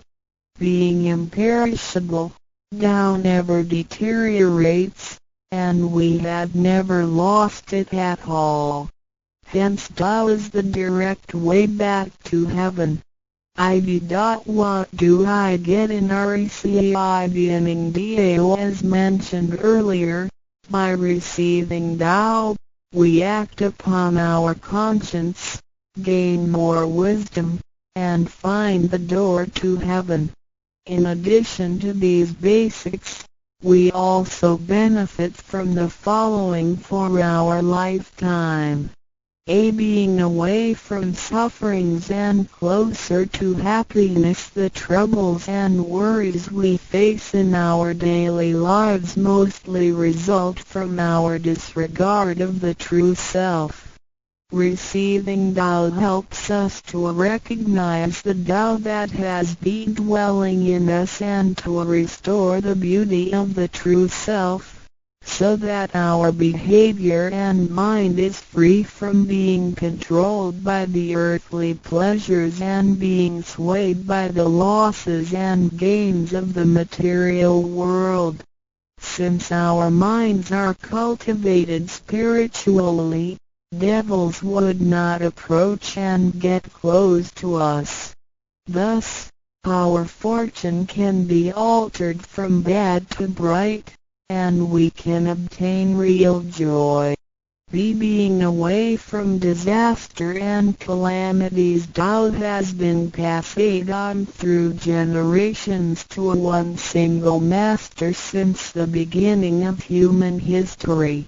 The thread of its passage weaves through ancient civilizations, including China and India. However, in recent centuries, human beings have been trapped by materialism and a weaker sense of right and wrong. Wars prompted the development of powerful lethal weapons. In reviewing the thousands of years of human history, we realize, in just less than 100 years, there had been 2 major world wars, which caused numerous killings and tragedies. The abuse of science and technology has also destroyed the ecology, causing damage to the ozonosphere and the unbalance of the climate. The corruption of human beings' minds has called the natural disasters to come. The human has created calamity. God, with His mercy, makes Tao available to everybody in order to save good people. After we receive Tao, with the true meaning of Tao in mind, we will be conscientious. We can use the 3 treasures whenever something dangerous and uncontrollable happens to us. We will be able to get away from bad encounters. This is a confessed fact. See, transcending life and death. Life is a mixture of happiness and bitterness. Throughout the journey of life, we experience birth, growth, aging, illness, and death. Joys are momentary and wealth is here today and gone tomorrow. Rather than seeking the pleasure of material life, the wise make full use of their lifetime searching the true meaning of life and eternity. In old times, Tao could only be received after harsh self-cultivation. Among the hermits looking for the Master in order to receive Tao, only very few could obtain it. Whereas in this century, Tao is allowed to be spread and transmitted through the authorized masters to the truth seekers. The Master points out the main gate of life and death, assuring the completeness of our true self. With the true self as our guide, which keeps us away from evil and greed, it helps us think, speak, and act in accordance with our conscience and intuition. Death then becomes the return of our soul to the eternal and peaceful home where we came from. Thus, we will have lasting joy. The achieving sacred beings, the enlightenment of Tao, which reveals the true self, is like the planting of the seed of righteousness and integrity. Through self-cultivation and self-improvement, the nurturing of wisdom, kindness, and purity, it will blossom and produce the fruit of sacred mind and eternal life. In time of overwhelming utilitarianism, Tao is the lighthouse to the truth. Receiving Tao, and then cultivating ourselves, not only improves our own lives, but also gives us the opportunity to better the world.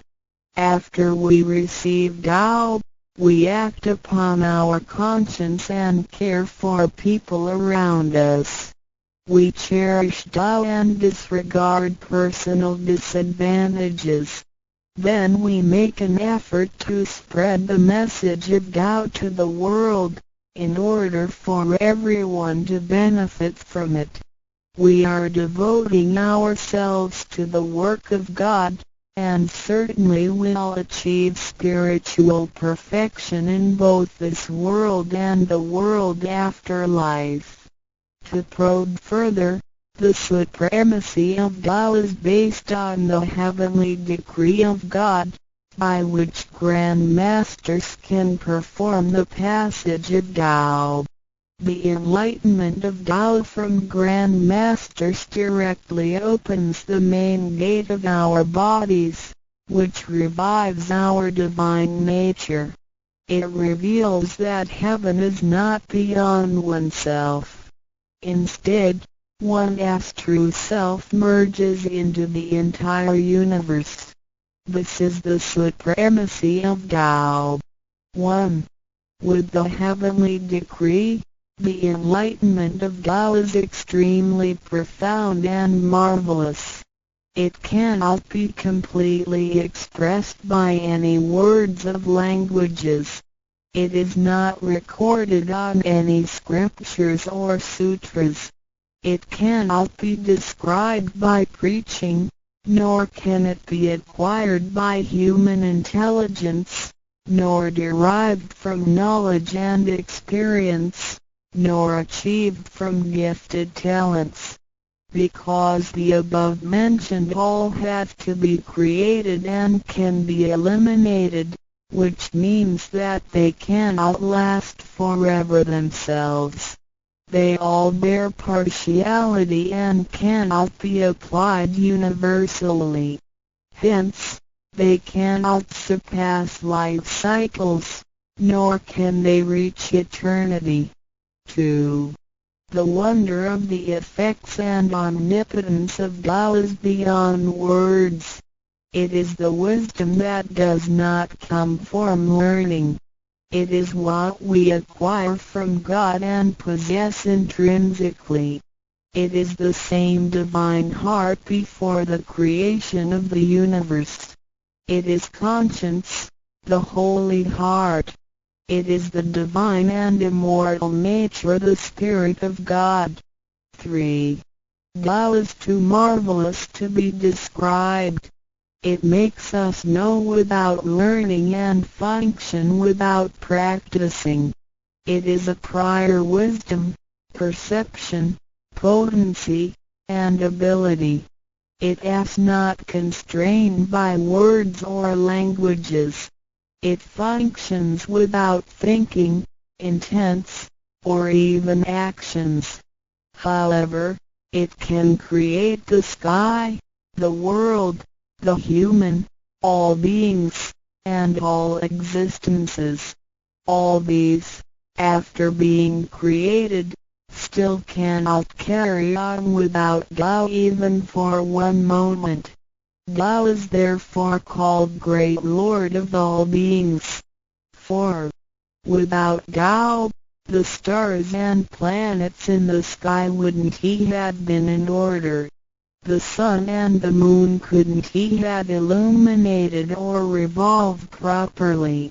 Then the yin-yang energies wouldn't he had circulated, and, as a result, this world wouldn't he had been suitable for all of us to live in. 5. Without Tao, the 5 primary elements of the earth, metal, wood, water, fire, and soil, wouldn't he had been balanced and complemented one another, which could have put the entire world in chaos. Mountains would have collapsed, lands would have cracked, and oceans would have dried up. Likewise, this world wouldn't he have been an environment for us to live in. 6. Without Tao, we, human beings, wouldn't he have been able to walk, to see, to hear, to speak, or to move. Our physical bodies would deteriorate quickly into a pile of soil in 100 days. 7. If one really comprehends the effects and omnipotence of Tao, and can practice accordingly and persistently, one can communicate with and be united with God. This is the absolute truth. It is a glory and marvel beyond description. Therefore, it not after death that one becomes a Buddha. It is when one is still alive that one achieves being a Buddha. And to be a Buddha is to revive and hold on to one's divine and original nature. This is what we benefit from attaining and practicing Tao. What do we need to receive Tao? We have discussed the many benefits we obtain after receiving Tao. Some would wonder why there is so much given to us. Of course, we should realize it comes from God as grace toward human beings. This allows Tao to be spread around the world, especially at the approaching of the worldwide calamity. People with merit and conscientious mind will have the opportunity of learning about Tao and the way back to heaven. It always holds true that people who had the fortune of receiving Tao are derived from the tree of righteous ancestors. In addition, during the passage of Tao, it is required that we make promises to God that, after we receive Tao, we will keep in mind the true meaning of Tao and put it into action in our daily life. What we speak and what we do will all be based on our conscience. After we receive Tao, we offer help to those in need of it, and do our best to indicate Tao to more people so that they can all benefit from the grace of God. After we attain these three treasures, we promise not to tell them to any other person. These three treasures can only be transmitted through authorized masters in front of God. If we reveal them to any person, they become invalid to the person, and we also defy the heavenly decree. All the promises required are reasonable and achievable. It goes with our nature. If we practice and keep the promises, we will be able to become a wiser and a better person. We will become merciful, and nurture the good seed of Tao planted in our mind. One last thing to mention is that one of the reasons we are able to receive Tao is due to the good deeds of our ancestors. Therefore, as we persistently practice Tao, our ancestors will also benefit from it, and so will our descendants. As long as you are prepared for the above mentioned, you are qualified to receive Tao, no matter what nationality, race, or religion you belong to.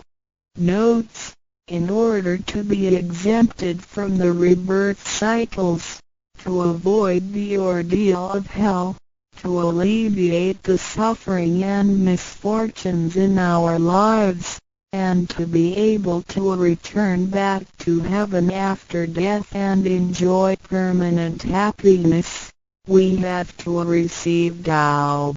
And the general qualifications are: 1. To be with a compassionate heart, and to be fortunate enough to be born in a time when Tao is available to the public. 2. To have sowed the seeds of virtue by helping many people and offering lots of charitable services in the previous lives. This is the divine affinity with God. 3. To have ancestors with beneficences and welfare work as well. 4. To meet the introducer and guarantor who indicate the way to attain Tao to me. It is very likely that, in the previous lives, we did charitable services together, or we cultivated together in the same religion. So, in this life, when Tao is available, we can help each other out and practice Tao together again. So time is ripe for Tao due to our divine affinity. VI. What impact does receiving Tao have on me? As we mentioned before, and like the old days when hermits had to leave their families to receive Tao through meditation and self-cultivation, Tao, at the present time, can be received in a way that is applicable and conforming to our practical needs. We don't have to give up our lifestyle in order to attain Tao. By the grace of God, Tao is intended to be delivered to the public at all levels of occupations and around the world, rather than being limited to a privileged group of people. The impacts that receiving Tao can have on our daily life are summarized as the following. A. Receiving Tao creates no conflicts with any religions. Tao governs the universe including all human beings. It existed before the formation of any religions. It is concordant with all religions, in the sense that religions preach the awareness of conscience and the pursuit of the truth. We don't need to give up our religion in order to receive Tao. On the contrary, by receiving Tao, we will have further understanding of the truth. The conscience becomes our ultimate guidance due to the variations of cultures, customs, backgrounds, legislation, and value systems. It is difficult to find a universal guideline for all of us to follow in our daily life. In receiving Tao, the main commandment is to act by our conscience, the true self, rather than by literature. We should be sensitive to the conscience, rather than be familiar with the laws. C. We will voluntarily keep the promise made while receiving Tao. Through receiving Tao, we are not offered conscience or true self, but merely the opening of the door to a wisdom and mercy. Therefore, we restore the heavenly principles inherent in us, and strengthen the power originating from our conscience. There is no external force that makes us keep the promises and commitments that we made when we received Tao. The only force comes from the guilty feelings that result from our misbehaviors, which reduces the mistakes we make. Practicing Tao can accommodate our worldly affairs. The fulfillment of practicing Tao and conscientious awareness does not have to be accomplished in a temple or church. It is not required to abandon worldly belongings or relationships in order to attain the ultimate truth. Each individual can still have his/her family, career, and schooling at the same time. As long as we keep in mind the basic guideline we should have our practicing Tao and getting closer to our divine self. We will make a better world by improving ourselves first after we receive Tao. By realizing the true self and what we are, the feeling of joy comes to us. The improvements on the quality of our spiritual life will affect people surrounding us. By interacting and working together in Tao, we will make the world better with lower crime rate and less pollution. The wish of Maitreya will finally come true to turn the world into God's kingdom and make people all live in harmony. VII. What can attest the validity of Dao Dao, due to its completeness and generality, regulates the totality of all beings. Many people, after receiving Tao, with their wisdom, faith, and devotion, realize that Tao is the fundamental principle that governs all things. They comprehend the truth of the universe not only through literature, but also through daily living and nature. Their faith in Tao becomes strengthened and they move forward in their spiritual life. However, for people who haven't or just received Tao, Tao can be confirmed through revelations. Anyone who has received Tao with the front door open shall die peacefully. One proof of this is that for those who have received Tao and died, their bodies remain soft and their faces vivid. Since the soul leaves the body through the correct exit, the corpse can actually remain uncorroded for a few days. With the most advanced modern science and technology, it is still difficult to explain this phenomenon. However, it is a fact that cannot be denied. This has happened before in some religions, but very rarely. For people who have received Tao, this kind of testimony is ubiquitous, unless they had committed serious sins and corrupted their own mind. This can prove the soul has reached an ultimate harmony. Being the superintendent of the things on earth, human beings are nonetheless weak. Since birth, we are subject to unpredictable accidents and natural disasters. There have been many people who encountered danger, used the three treasures with faith, and got away from the danger or reduced the damage to the minimum. Testimonies of this kind are numerous. The above two mentioned are rarely heard of and difficult to believe, but they are the immediate security given by God once a person has received Tao. Thereafter, with each individual's faith, wisdom, and the accumulation of good deeds, one will come to know the truth more and more. It is up to you to experience the value of this treasure.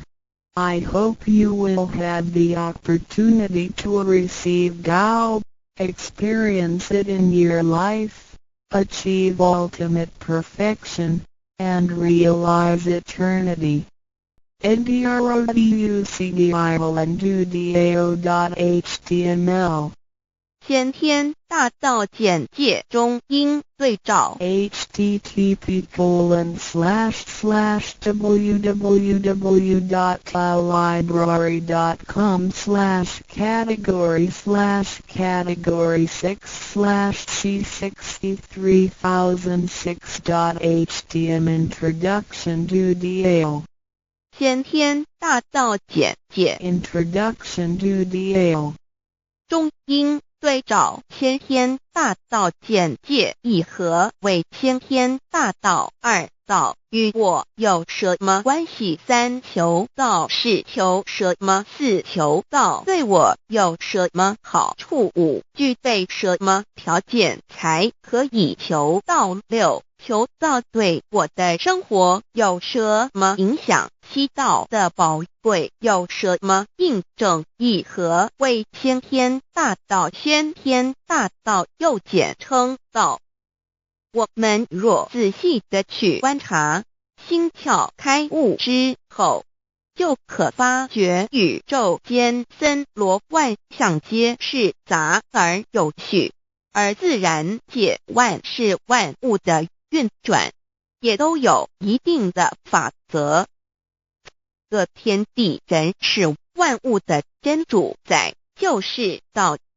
道乃在天地生成之前即已存在，故曰先天大道。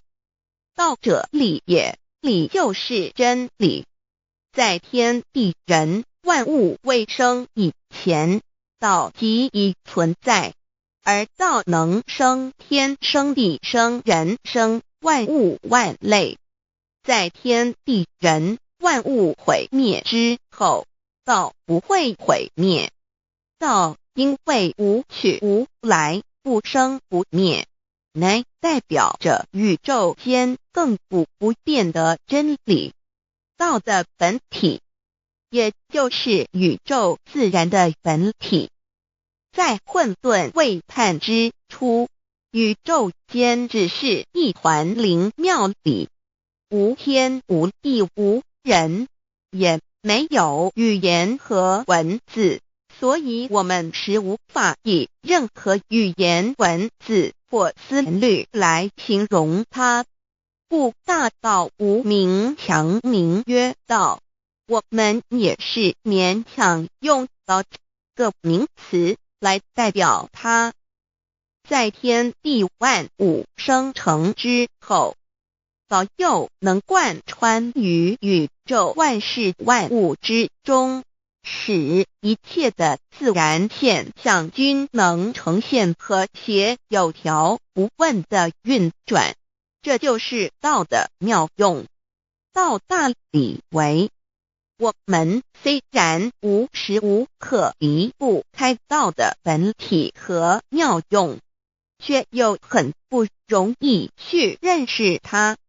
因此在2-3千年前，各教圣人应运出世，各化一方，针对当时天时地利及众生的根器，留下千经万典，传下诸多去恶从善的修持法门，同时也让芸芸众生认识了冥冥中宇宙万事万物均有一个真正的主宰，或称为上帝，或称为造化，或称为天主。我们称其为道或无生老，均是一名而同义。我们对道有了深一层的认识和体悟之后，就会了解天地间实无一物不是道之本体与妙用的合一。因此道虽然涵盖各大教门的经义，为千门万教的总源头，确实不局限于宗教的领域里。而上帝或老也不只代表着一切宗教的最高信仰中心，更是天地万事万物万类的根本源头与最高主宰，及宇宙间永恒不变的真理之道。所以我们今天有机会了解什么是先天大道，不只找到了各大教门的最高信仰中心，也找到了宇宙的根本源头与最高主宰，更能对宇宙至高无上的真理有一个初步的认识。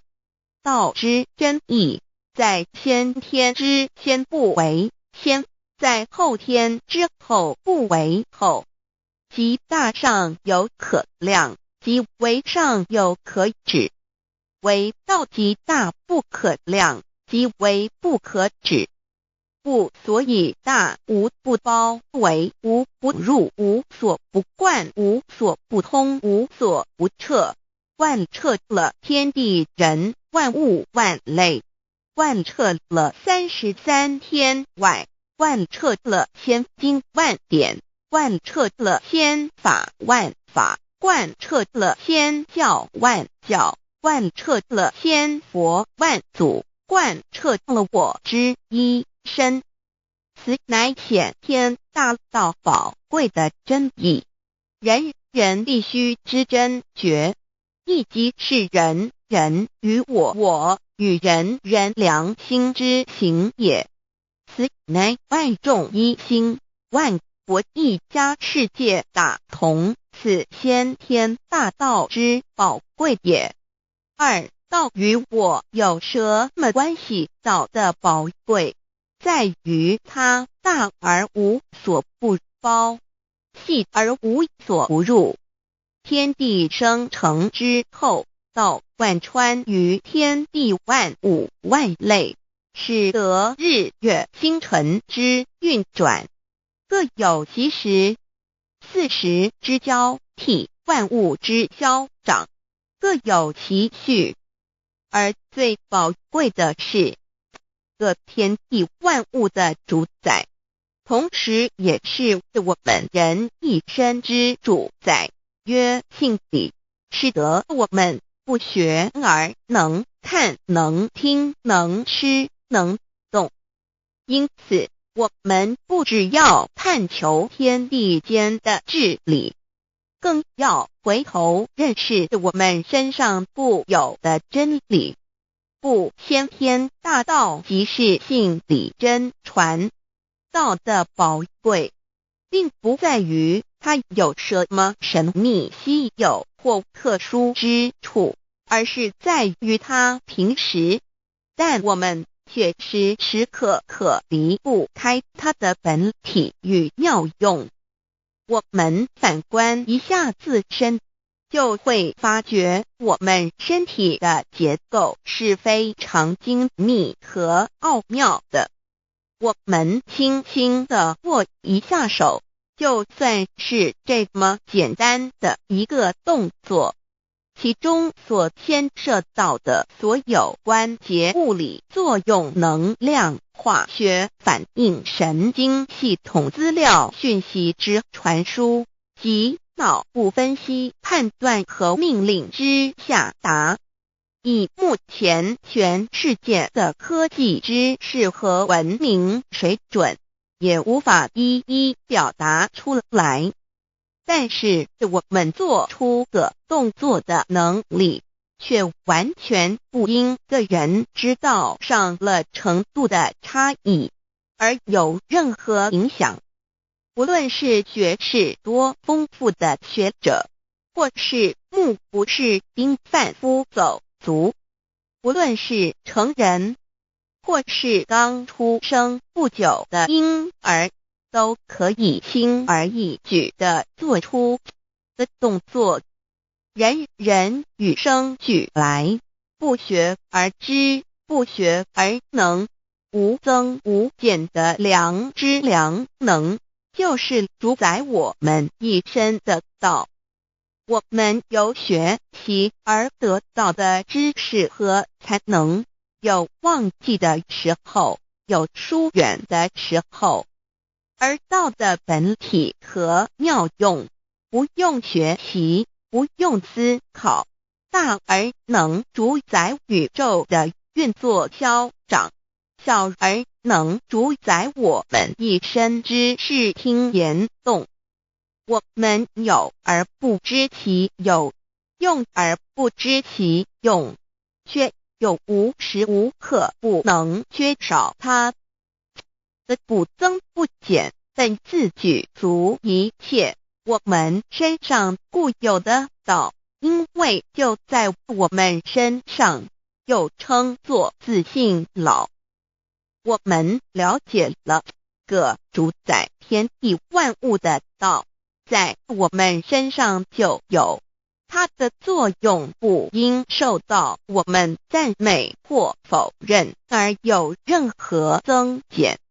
无论种族、肤色、国籍、宗教、信仰或贫贱富贵，均无分无别。因此我们能求得先天大道，不只找到了宇宙的根本源头，也找到了不生不灭的真我。不只认识了宇宙，也认识了我一生的真正主宰。不只追求到了宇宙之至理，也找回了我身上本有的真理与良知良能。先天大道的根源是在我身上，原来固有的是我由先天带来的良知良能，即是我的良心。我的良心即是天心，天心即是道心，此心无形无相，即是真空。真空之妙，空而不空，空中妙有。妙有者，生天生地生人生万物万类之大本也。妙用者，万灵真在也，主宰天地人万物万类之真主宰，亦即是主宰我之一身。故曰道在无身，一切万能。道离无身，此身在无一能。先天大道如此宝贵，乃人必须追求之道也。三求道是求什么？静心观察我们所存在的这个宇宙，我们往往会赞造物主的神奇。自然界每一刻皆有无数的事物在同时运转，而其整体却又是那么协调。我们身上的这个真理不也是一样吗？每一分一秒，我们身上皆有无数的生化反应、物理作用等同时发生。道的妙用分布在我们身上，不用学习，不用思考，其作用虽成千上万，合起来却只有一个自我，一切有条不紊，自然而成。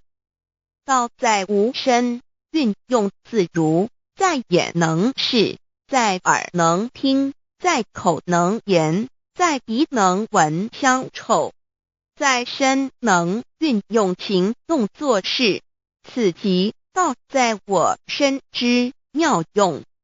所以我们了解了道不只主宰着天地万物，更主宰我们一身。宇宙根本源头最高主宰于我一身主宰，并非二也。道的本体无形无相，我们肉眼看不到它，手也摸不到它，但它却无时无刻不在发挥其妙用，更进而随着天时及环境而发展出语言文字经典及造福人类的文明，此即是我们良知良能之作用。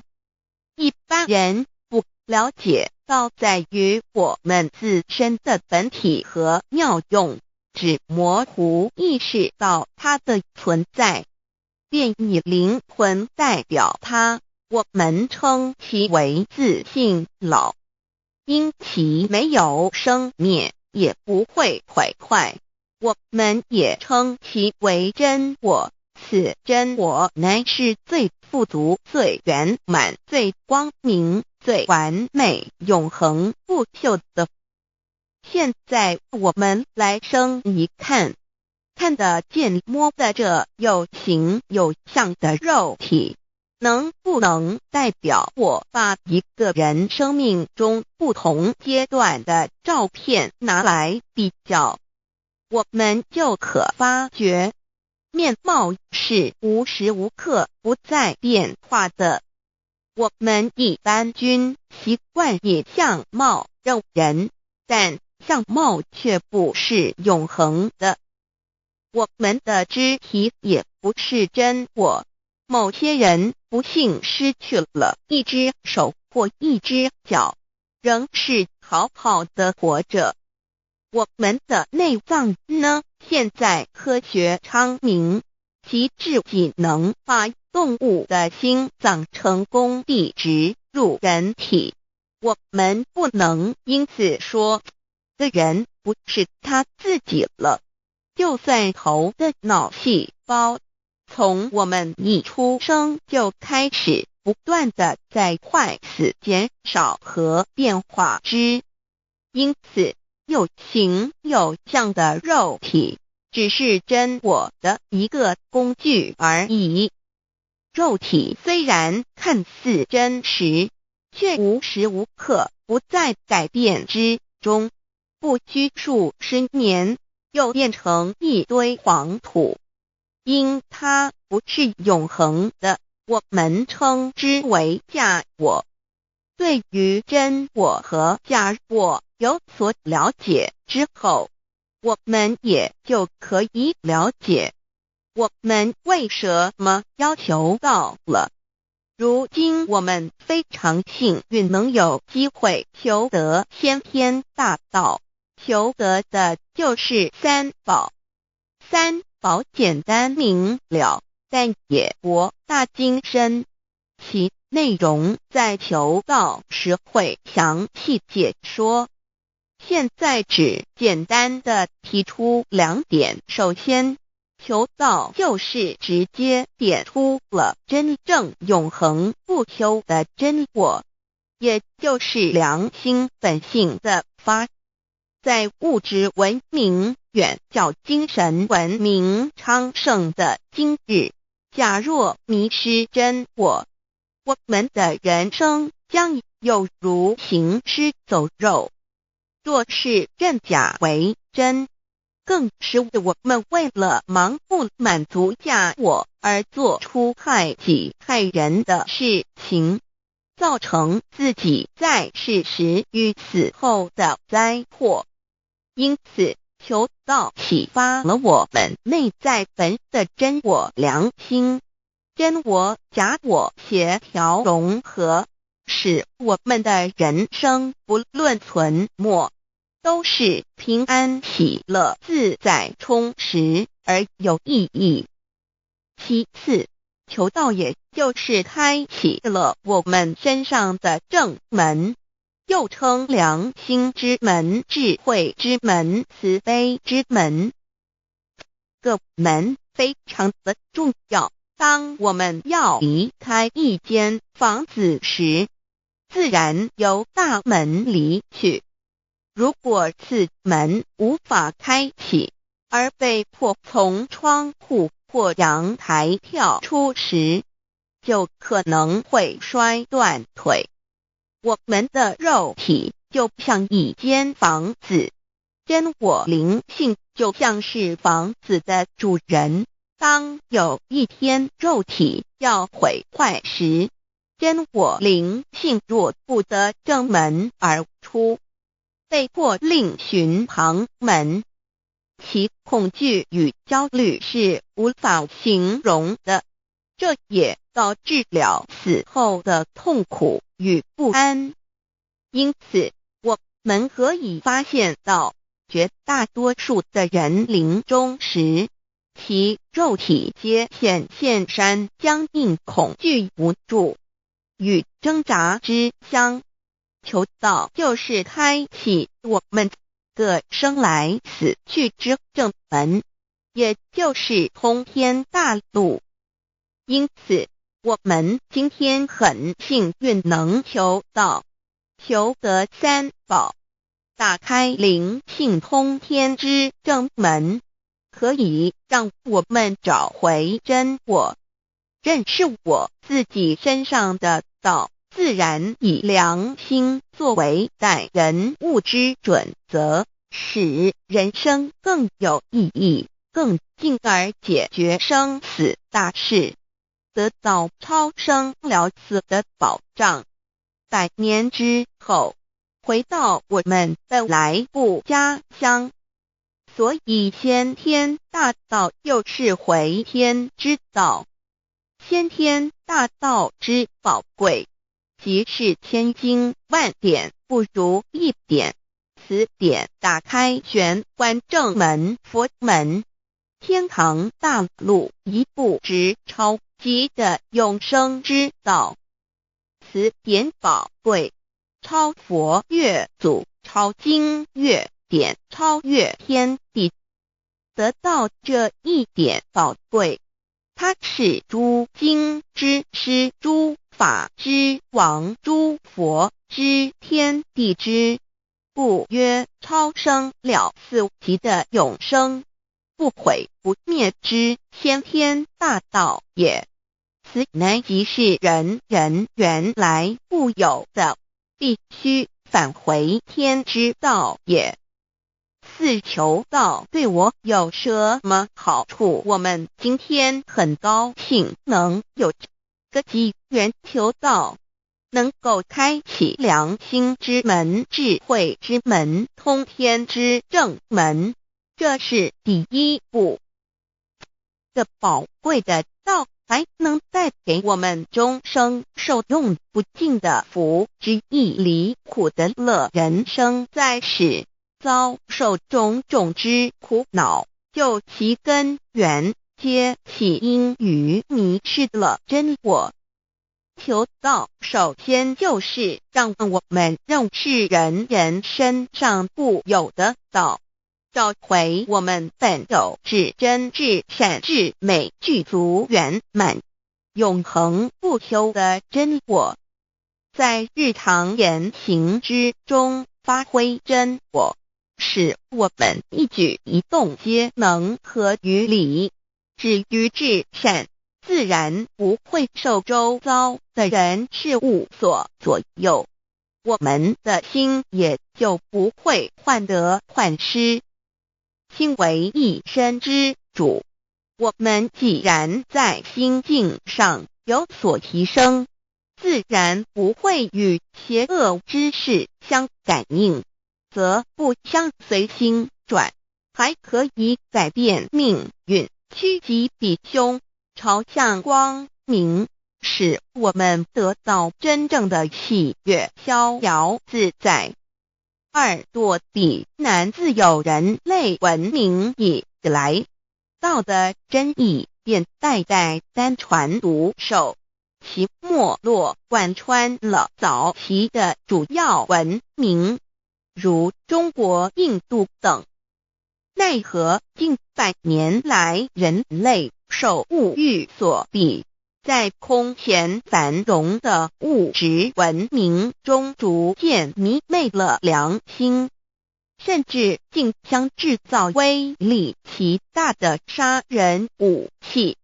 回顾数千年人类历史，在近代短短数十年间，便发生了2次世界大战，无数挑战，伤亡无数。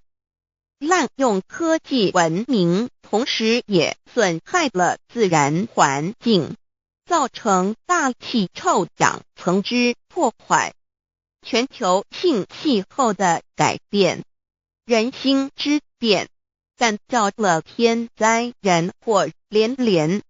人类已为自己酝酿了一个空前的浩劫，因此上帝洪恩慈悲，特将大道普传于世，以挽救良善。求道以后，我们时刻存着道心，以良心待人处事。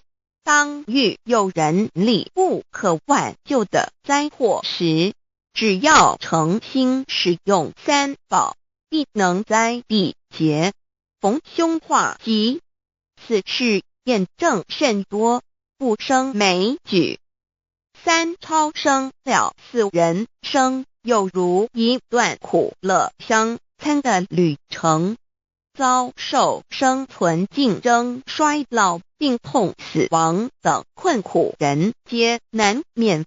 而人间种种欢乐又往往是短暂易变的，尤其当旅程结束时，终就成空，归宿渺茫，更不禁令人息怒怅惘。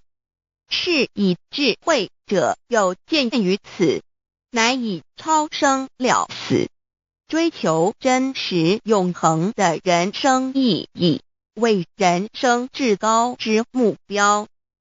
古代先修后的，因此古人为求超生了死，尽毕生之力苦修苦行，仍难以访得名师达成心愿。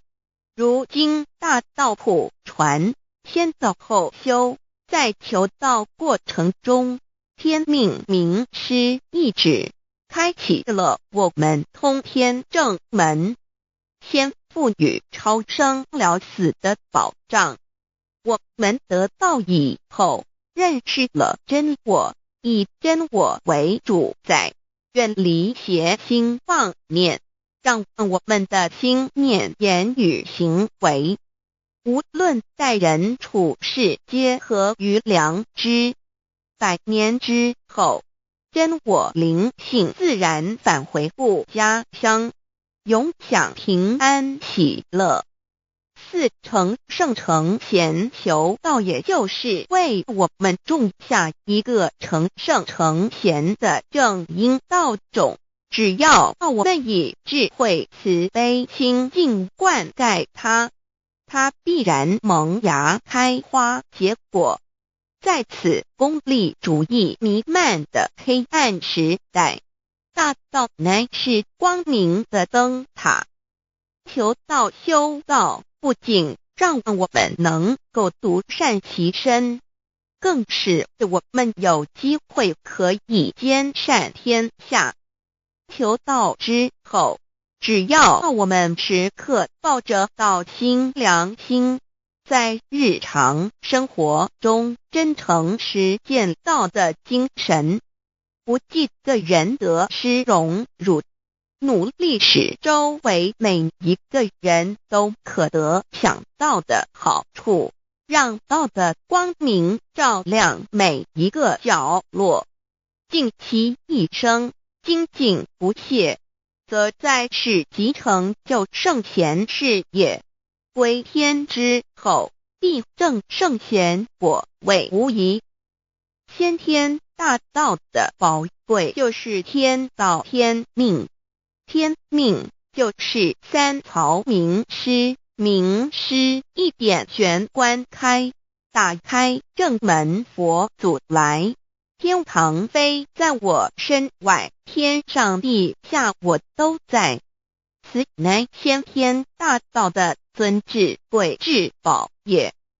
先天大道，天命宝贵，3曹名师这一点妙至极意，非是在言语文字相声音可得，非是在千经万典上的，非是在讲经说法上的，非是在世智辩聪上的，非是在博学才能上的，非是在才高八斗上的，以上皆是生死法对待法，非是超生了死脱对待了生死之法也。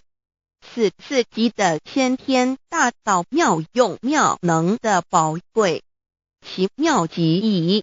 此者是无师智，此智是妙智妙慧，此智此慧是我本来固有的，由先天带来的，亦即是在找回来天地人万物万类未生以前我的初心，即我良心天心道心老心也。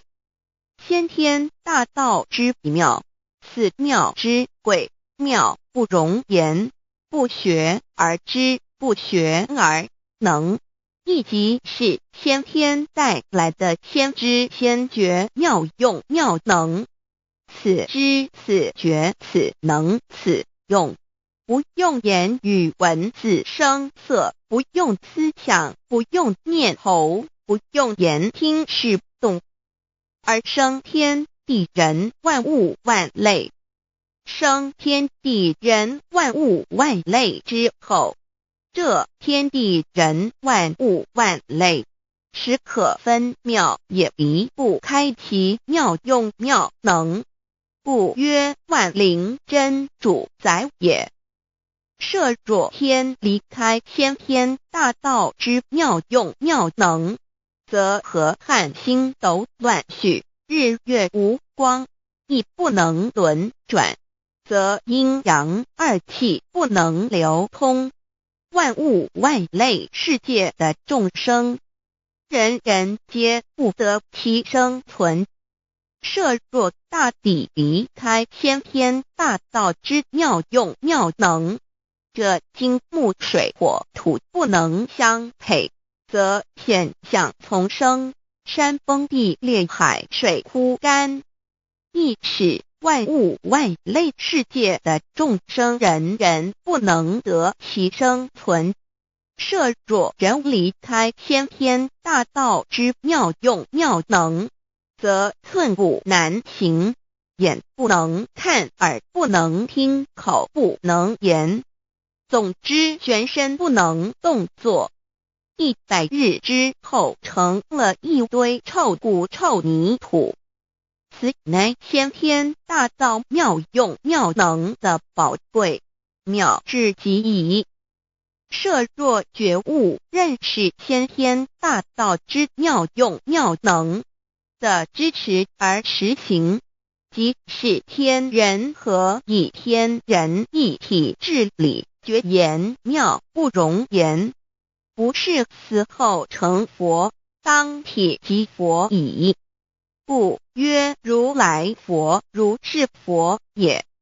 此乃的先天大道修先天大道之好处。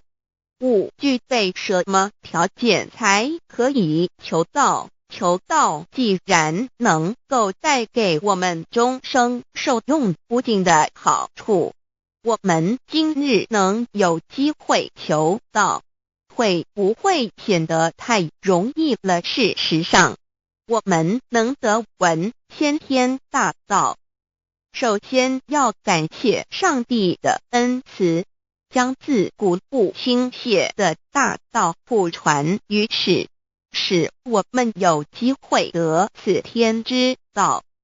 另一方面，我们本身也必须具备足够的条件，祖上有德，根基深厚，佛缘成熟，才能够顺利求道。此外，我们必须向宇宙至高无上的造物主上帝发一个良心愿，此愿可归纳为3个要点：一得道以后，愿以明记并实践道的精神，也就是日常生活所思所言所行，皆愿以良心作为依归。2得道以后，愿以能力所及，助周围需要我们帮助的人，愿意多了解道的意义，并让更多的人蒙受天道的福祉。3得道以后，绝不将求得的3宝告知任何人。3宝必须在庄严的求道过程中，天命名师传授给我们，才有真实意义。若由我们泄露给其他人，则不但毫无意义，毫无效果，我们自己也违反了天律。的良心愿合乎人人本具天赋的良知良能，所以我们人人都能够做到。真诚实践良心愿，也必须滋润我们求道时种下的智慧、慈悲、清净之正因道种，使它顺利萌芽、开花结果，才不至虚度这千载难逢的求道修道良辰。值得一提的是，我们能顺利求道，原因之一即是沾了祖德的光。是故上天开恩，只要我们修道有恒，则我们的祖先也有机会可以求道。超生得救。我们的子孙亦的印地，对父母祖先尽大孝，这是最好的机会。只要具备以上条件，则无论任何国界、种族、宗教信仰的人，都可以求道。欲求得先天大道，脱出轮回之苦、地狱之灾，世间的穷通受忧鳏寡孤独生老病死苦，而返天堂永享天伦之乐者，必须我有得遇6万年良辰佳期的幸运。我本人心地善良，我有先天根基深厚，也就是我本人前世做的功德善事很多，此即天缘。我本人祖先有功德，做善事，此即祖上有德。我牧人遇到引导师度我得道，此佛缘已至。也就是前生我们一同做过功德善事，或一同有修过宗教，今生遇天道降世，一同得道修道，此乃佛缘已至。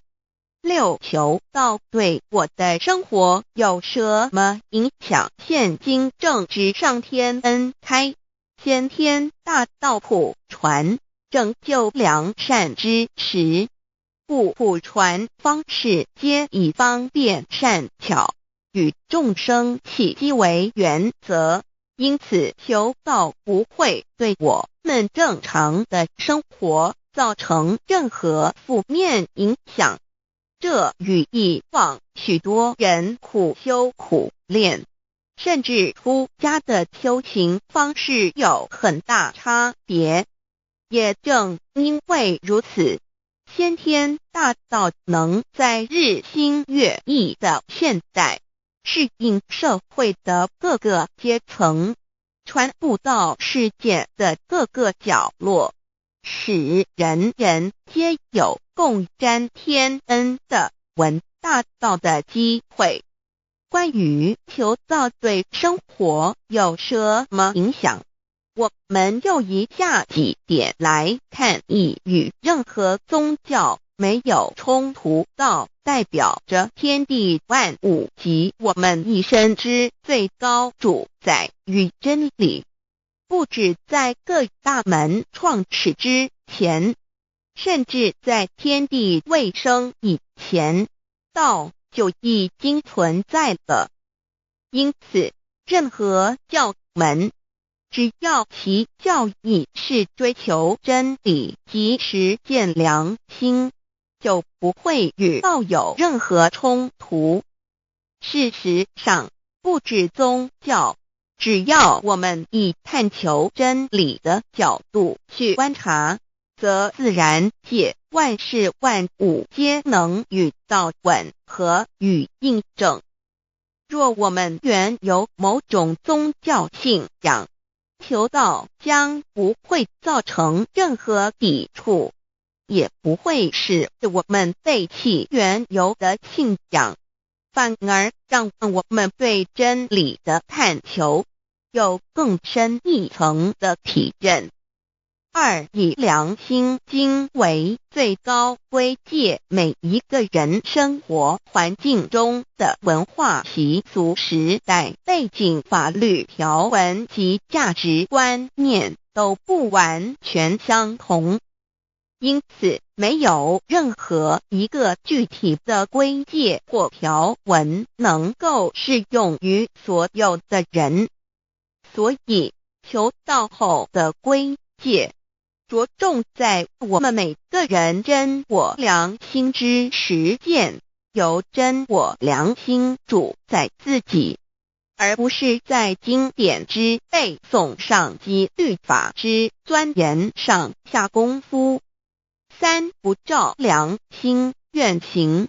有和后果很重要的一点，求道并非从外在加给我们良心与真理，而是借着开启我们智慧慈悲之门，找回我们身上固有的真理，让天理良心自然流露。因此求道后，所有真修实行之人，皆是自动自发的。师父，求道后，若我们不照良心愿而行，并非将出现任何外力来强制我们遵行此愿，而是将受到自己良心的谴责，由真我良心督促自己，而自然改过向善。四圣凡间修真我之实践，并不局限于教堂或寺庙之中，因此现今大道普传，并不要我们家舍业到深山古寺之中修炼，而是在不影响家庭、工作、学业之正常情况下圣凡间修。在日常生活中，时时刻刻一言一行，皆能以天理良心为依归，就是真我之实践。务由提升自己而兼善天下，求道后会使我们生活更充实，心灵更和谐。而更重要的是，我们每一个人尽一己之力，借自身之提升，影响周遭之人事物，继而汇成一股力量，在这举世天理良心日趋沦丧之潮流中，匡正人心，力挽狂澜。如此必能早日实现先天大道普传之宗旨，及弥勒佛的原慈大愿，化污浊的人间为人间净土，化纷乱的世界为世间天国。七道的宝贵有什么印证到是宇宙的至高真理？它的作用贯穿了天地万物万类，更是我们一生之最高主宰。真正了解了这一点，我们就会体认到，道是随时随处可以被印证的。许多贤贤得道之后，发出了大诚心、大信心、大智慧，真修真行，皆能参悟到，不止在各教经典之中可以印证到，其实在任何时间空间、万事万物我们之一身，甚至一草一木，皆离不开道的本体和妙用。体认至此，自然能发出永不退转之道心。而尚未求道或刚求道者，则需借助于一些具有形象看得到、感受得到的印证，以奠定初步的信心。依任何人，只要有求道，经过身但天命之名师点开玄关正门，传授三宝者，无论其功德高深为末，死后皆是身软如棉，面色如生，灵性由正门归天，东不品湿，下不腐臭，甚有多至数日不变，一腔满志者。目前的科技文明和医学知识还未进步到足以解释这种现象，但却无法否认个事实的存在。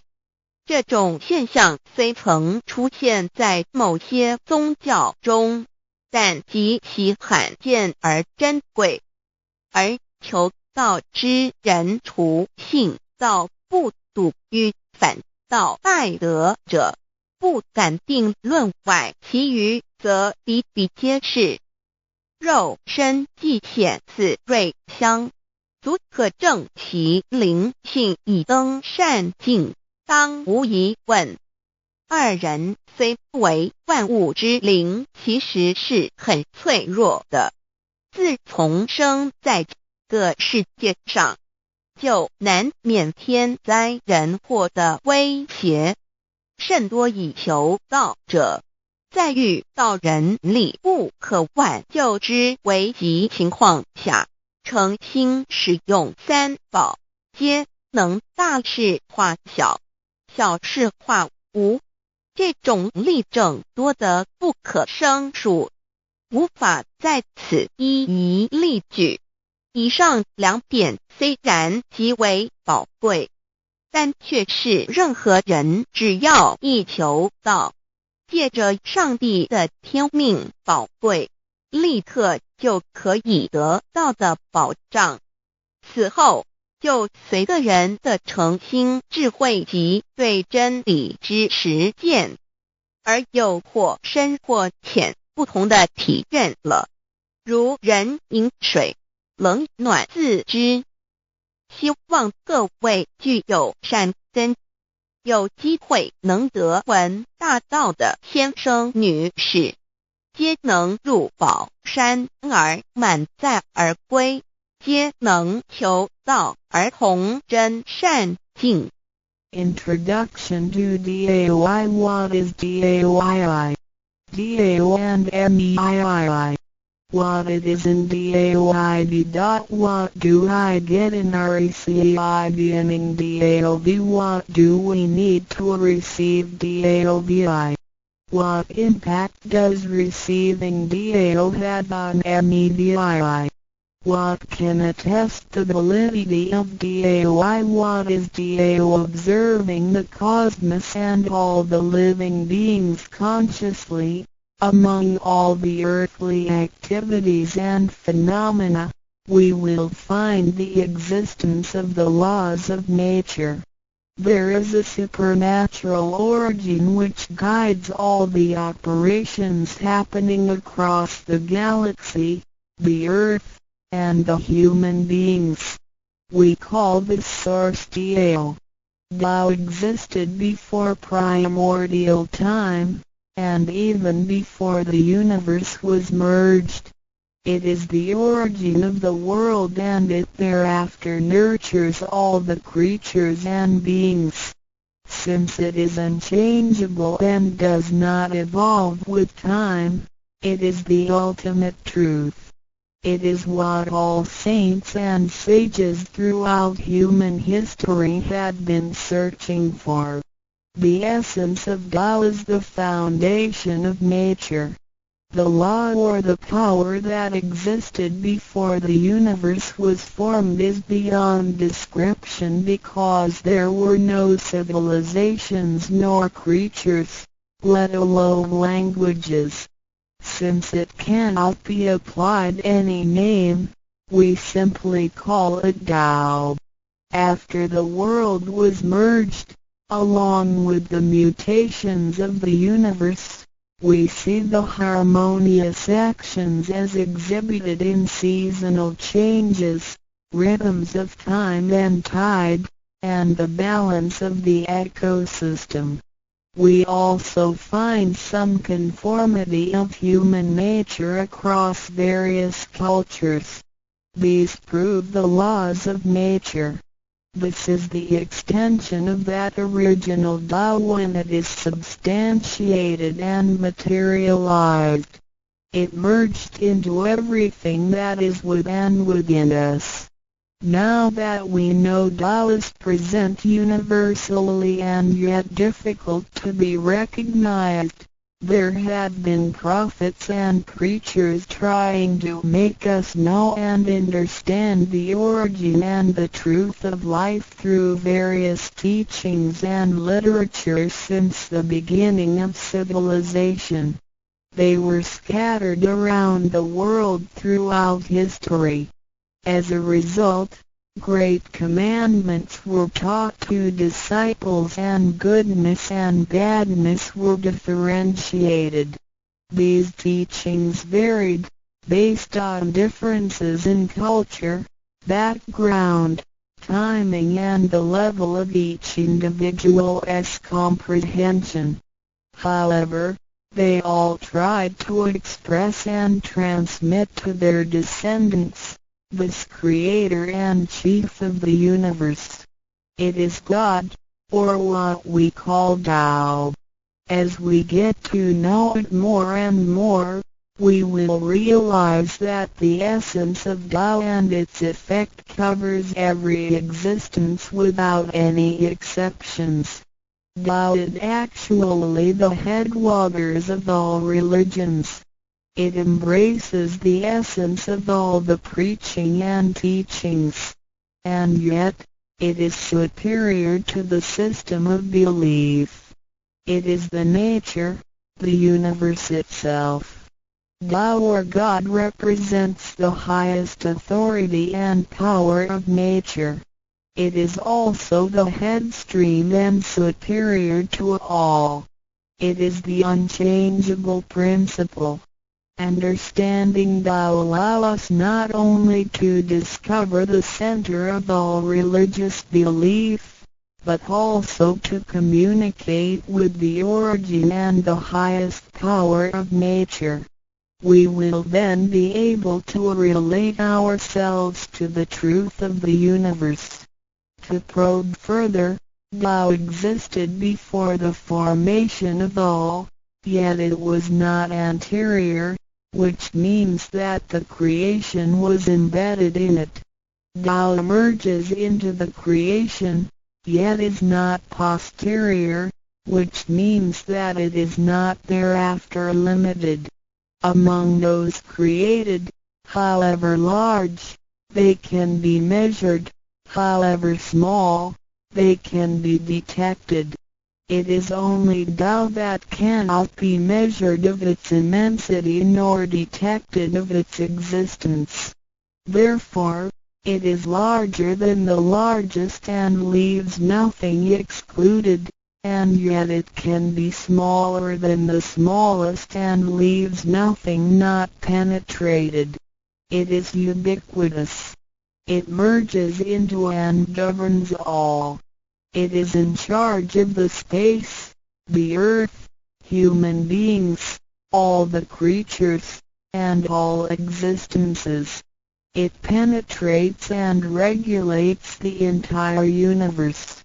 It is the source of all the scriptures, sutras, as well as dharmas. It encompasses all the religions, and it is what makes one a Buddha or a saint. It is the single chief of all. And, above all, it is in charge of each individual too. It is the Divine Self. This is the true meaning of Tao.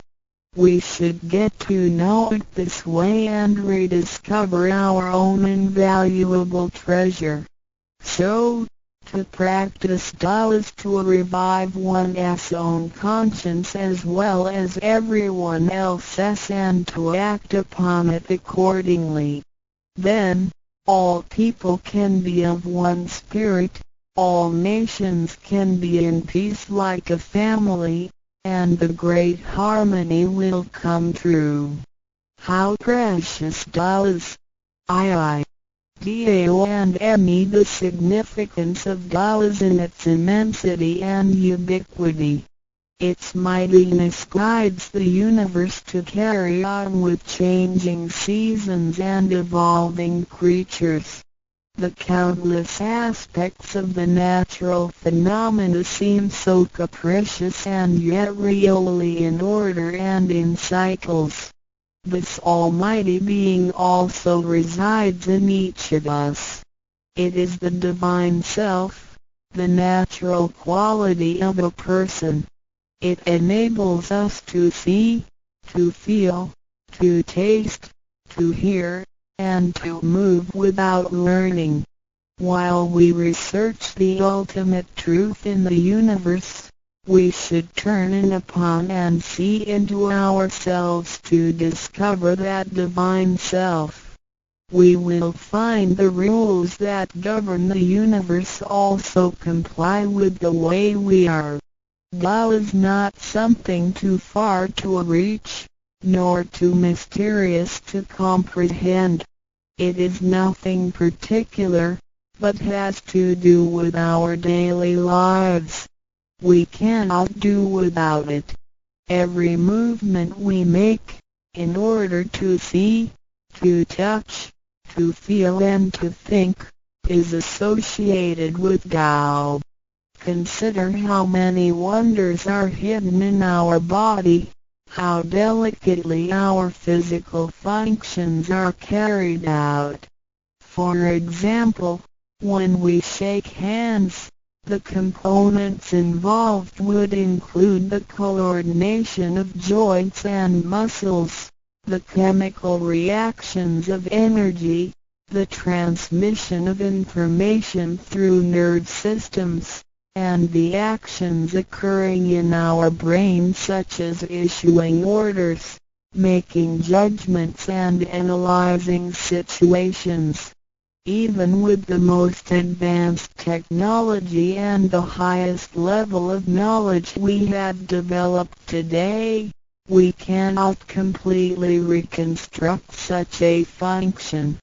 Yet the ability to perform such a simple movement is there for all individuals, regardless of the level of a person's knowledge and his/her being a grown-up or a baby, a scholar or an illiterate.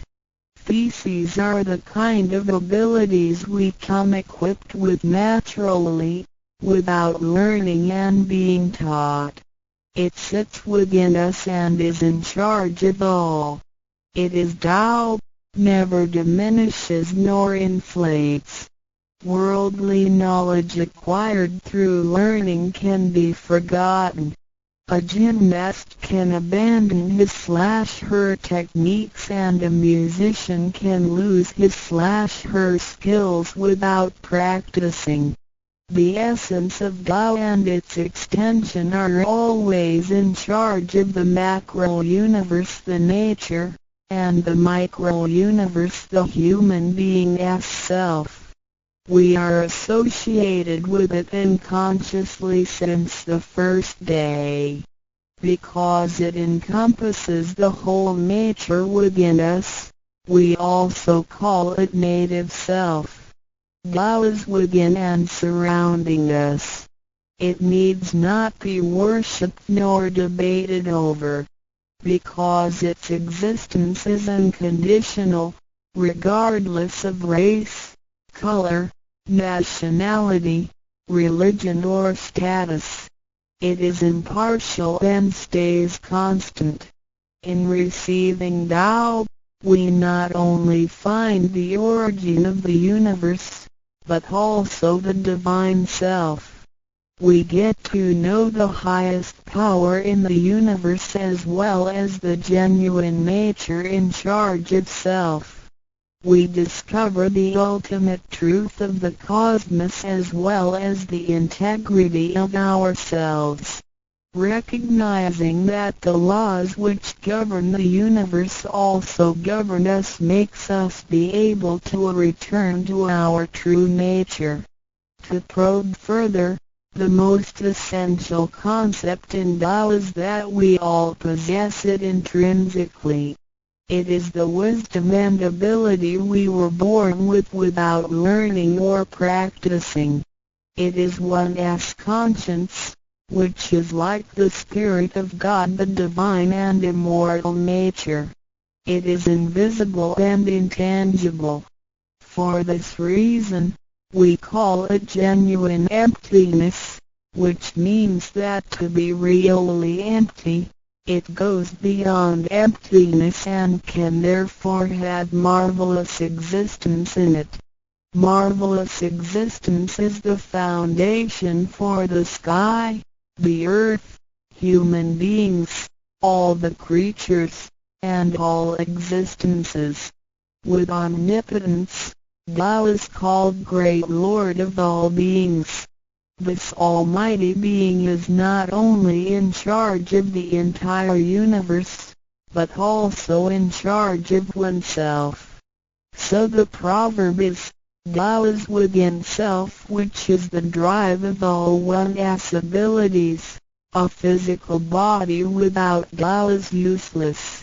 This is the treasure that we should all realize and fully explore. What it is in Tao. When we look around the world, we admire the miracles and wonders of nature. Countless things change and move simultaneously every second, and yet in order and in harmony. So do our bodies. Countless biochemical reactions and physical functions occur concurrently within our bodies. Without learning and thinking that comes subjectively, the thousands of activities that happen within us are the extension and action of Tao. And altogether, it is one single self. It functions naturally and automatically without the need for our intents to be involved. This is the effect of Tao within us. Tao is not only in control of the universe and nature, but also in charge of every human being in his/her own actions. In other words, it is the same source that governs us as well as everything else. Tao is invisible and intangible, but it has been working out its magic before day one. Thereafter, languages, cultures, religious scriptures, literature, and civilization were developed. They all originate from Tao functioning within us. People don't realize it is Tao that has been residing and working within us and have used soul to represent the confusing and yet irrefutable being. Because it is eternal and intangible, we also call it true self. This true self is the most abundant, brilliant, and imperishable being. Let us take a look at our tangible body and see if it can be the true self. We know the pictures taken throughout one's life show different faces and expressions. We recognize people by face, but our looks change and are not permanent. The handicapped, with impaired arms or legs, can also lead a complete life.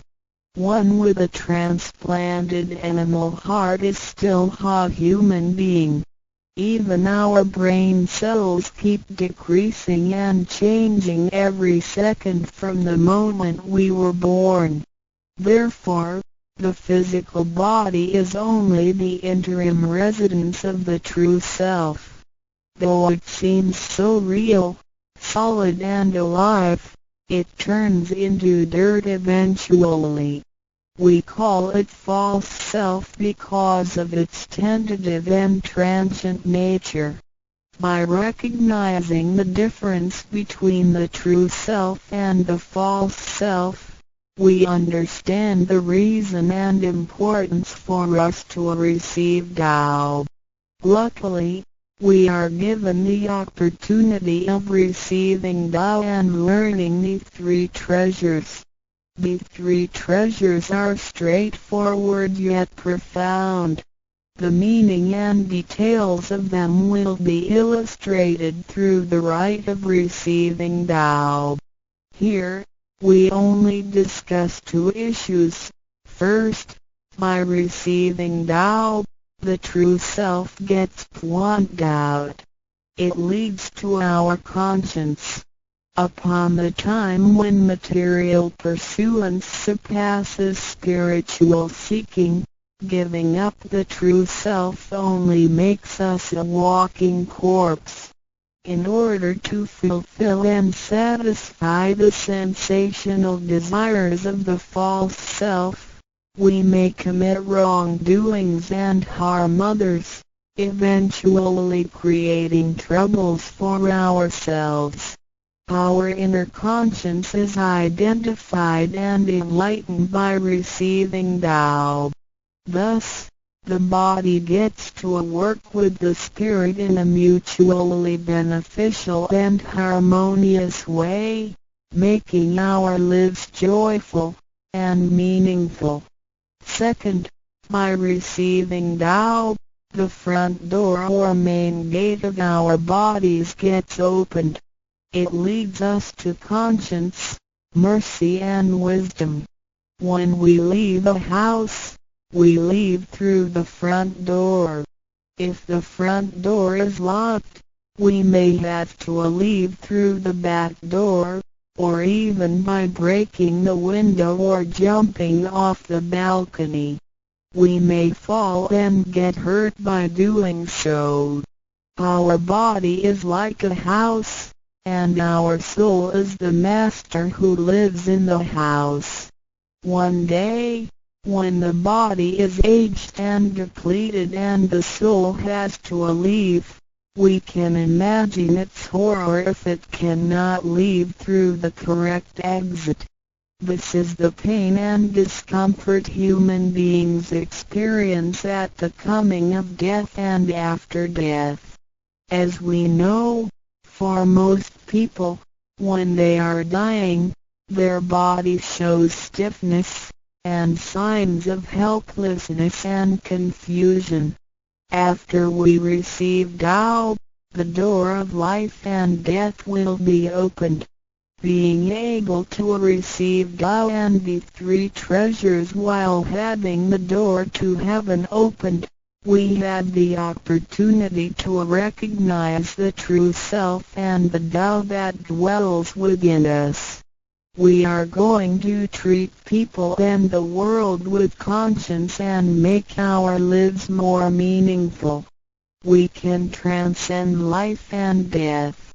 Within 100 years, we will be able to return to where we came from. Therefore, the heavenly Tao is also the way to return back to heaven. To probe further, the enlightenment of Tao is superior to studying thousands of sutras. This is the value of Tao. The enlightenment of Tao opens the main gate, the front door, which is the entrance to heaven. It gives us the guarantee to be exempted from rebirth cycles and to reach eternity. The superiority of this enlightenment lies in that it surpasses Buddhas and saints, it exceeds the scope of sutras and dharmas, and it transcends the universe. Tao is therefore source of all sutras, king of all dharmas, mother of all Buddhas, and creator of the universe. Transcendence of rebirth cycles leads to eternity. Being imperishable, Tao never deteriorates, and we had never lost it at all. Hence Tao is the direct way back to heaven. What do I get in RECI beginning DAO? As mentioned earlier, by receiving Tao, we act upon our conscience, gain more wisdom, and find the door to heaven. In addition to these basics, we also benefit from the following for our lifetime. Being away from sufferings and closer to happiness. The troubles and worries we face in our daily lives mostly result from our disregard of the true self. Receiving Tao helps us to recognize the Tao that has been dwelling in us and to restore the beauty of the true self, so that our behavior and mind is free from being controlled by the earthly pleasures and being swayed by the losses and gains of the material world. Since our minds are cultivated spiritually, devils would not approach and get close to us. Thus, our fortune can be altered from bad to bright, and we can obtain real joy. Being away from disaster and calamities. Tao has been passed on through generations to one single master since the beginning of human history. The thread of its passage weaves through ancient civilizations, including China and India. However, in recent centuries, human beings have been trapped by materialism and a weaker sense of right and wrong. Wars prompted the development of powerful lethal weapons. In reviewing the thousands of years of human history, we realize, in just less than 100 years, there had been 2 major world wars, which caused numerous killings and tragedies. The abuse of science and technology has also destroyed the ecology, causing damage to the ozonosphere and the unbalance of the climate. The corruption of human beings' minds has called the natural disasters to come. The human has created calamity. God, with His mercy, makes Tao available to everybody in order to save good people. After we receive Tao, with the true meaning of Tao in mind, we will be conscientious. We can use the 3 treasures whenever something dangerous and uncontrollable happens to us. We will be able to get away from bad encounters. This is a confessed fact. See, transcending life and death. Life is a mixture of happiness and bitterness. Throughout the journey of life, we experience birth, growth, aging, illness, and death. Joys are momentary and wealth is here today and gone tomorrow. Rather than seeking the pleasure of material life, the wise make full use of their lifetime searching the true meaning of life and eternity. In old times, Tao could only be received after harsh self-cultivation. Among the hermits looking for the master in order to receive Tao, only very few could obtain it.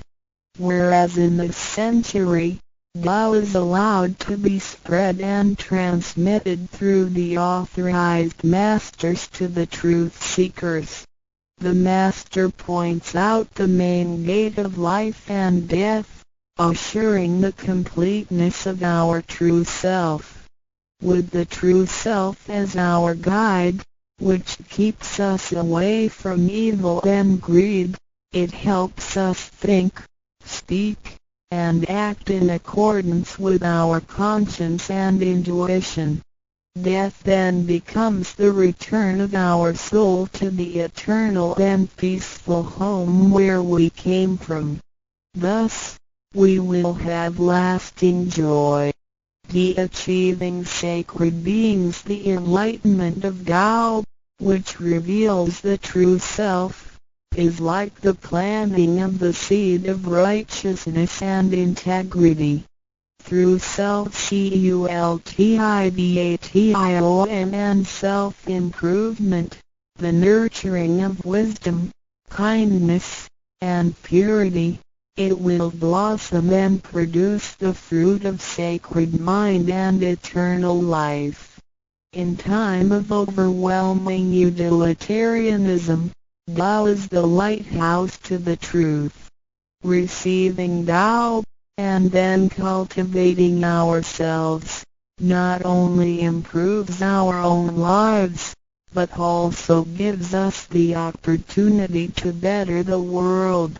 After we receive Tao, we act upon our conscience and care for people around us. We cherish Tao and disregard personal disadvantages. Then we make an effort to spread the message of Tao to the world, in order for everyone to benefit from it. We are devoting ourselves to the work of God, and certainly will achieve spiritual perfection in both this world and the world after life. To probe further, the supremacy of Tao is based on the heavenly decree of God, by which Grand Masters can perform the passage of Tao. The enlightenment of Tao from Grand Masters directly opens the main gate of our bodies, which revives our divine nature. It reveals that heaven is not beyond oneself. Instead, one's true self merges into the entire universe. This is the supremacy of Tao. 1. With the heavenly decree, the enlightenment of Tao is extremely profound and marvelous. It cannot be completely expressed by any words of languages. It is not recorded on any scriptures or sutras. It cannot be described by preaching, nor can it be acquired by human intelligence, nor derived from knowledge and experience, nor achieved from gifted talents. Because the above-mentioned all have to be created and can be eliminated, which means that they cannot last forever themselves. They all bear partiality and cannot be applied universally. Hence, they cannot surpass life cycles, nor can they reach eternity. 2. The wonder of the effects and omnipotence of Tao is beyond words. It is the wisdom that does not come from learning. It is what we acquire from God and possess intrinsically. It is the same divine heart before the creation of the universe. It is conscience, the holy heart. It is the divine and immortal nature, the Spirit of God. 3. Tao is too marvelous to be described. It makes us know without learning and function without practicing. It is a prior wisdom, perception, potency, and ability. It is not constrained by words or languages. It functions without thinking, intents, or even actions. However, it can create the sky, the world, the human, all beings, and all existences. All these, after being created, still cannot carry on without Tao even for one moment. Tao is therefore called Great Lord of all beings. 4. Without Tao, the stars and planets in the sky wouldn't have been in order. The sun and the moon couldn't have illuminated or revolved properly. Then the yin-yang energies wouldn't have circulated, and, as a result, this world wouldn't have been suitable for all of us to live in. 5.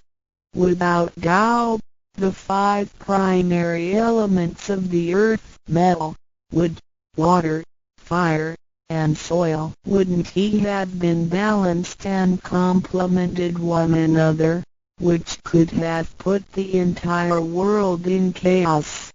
Mountains would have collapsed, lands would have cracked, and oceans would have dried up. Likewise, this world wouldn't have been an environment for us to live in. 6. Without Tao, we, human beings, wouldn't have been able to walk, to see, to hear, to speak, or to move. Our physical bodies would deteriorate quickly into a pile of soil in 100 days. 7. If one really comprehends the effects and omnipotence of Tao, and can practice accordingly and persistently, one can communicate with and be united with God. This is the absolute truth.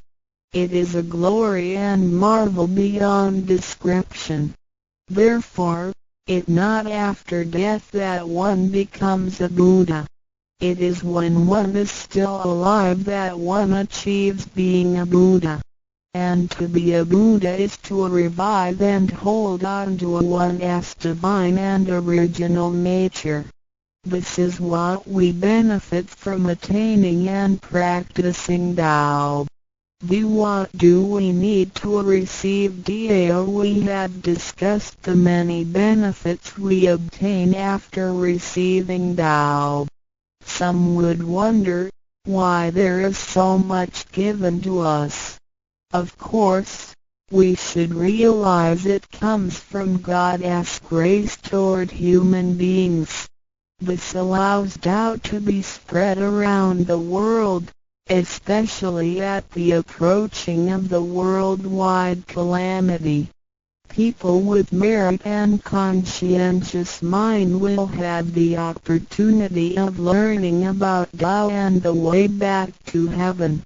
It always holds true that people who had the fortune of receiving Tao are derived from the tree of righteous ancestors. In addition, during the passage of Tao, it is required that we make promises to God that, after we receive Tao, we will keep in mind the true meaning of Tao and put it into action in our daily life. What we speak and what we do will all be based on our conscience. After we receive Tao, we offer help to those in need of it, and do our best to indicate Tao to more people so that they can all benefit from the grace of God. After we attain these 3 treasures, we promise not to tell them to any other person. The 3 treasures can only be transmitted through authorized masters in front of God. If we reveal them to any person, they become invalid to the person, and we also defy the heavenly decree. All the promises required are reasonable and achievable. It goes with our nature. If we practice and keep the promises, we will be able to become a wiser and a better person. We will become merciful, and nurture the good seed of Tao planted in our mind. One last thing to mention is that one of the reasons we are able to receive Tao is due to the good deeds of our ancestors. Therefore, as we persistently practice Tao, our ancestors will also benefit from it, and so will our descendants. As long as you are prepared for the above mentioned, you are qualified to receive Tao, no matter what nationality, race, or religion you belong to. Notes: in order to be exempted from the rebirth cycles, to avoid the ordeal of hell, to alleviate the suffering and misfortunes in our lives, and to be able to return back to heaven after death and enjoy permanent happiness, we have to receive Tao. And the general qualifications are: 1. to be with a compassionate heart, and to be fortunate enough to be born in a time when Tao is available to the public. 2. To have sowed the seeds of virtue by helping many people and offering lots of charitable services in the previous lives. This is the divine affinity with God. 3. To have ancestors with beneficences and welfare work as well. 4. To meet the introducer and guarantor who indicate the way to attain Tao to me. It is very likely that, in the previous lives, we did charitable services together, or we cultivated together in the same religion. So, in this life, when Tao is available, we can help each other out and practice Tao together again. So time is ripe for Tao due to our divine affinity. VI. What impact does receiving Tao have on me? As we mentioned before, and like the old days when hermits had to leave their families to receive Tao through meditation and self-cultivation, Tao, at the present time, can be received in a way that is applicable and conforming to our practical needs. We don't have to give up our lifestyle in order to attain Tao.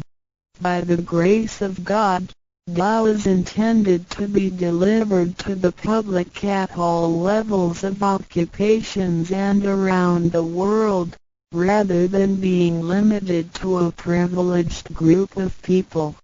The impacts that receiving Tao can have on our daily life are summarized as the following.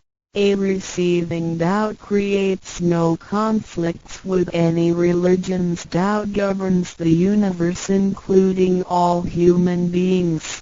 It existed before the formation of any religions.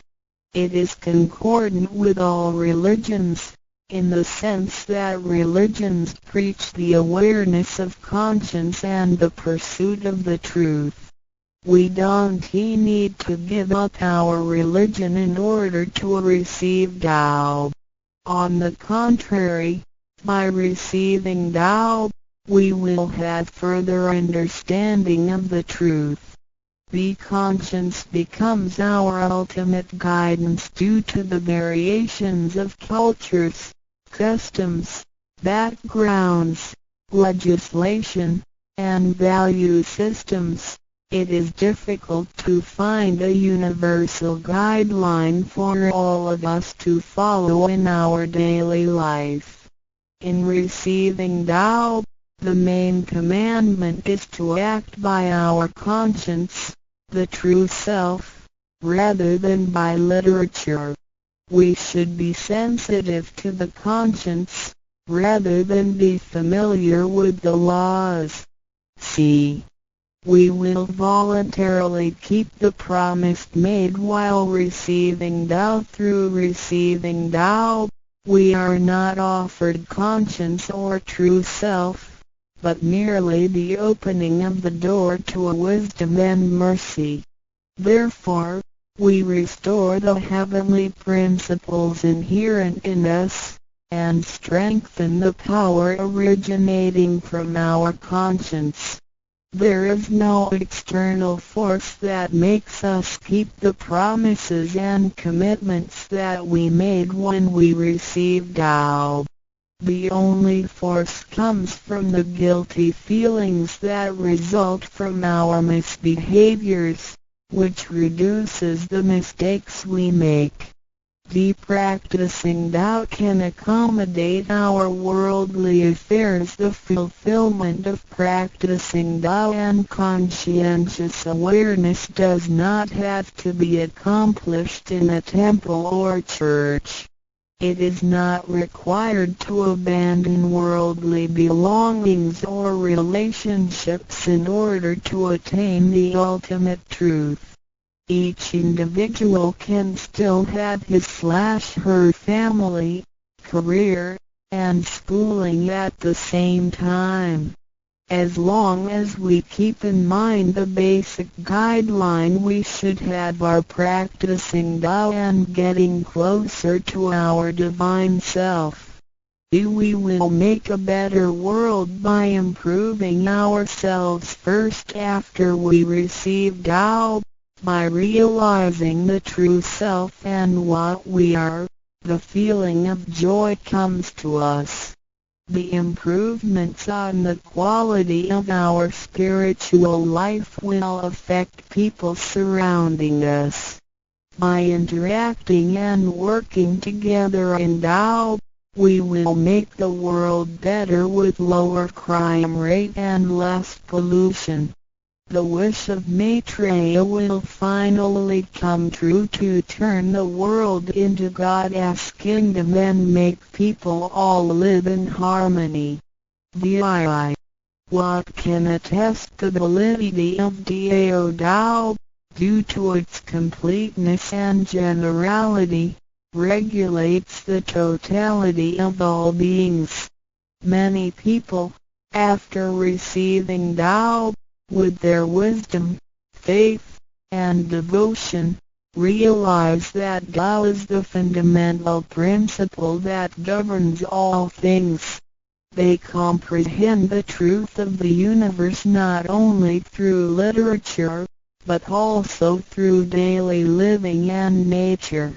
Their faith in Tao becomes strengthened and they move forward in their spiritual life. However, for people who haven't or just received Tao, Tao can be confirmed through revelations. Anyone who has received Tao with the front door open shall die peacefully. One proof of this is that for those who have received Tao and died, their bodies remain soft and their faces vivid. Since the soul leaves the body through the correct exit, the corpse can actually remain uncorroded for a few days. With the most advanced modern science and technology, it is still difficult to explain this phenomenon. However, it is a fact that cannot be denied. This has happened before in some religions, but very rarely. For people who have received Tao, this kind of testimony is ubiquitous, unless they have committed serious sins and corrupted their own mind. This can prove the soul has reached an ultimate harmony. Being the superintendent of the things on earth, human beings are nonetheless weak. Since birth, we are subject to unpredictable accidents and natural disasters. There have been many people who encountered danger, used the three treasures with faith, and got away from the danger or reduced the damage to the minimum.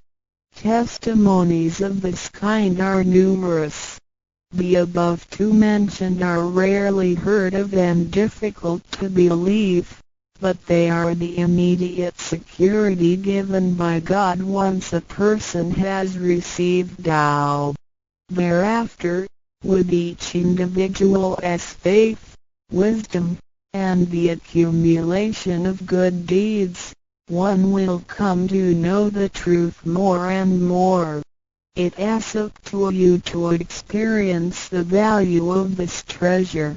I hope you will have the opportunity to receive Tao, experience it in your life, achieve ultimate perfection, and realize eternity. ndroducgival and dudao.html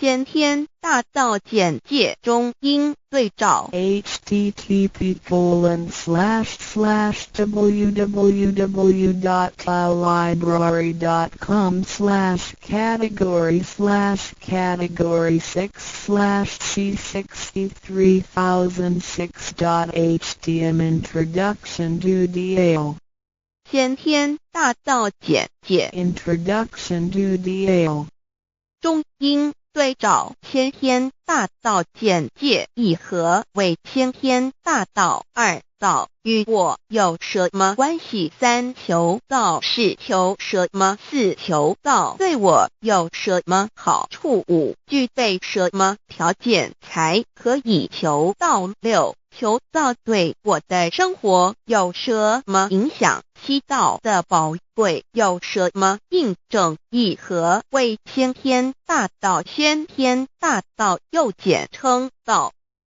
我们若仔细地去观察，心窍开悟之后，就可发觉宇宙间森罗万象皆是杂而有序，而自然界万事万物的运转也都有一定的法则。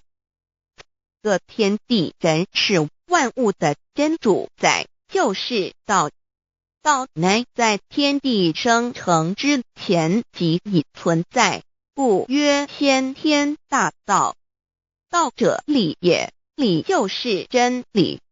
在天地人万物未生以前，道即已存在，而道能生天、生地、生人、生万物万类。在天地人万物毁灭之后，道不会毁灭。道因为无去无来，不生不灭，乃代表着宇宙间亘古不变的真理。道的本体，也就是宇宙自然的本体。在混沌未判之初，宇宙间只是一团灵妙理，无天无地无人，也没有语言和文字，所以我们是无法以任何语言、文字或思虑来形容它。故大道无名，强名曰道。我们也是勉强用到这个名词来代表它。在天地万物生成之后，道又能贯穿于宇宙万事万物之中，使一切的自然现象均能呈现和谐有条不紊的运转。这就是道的妙用。道大理为，我们虽然无时无刻离不开道的本体和妙用，却又很不容易去认识它。因此在2-3千年前，各教圣人应运出世，各化一方，针对当时天时地利及众生的根器，留下千经万典，传下诸多去恶从善的修持法门，同时也让芸芸众生认识了冥冥中宇宙万事万物均有一个真正的主宰，或称为上帝，或称为造化，或称为天主。我们称其为道或无生老，均是一名而同义。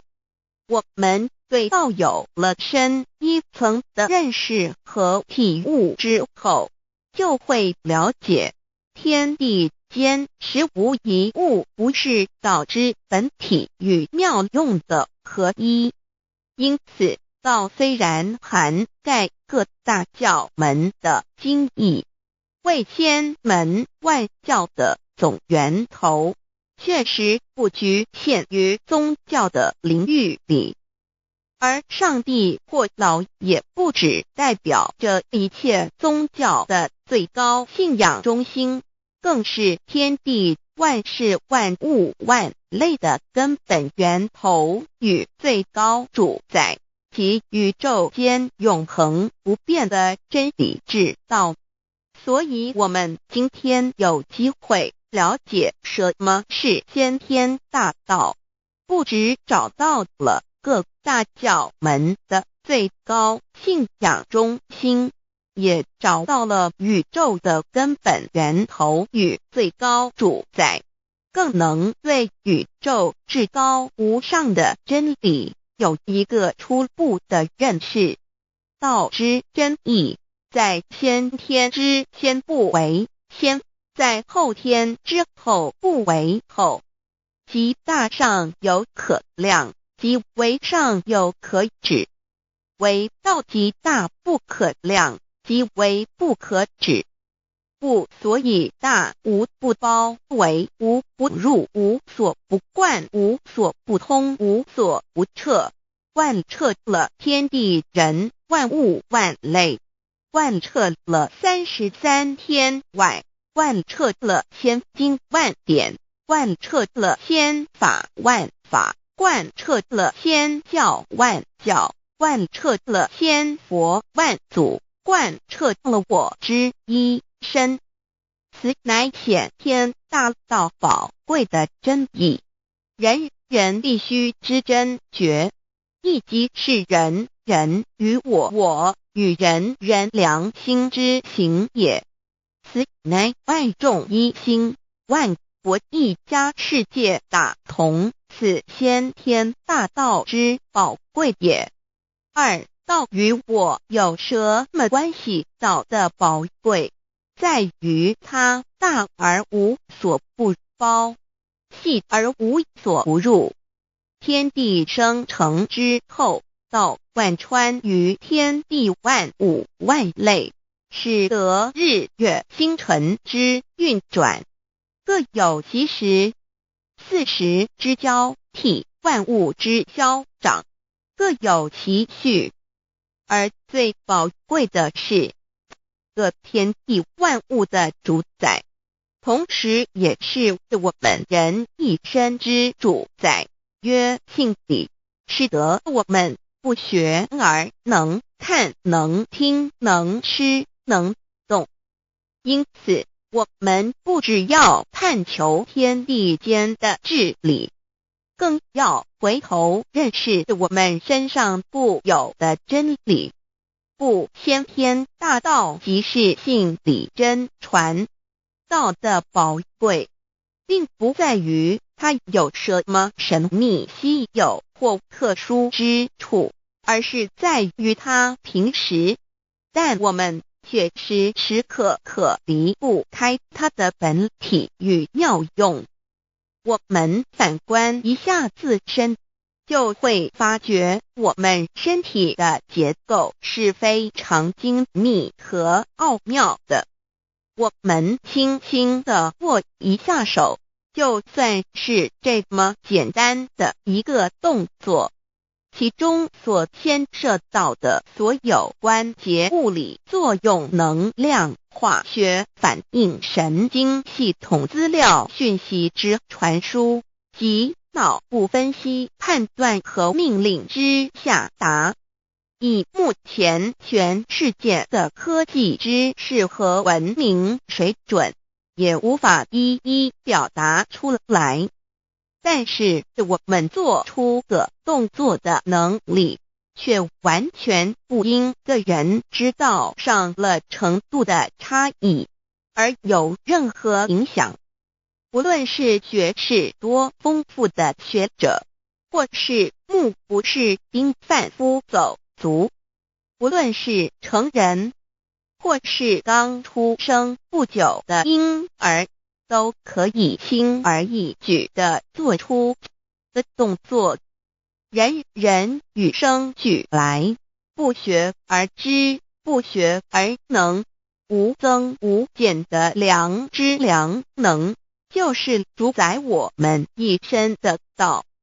我们有学习而得到的知识和才能，有忘记的时候，有疏远的时候，而道的本体和妙用，不用学习，不用思考，大而能主宰宇宙的运作消长，小而能主宰我们一生之视听言动。我们有而不知其有，用而不知其用，却又无时无刻不能缺少它的不增不减，本自具足一切我们身上固有的道，因为就在我们身上，又称作自性老。我们了解了个主宰天地万物的道，在我们身上就有，它的作用不应受到我们赞美或否认而有任何增减。无论种族、肤色、国籍、宗教、信仰或贫贱富贵，均无分无别。因此，我们能求得先天大道，不只找到了宇宙的根本源头，也找到了不生不灭的真我。不只认识了宇宙，也认识了我一生的真正主宰。不只追求到了宇宙之至理，也找回了我身上本有的真理与良知良能。先天大道的根源是在我身上，原来固有的是我由先天带来的良知良能，即是我的良心。我的良心即是天心，天心即是道心，此心无形无相，即是真空。真空之妙，空而不空，空中妙有。妙有者，生天生地生人生万物万类之大本也。妙用者，万灵真在也，主宰天地人万物万类之真主宰，亦即是主宰我之一身。故曰道在无身，一切万能。道离无身，此身在无一能。先天大道如此宝贵，乃人人必须追求之道也。三求道是求什么？静心观察我们所存在的这个宇宙，我们往往会赞造物主的神奇。自然界每一刻皆有无数的事物在同时运转，而其整体却又是那么协调。我们身上的这个真理不也是一样吗？每一分一秒，我们身上皆有无数的生化反应、物理作用等同时发生。道的妙用分布在我们身上，不用学习，不用思考，其作用虽成千上万，合起来却只有一个自我，一切有条不紊，自然而成。道在无身，运用自如，在眼能视，在耳能听，在口能言，在鼻能闻香臭，在身能运用行动做事，此即道在我身之妙用。所以我们了解了道不只主宰着天地万物，更主宰我们一生。宇宙根本源头最高主宰与我一生主宰，并非二也。道的本体无形无相，我们肉眼看不到它，手也摸不到它，但它却无时无刻不在发挥其妙用，更进而随着天时及环境而发展出语言文字经典及造福人类的文明，此即是我们良知良能之作用。一般人不了解道在于我们自身的本体和妙用，只模糊意识到它的存在。便以灵魂代表它，我们称其为自性老。因其没有生灭，也不会毁坏，我们也称其为真我。此真我乃是最富足、最圆满、最光明、最完美、永恒不朽的。现在我们来生一看，看得见摸得着有形有相的肉体，能不能代表我把一个人生命中不同阶段的照片拿来比较，我们就可发觉面貌是无时无刻不在变化的。我们一般均习惯以相貌认人，但相貌却不是永恒的。我们的肢体也不是真我，某些人不幸失去了一只手或一只脚，仍是好好的活着。我们的内脏呢？现在科学昌明，其至仅能把动物的心脏成功地植入人体。我们不能因此说这人不是他自己了。就算头的脑细胞从我们一出生就开始不断的在坏死、减少和变化之，因此有形有相的肉体只是真我的一个工具而已。肉体虽然看似真实，却无时无刻不在改变之中，不拘数十年又变成一堆黄土。因它不是永恒的，我们称之为假我。对于真我和假我有所了解之后，我们也就可以了解我们为什么要求到了。如今我们非常幸运能有机会求得先天大道，求得的就是三宝。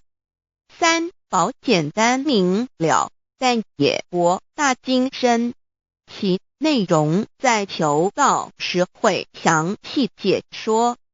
现在只简单的提出两点。首先，求道就是直接点出了真正永恒不朽的真我，也就是良心本性的发。在物质文明远较精神文明昌盛的今日，假若迷失真我，我们的人生将有如行尸走肉。若是认假为真，更是我们为了盲目满足假我而做出害己害人的事情，造成自己在世时与死后的灾祸。因此，求道启发了我们内在本的真我良心，真我假我协调融合，使我们的人生不论存没，都是平安喜乐自在充实而有意义。其次，求道也就是开启了我们身上的正门，又称良心之门、智慧之门、慈悲之门。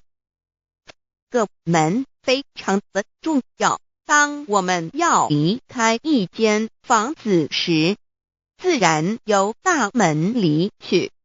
如果此门无法开启，而被迫从窗户或阳台跳出时，就可能会摔断腿。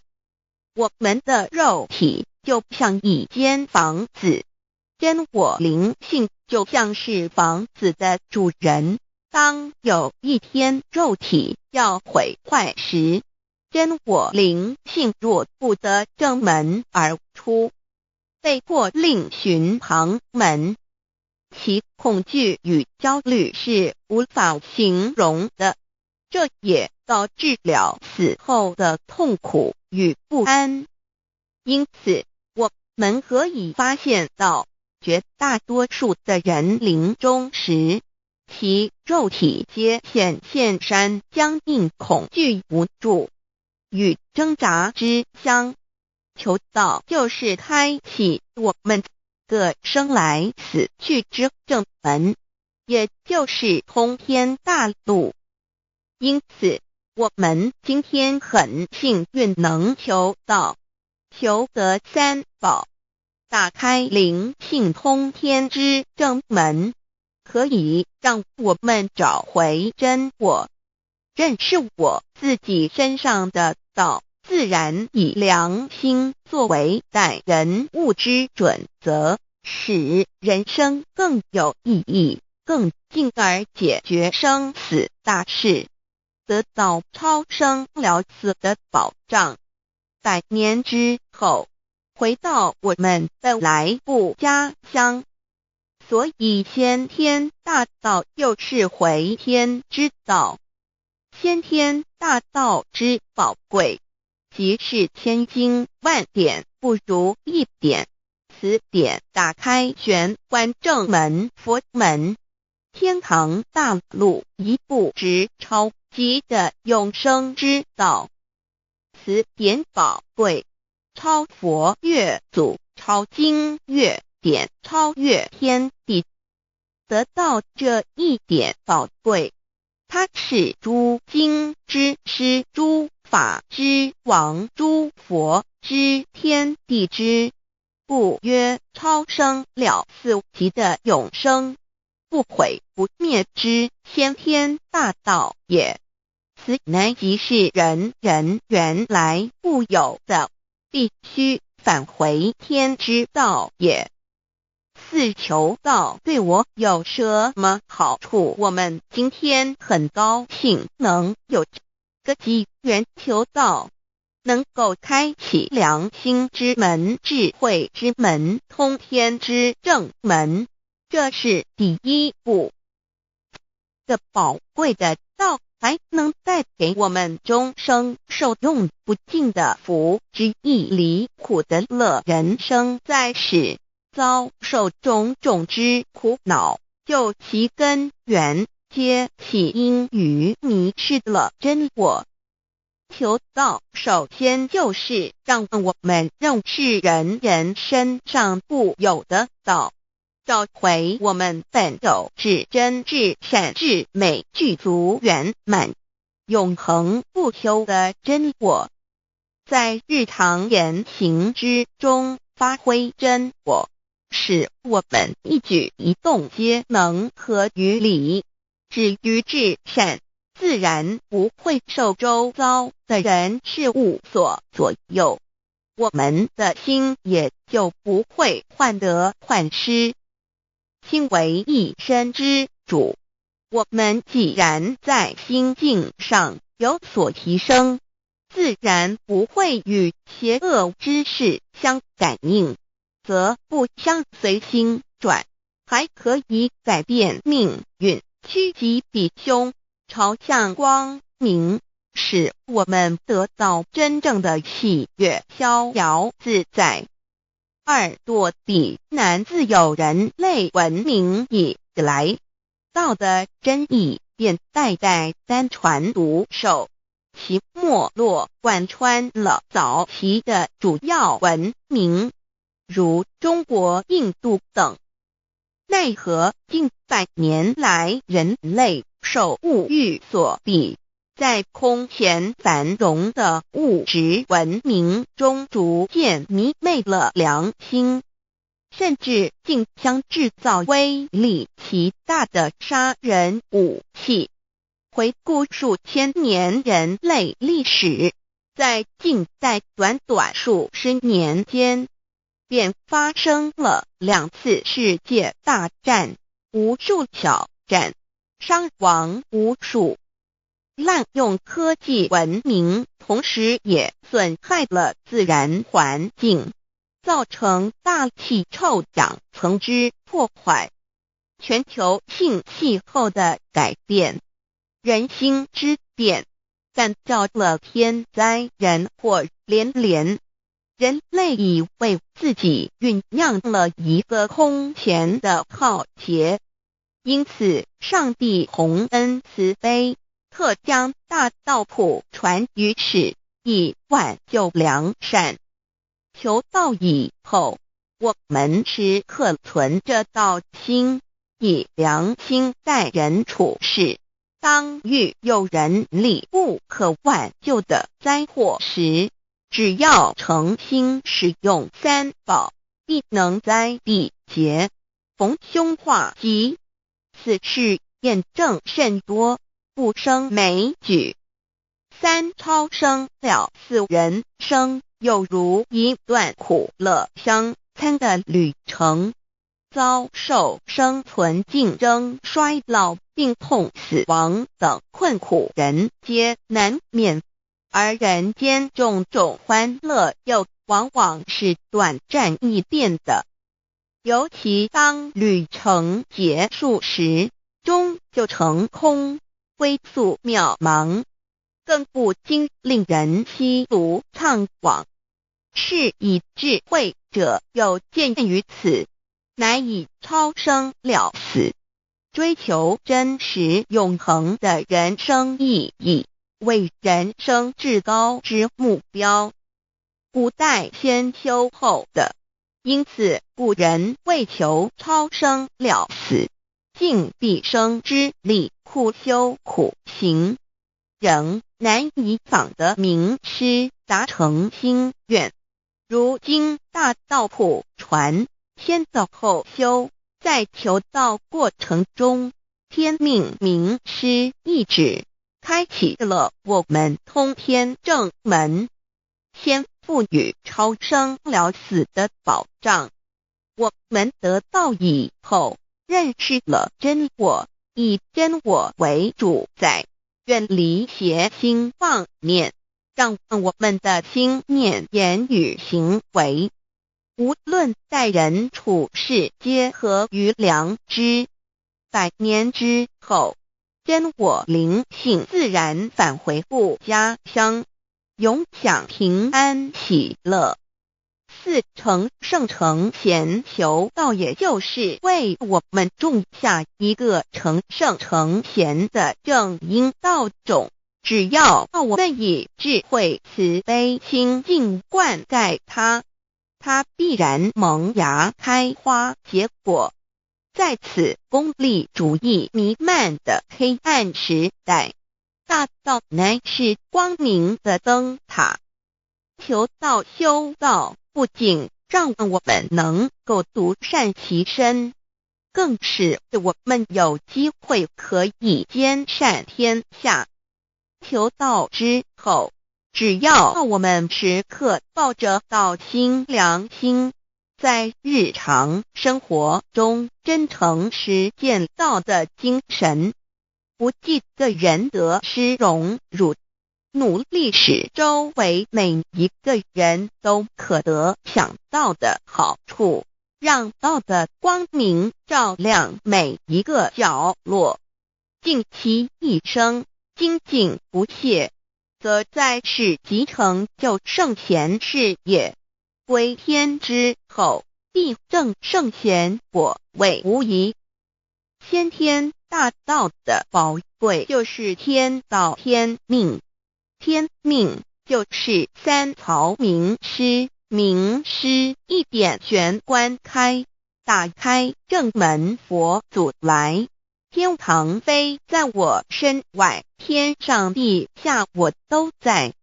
此乃先天大道的尊至贵至宝也。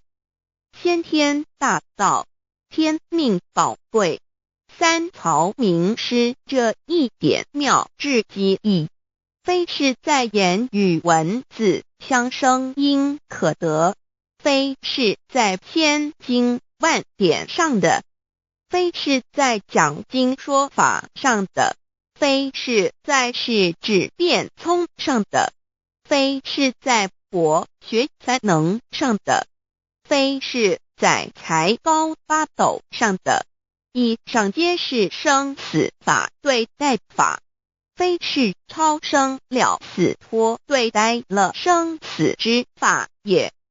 此自己的先天大道妙用妙能的宝贵，其妙极矣。此者是无师智，此智是妙智妙慧，此智此慧是我本来固有的，由先天带来的，亦即是在找回来天地人万物万类未生以前我的初心，即我良心天心道心老心也。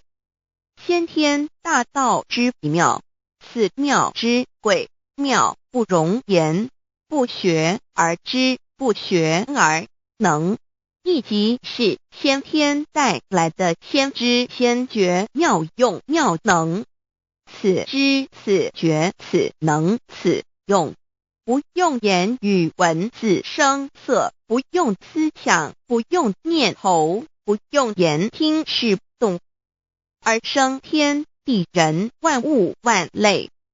生天地人万物万类之后，这天地人万物万类实可分妙，也离不开其妙用妙能，故曰万灵真主宰也。设若天离开先天大道之妙用妙能，则河汉星斗乱序，日月无光，亦不能轮转，则阴阳二气不能流通，万物万类世界的众生，人人皆不得其生存。设若大地离开先天大道之妙用妙能，这金木水火土不能相配，则现象丛生，山崩地裂，海水枯干，亦使万物万类世界的众生人人不能得其生存。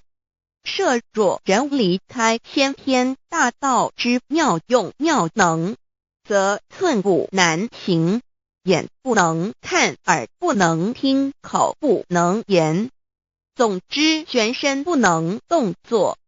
100日之后，成了一堆臭骨臭泥土。此乃先天大道妙用妙能的宝贵，妙至极矣。设若觉悟认识先天大道之妙用妙能的支持而实行，即是天人合一，天人一体治理，绝言妙不容言，不是死后成佛，当体即佛矣。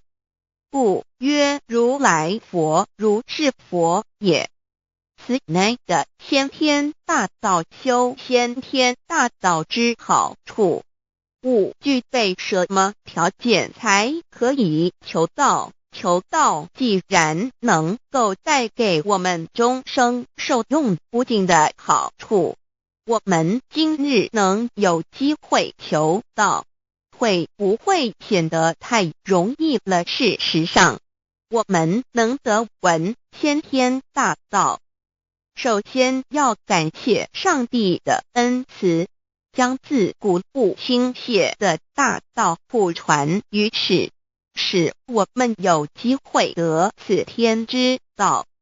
另一方面，我们本身也必须具备足够的条件，祖上有德，根基深厚，佛缘成熟，才能够顺利求道。此外，我们必须向宇宙至高无上的造物主上帝发一个良心愿，此愿可归纳为3个要点：一得道以后，愿以明记并实践道的精神，也就是日常生活所思所言所行，皆愿以良心作为依归。2得道以后，愿以能力所及，助周围需要我们帮助的人，愿意多了解道的意义，并让更多的人蒙受天道的福祉。3得道以后，绝不将求得的三宝告知任何人。三宝必须在庄严的求道过程中，天命名师传授给我们才有真实意义。若由我们泄露给其他人，则不但毫无意义、毫无效果，我们自己也违反了天律的良心愿，合乎人人本具天赋的良知良能。所以我们人人都能够做到真诚实践良心愿，也必须滋润我们求道时种下的智慧慈悲清净之正因道种，使它顺利萌芽开花结果，才不至虚度这千载难逢的求道修道良辰。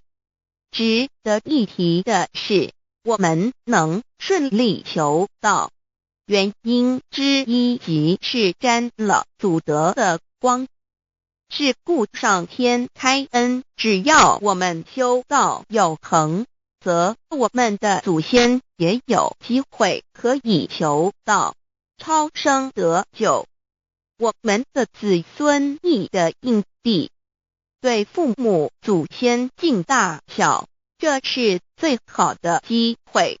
只要具备以上条件，则无论任何国界、种族、宗教信仰的人都可以求道。欲求得先天大道，脱出轮回之苦、地狱之灾，世间的穷通受忧、鳏寡孤独、生老病死苦，而返天堂永享天伦之乐者，必须我有得遇6万年良辰佳期的幸运。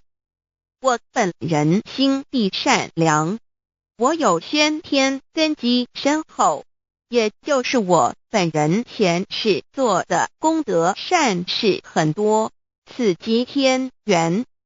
我本人祖先有功德，做善事，此即祖上有德。我牧人遇到引导师度我得道，此佛缘已至，也就是前生我们一同做过功德善事，或一同有修过宗教，今生遇天道降世，一同得道修道，此乃佛缘已至。6求道对我的生活有什么影响？现今正值上天恩开，先天大道普传，拯救良善之时，故普传方式皆以方便善巧，与众生契机为原则，因此求道不会对我们正常的生活造成任何负面影响。这与以往许多人苦修苦练，甚至出家的修行方式有很大差别。也正因为如此，先天大道能在日新月异的现代，适应社会的各个阶层，传布到世界的各个角落，使人人皆有共沾天恩的闻大道的机会。关于求道对生活有什么影响，我们就以下几点来看。亦与任何宗教没有冲突，道代表着天地万物及我们一生之最高主宰与真理。不止在各大门创始之前，甚至在天地未生以前，道就已经存在了。因此，任何教门，只要其教义是追求真理及实践良心，就不会与道有任何冲突。事实上，不止宗教，只要我们以探求真理的角度去观察，则自然界万事万物皆能与道吻合与印证。若我们原有某种宗教信仰，求道将不会造成任何抵触，也不会使我们背弃原有的信仰，反而让我们对真理的探求有更深一层的体认。二，以良心经为最高规戒每一个人生活环境中的文化习俗、时代背景、法律条文及价值观念都不完全相同，因此没有任何一个具体的规戒或条文能够适用于所有的人。所以求道后的规戒着重在我们每个人真我良心之实践，由真我良心主宰自己，而不是在经典之背诵上及律法之钻研上下功夫。三，不照良心愿行。有和透过很重要的一点，求道并非从外在加给我们良心与真理，而是借着开启我们智慧慈悲之门，找回我们身上固有的真理，让天理良心自然流露。因此求道后，所有真修实行之人皆是自动自发的。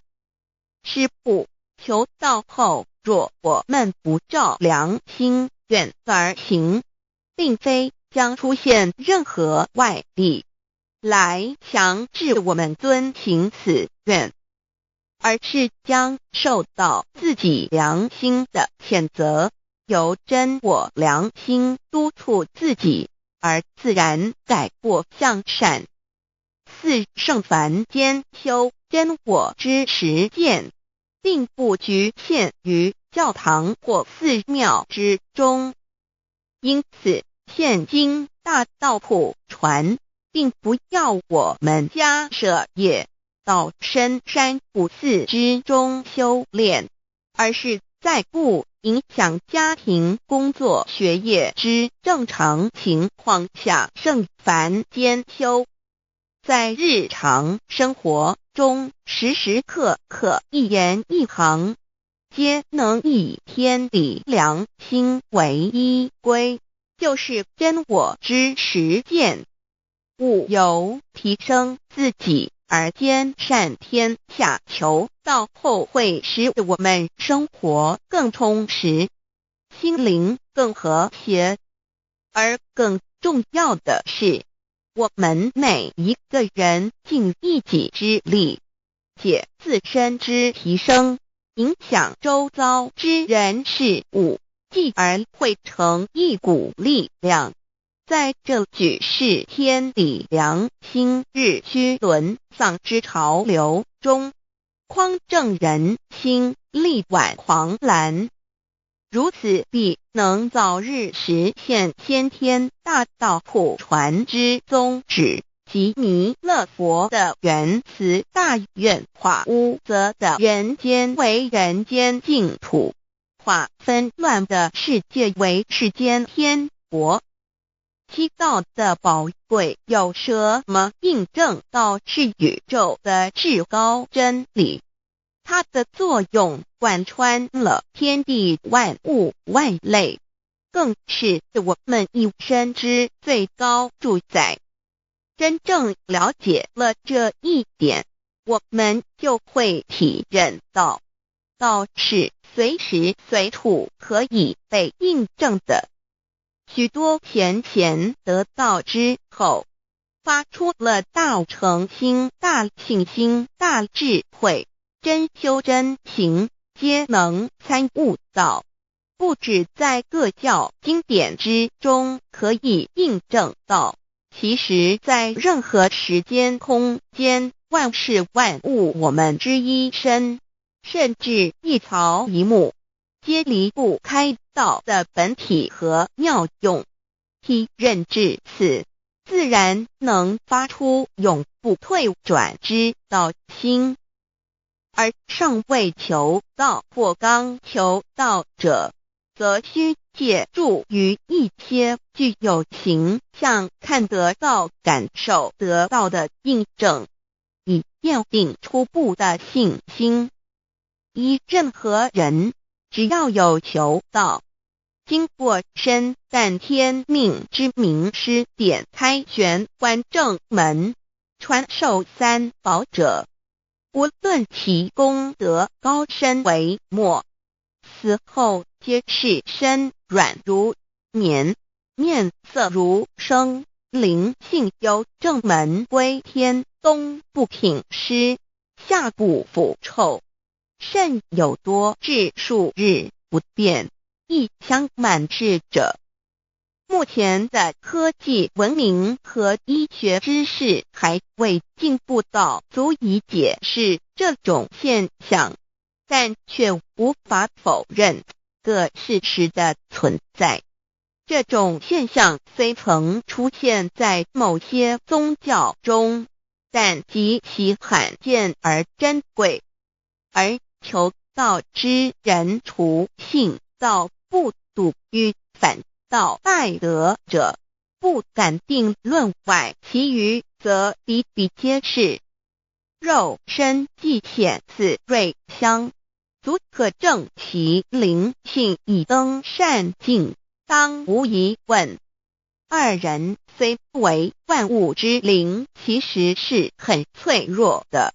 自从生在这个世界上，就难免天灾人祸的威胁，甚多以求道者，在遇到人力不可挽救之危急情况下，诚心使用三宝，皆能大事化小，小事化无。这种例证多得不可胜数，无法在此一一例举。以上两点虽然极为宝贵，但却是任何人只要一求道，借着上帝的天命宝贵，立刻就可以得到的保障。此后就随个人的诚心、智慧及对真理之实践，而有或深或浅不同的体认了。如人饮水，冷暖自知。希望各位具有善根，有机会能得闻大道的先生女士，皆能入宝山而满载而归，皆能求道而同真善境。 Introduction to DAY. What is DAYI?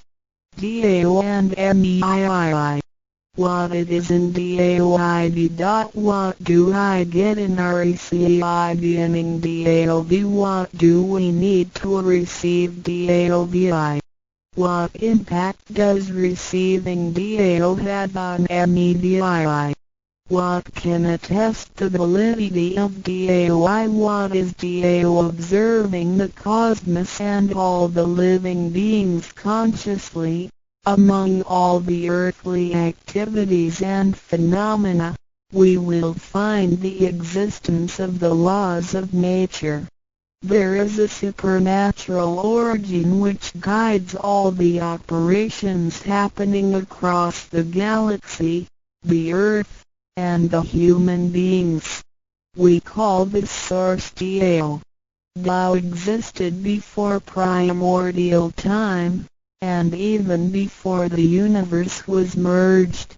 It is the origin of the world, and it thereafter nurtures all the creatures and beings. Since it is unchangeable and does not evolve with time, it is the ultimate truth. It is what all saints and sages throughout human history had been searching for. The essence of Tao is the foundation of nature. The law or the power that existed before the universe was formed is beyond description because there were no civilizations nor creatures, let alone languages. Since it cannot be applied any name, we simply call it Tao. After the world was merged, along with the mutations of the universe, we see the harmonious actions as exhibited in seasonal changes, rhythms of time and tide, and the balance of the ecosystem. We also find some conformity of human nature across various cultures. These prove the laws of nature. This is the extension of that original Tao when it is substantiated and materialized. It merged into everything that is within us. Now that we know Tao is present universally and yet difficult to be recognized, there have been prophets and preachers trying to make us know and understand the origin and the truth of life through various teachings and literature since the beginning of civilization. They were scattered around the world throughout history. As a result, great commandments were taught to disciples and goodness and badness were differentiated. These teachings varied, based on differences in culture, background, timing and the level of each individual's comprehension.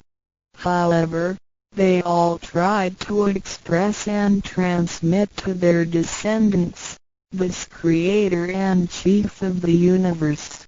It is God, or what we call Tao. As we get to know it more and more, we will realize that the essence of Tao and its effect covers every existence without any exceptions. Tao is actually the headwaters of all religions. It embraces the essence of all the preaching and teachings. And yet, it is superior to the system of belief. It is the nature, the universe itself. Tao or God represents the highest authority and power of nature. It is also the headstream and superior to all. It is the unchangeable principle.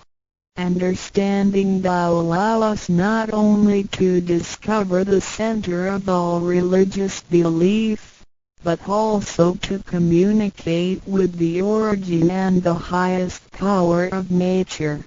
We will then be able to relate ourselves to the truth of the universe. To probe further, Tao existed before the formation of all, yet it was not anterior, which means that the creation was embedded in it. Tao emerges into the creation, yet is not posterior, which means that it is not thereafter limited. Among those created, however large, they can be measured, however small, they can be detected. It is only Tao that cannot be measured of its immensity nor detected of its existence. Therefore, it is larger than the largest and leaves nothing excluded, and yet it can be smaller than the smallest and leaves nothing not penetrated. It is ubiquitous. It merges into and governs all. It is in charge of the space, the earth, human beings, all the creatures, and all existences. It penetrates and regulates the entire universe. It is the source of all the scriptures, sutras, as well as dharmas. It encompasses all the religions, and it is what makes one a Buddha or a saint. It is the single chief of all. And, above all, It is in charge of each individual too. It is the divine self. This is the true meaning of Tao. We should get to know it this way and rediscover our own invaluable treasure. So, to practice Tao is to revive one's own conscience as well as everyone else's and to act upon it accordingly. Then, all people can be of one spirit, all nations can be in peace like a family, and the great harmony will come true. How precious Tao is! Dao and Me. The significance of Tao is in its immensity and ubiquity. Its mightiness guides the universe to carry on with changing seasons and evolving creatures. The countless aspects of the natural phenomena seem so capricious and yet really in order and in cycles. This almighty being also resides in each of us. It is the divine self, the natural quality of a person. It enables us to see, to feel, to taste, to hear, and to move without learning. While we research the ultimate truth in the universe, we should turn in upon and see into ourselves to discover that divine self. We will find the rules that govern the universe also comply with the way we are.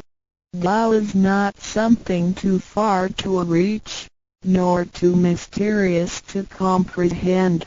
It is nothing particular, but has to do with our daily lives. We cannot do without it. Every movement we make, in order to see, to touch, to feel and to think, is associated with Tao. Consider how many wonders are hidden in our body, how delicately our physical functions are carried out. For example, when we shake hands, the components involved would include the coordination of joints and muscles, the chemical reactions of energy, the transmission of information through nerve systems, and the actions occurring in our brain such as issuing orders, making judgments and analyzing situations. Even with the most advanced technology and the highest level of knowledge we have developed today, we cannot completely reconstruct such a function.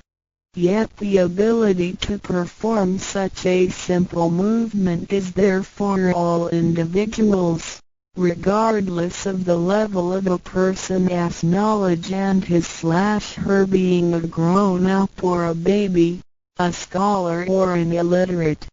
These are the kind of abilities we come equipped with naturally, without learning and being taught. It sits within us and is in charge of all. It is Tao, never diminishes nor inflates. Worldly knowledge acquired through learning can be forgotten. A gymnast can abandon his/her techniques and a musician can lose his/her skills without practicing. The essence of Tao and its extension are always in charge of the macro-universe, the nature, and the micro-universe, the human being's self. We are associated with it unconsciously since the first day. Because it encompasses the whole nature within us, we also call it native self. Tao is within and surrounding us. It needs not be worshipped nor debated over, because its existence is unconditional, regardless of race, color, nationality, religion or status. It is impartial and stays constant. In receiving Tao, we not only find the origin of the universe, but also the divine self. We get to know the highest power in the universe as well as the genuine nature in charge itself. We discover the ultimate truth of the cosmos as well as the integrity of ourselves. Recognizing that the laws which govern the universe also govern us makes us be able to return to our true nature. To probe further, the most essential concept in Tao is that we all possess it intrinsically. It is the wisdom and ability we were born with without learning or practicing.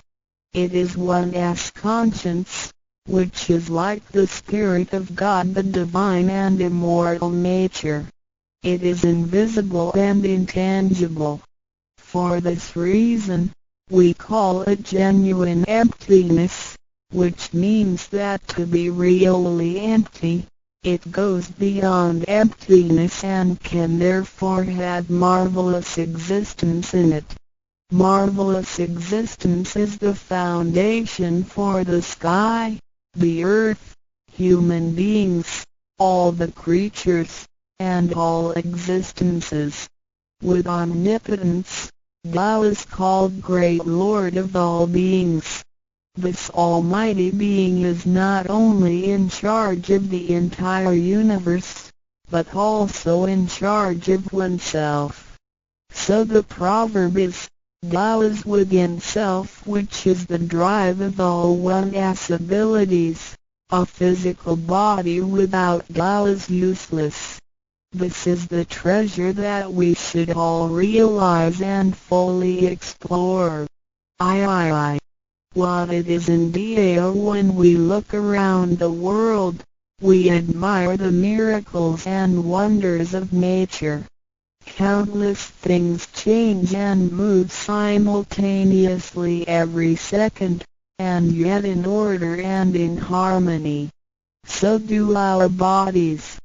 Countless biochemical reactions and physical functions occur concurrently within our bodies. Without learning and thinking that comes subjectively, the thousands of activities that happen within us are the extension and action of Tao.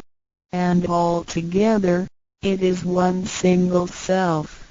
It functions naturally and automatically without the need for our intents to be involved. This is the effect of Tao within us. Tao is not only in control of the universe and nature, but also in charge of every human being in his/her own actions. In other words, it is the same source that governs us as well as everything else. Tao is invisible and intangible, but it has been working out its magic before day one. Thereafter, languages, cultures, religious scriptures, literature, and civilization were developed. They all originate from Tao functioning within us. People don't realize it is Tao that has been residing and working within us and have used soul to represent the confusing and yet irrefutable being. Because it is eternal and intangible, we also call it true self.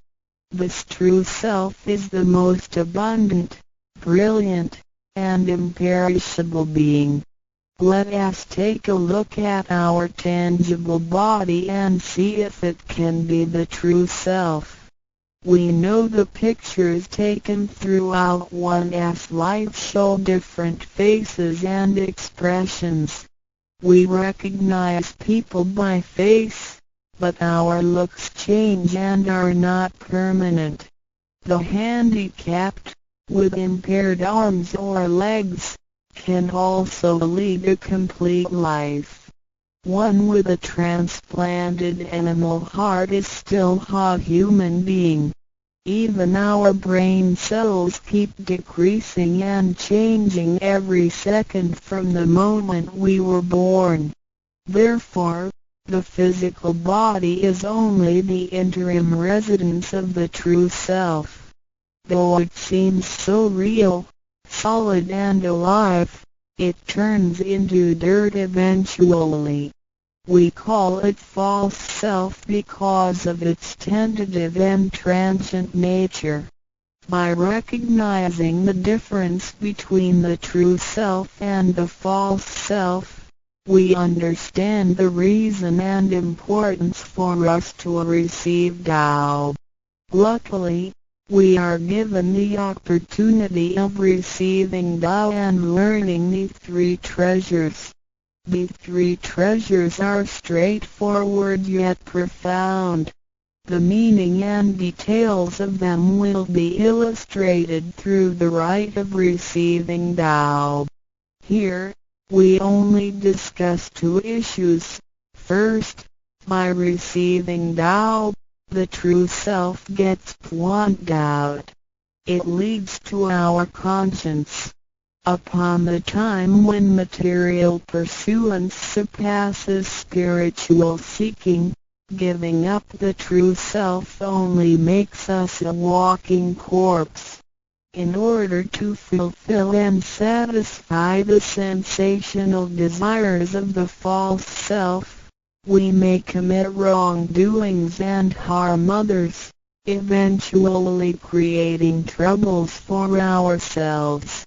Our inner conscience is identified and enlightened by receiving Tao.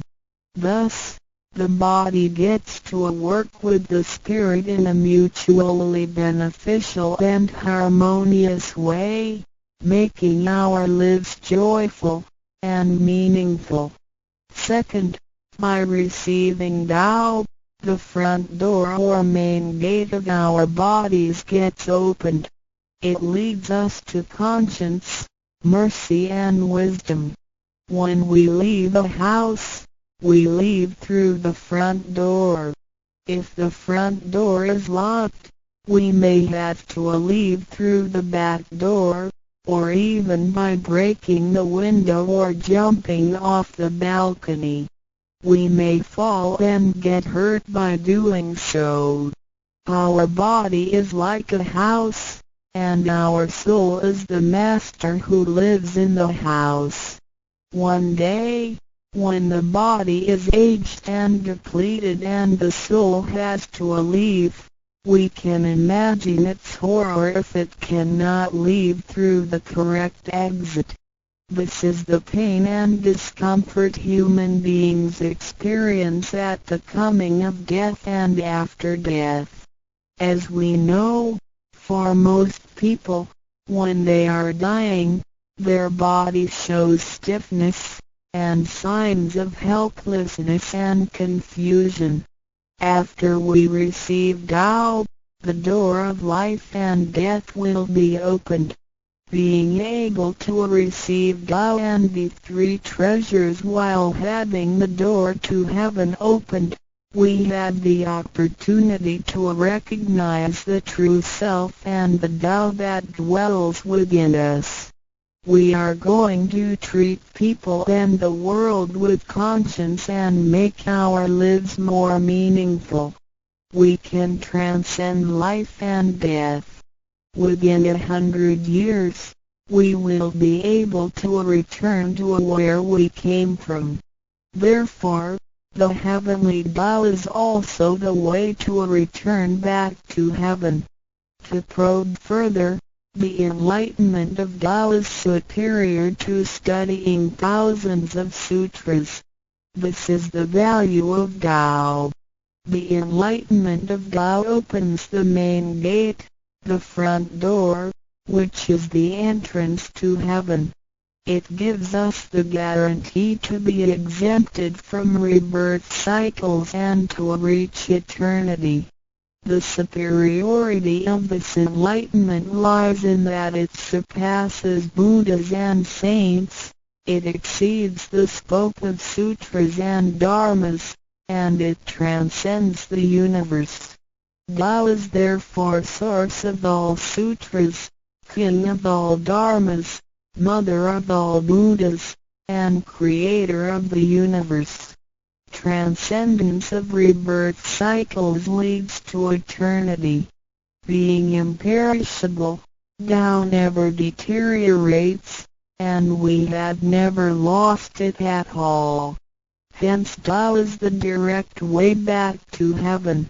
What do I get in RECI beginning Dao as mentioned earlier? By receiving Tao, we act upon our conscience, gain more wisdom, and find the door to heaven. In addition to these basics, we also benefit from the following for our lifetime.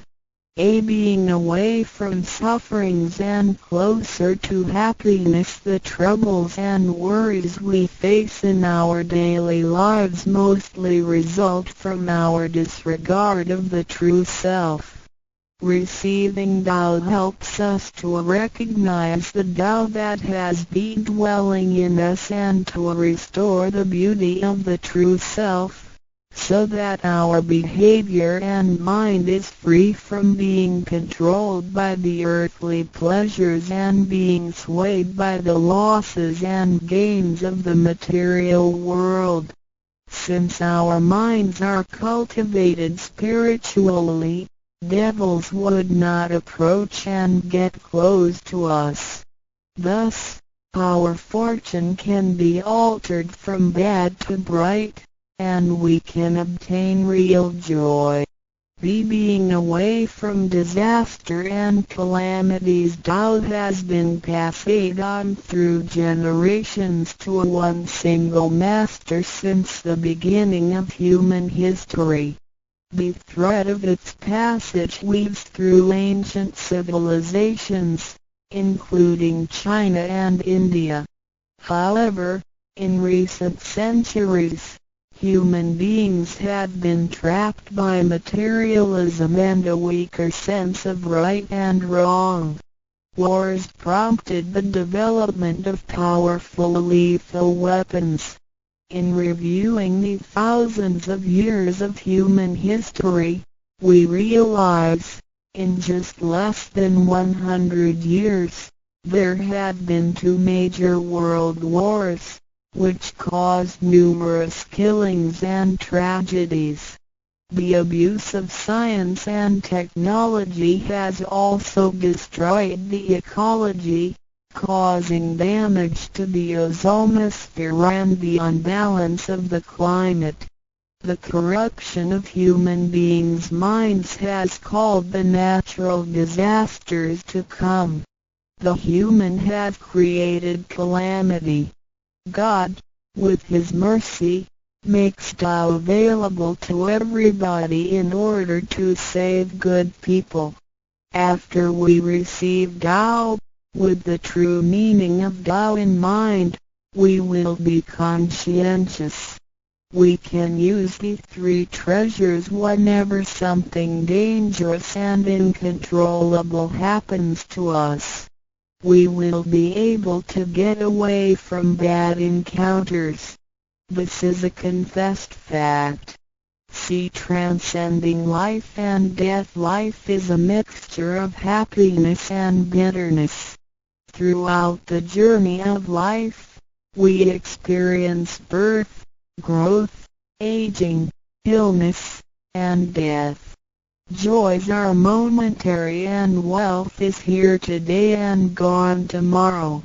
Rather than seeking the pleasure of material life, the wise make full use of their lifetime searching the true meaning of life and eternity. In old times, Tao could only be received after harsh self-cultivation.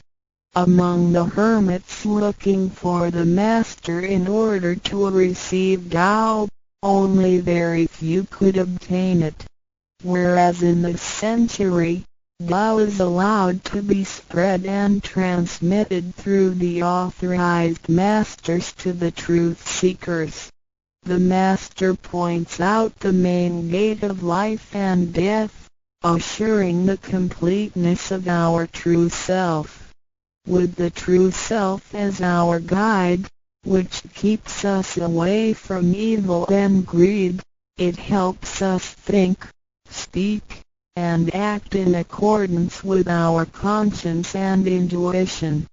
Death then becomes the return of our soul to the eternal and peaceful home where we came from.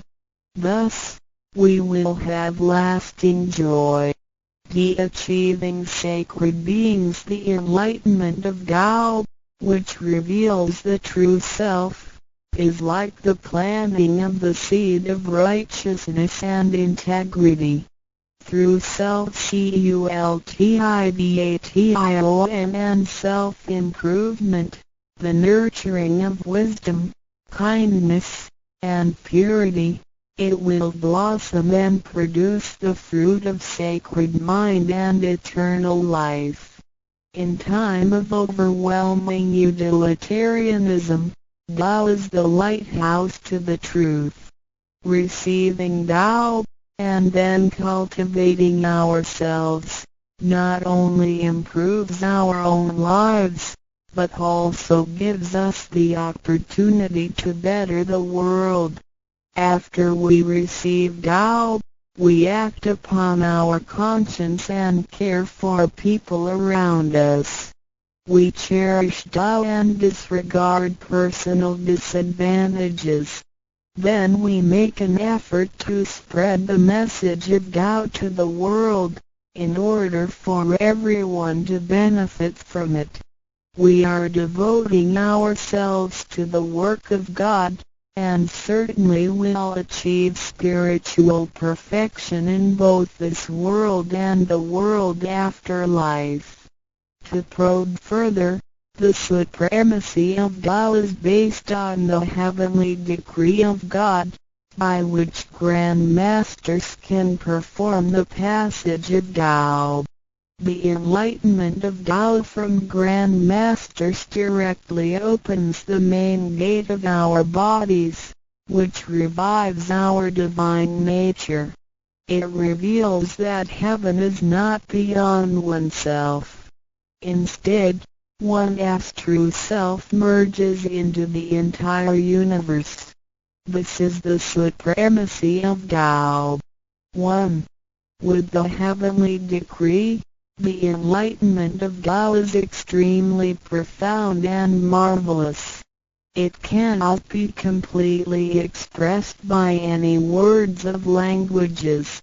It is not recorded on any scriptures or sutras.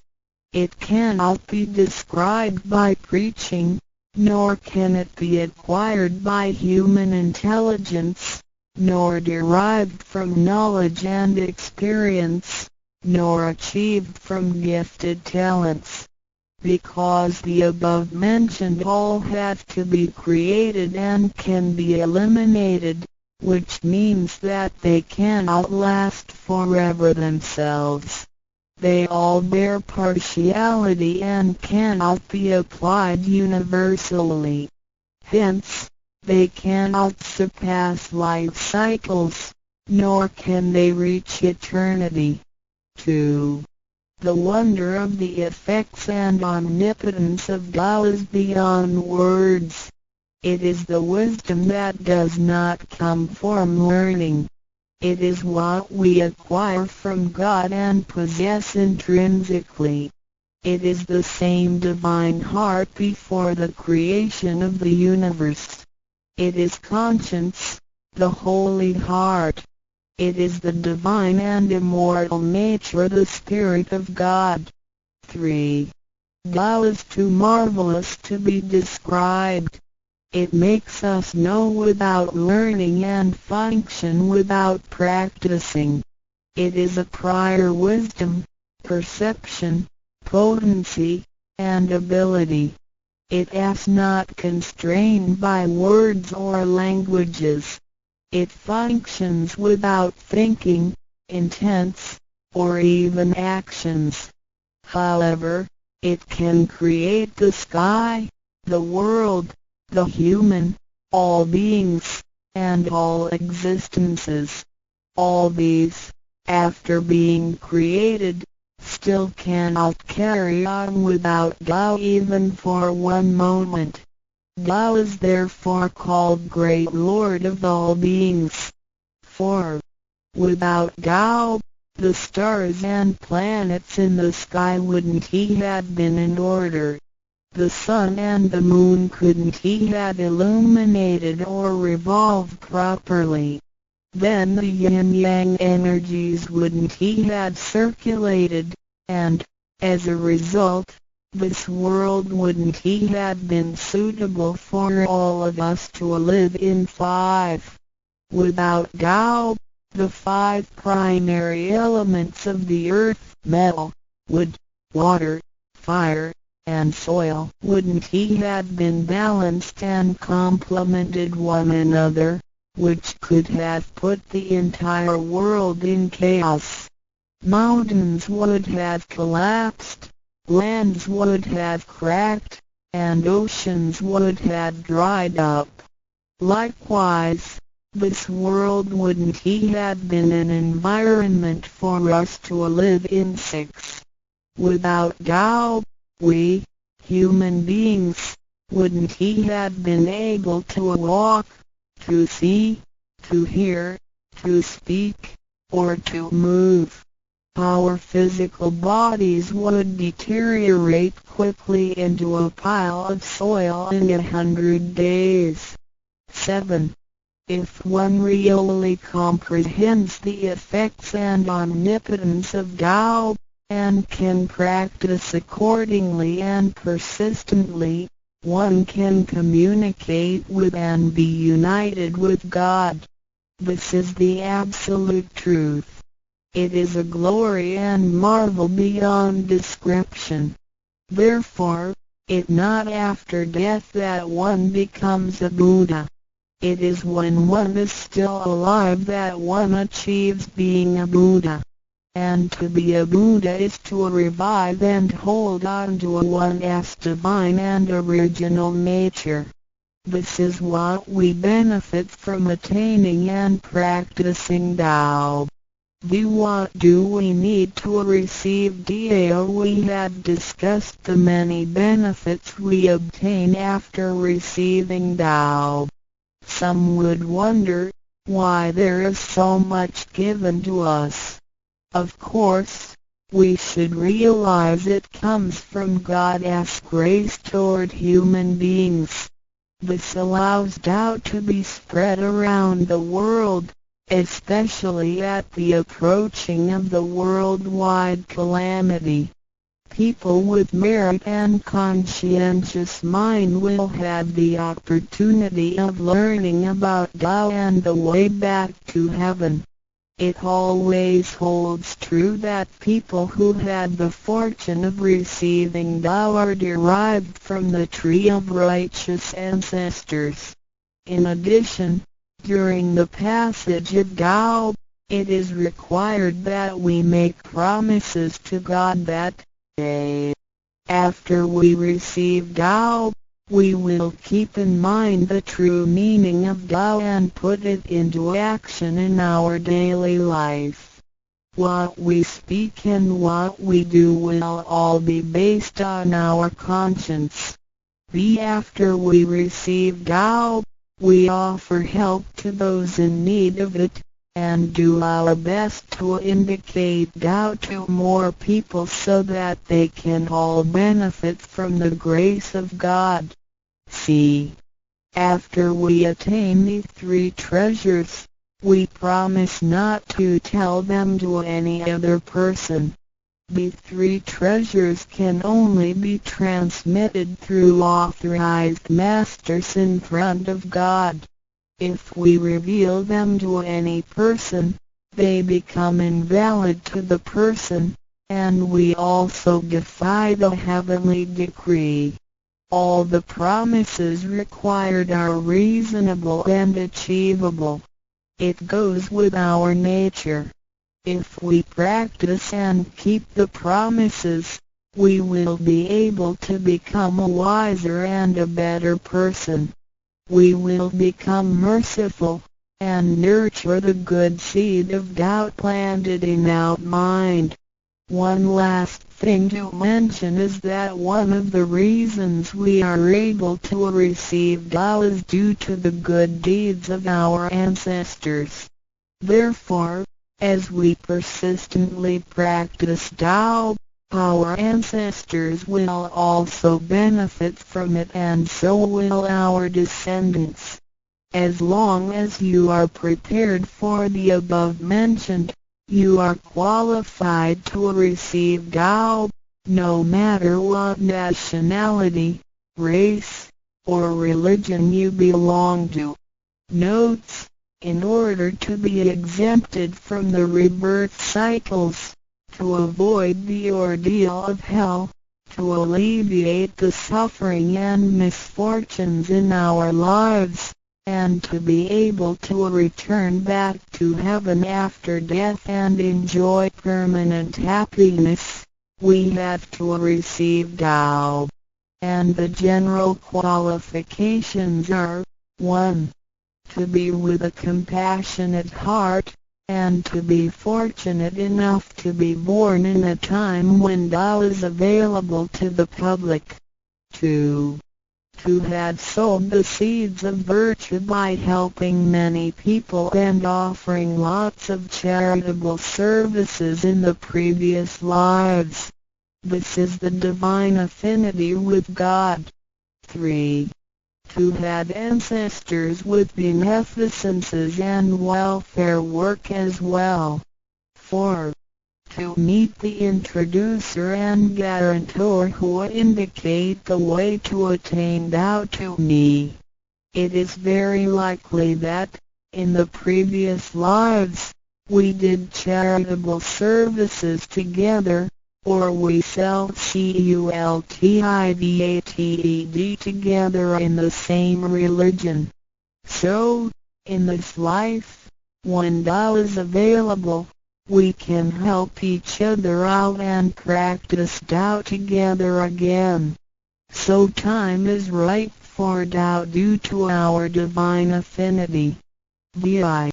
What impact does receiving Tao have on me? As we mentioned before, and like the old days when hermits had to leave their families to receive Tao through meditation and self-cultivation, Tao, at the present time, can be received in a way that is applicable and conforming to our practical needs.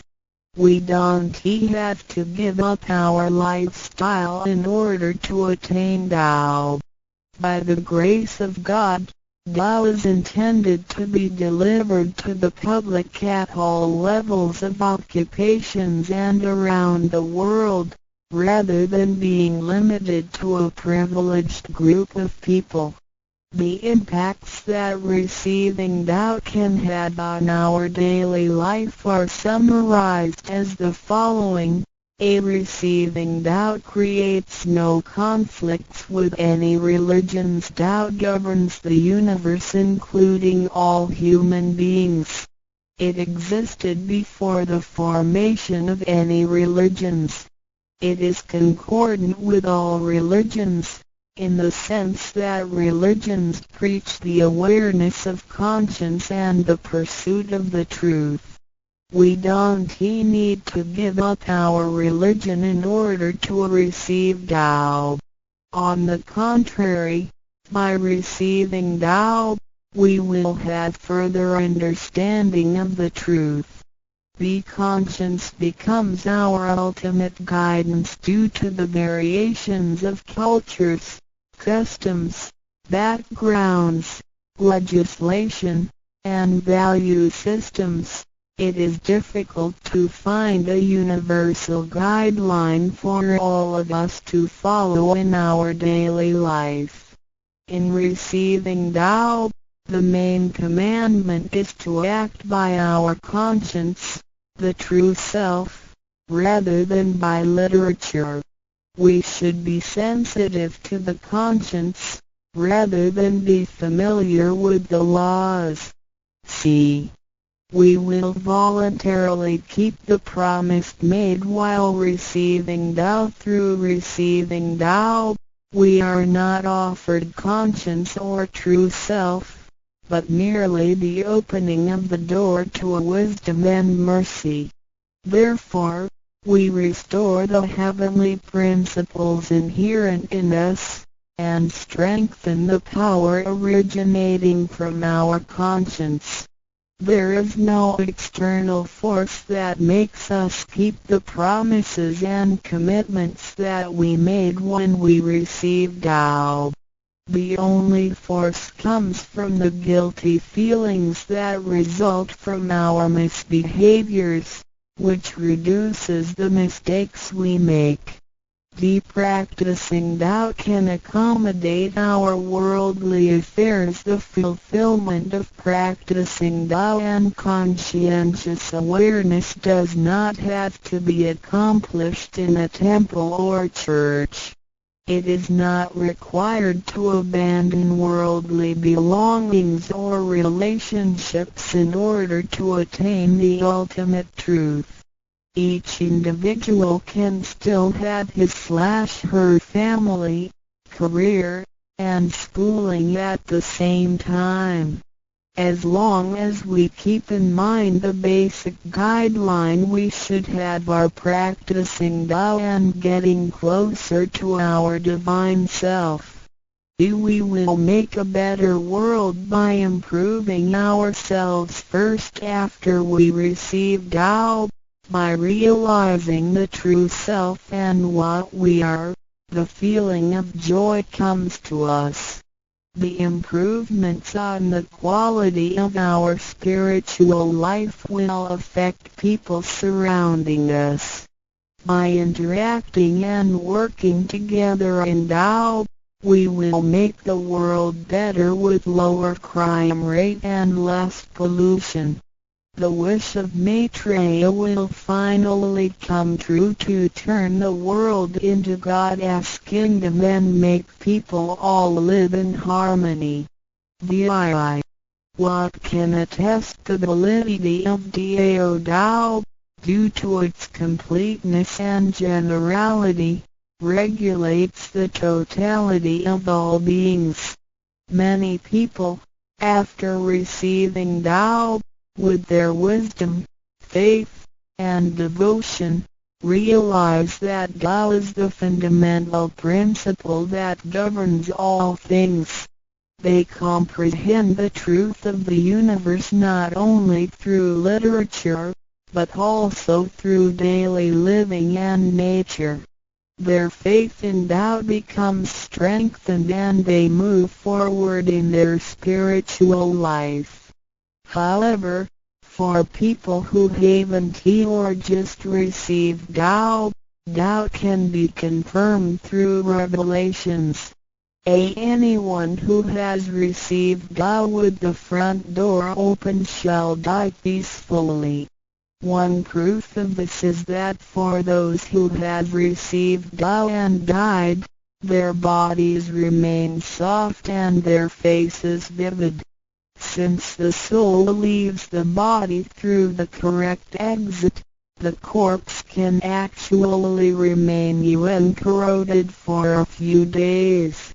With the most advanced modern science and technology, it is still difficult to explain this phenomenon. However, it is a fact that cannot be denied. This has happened before in some religions, but very rarely.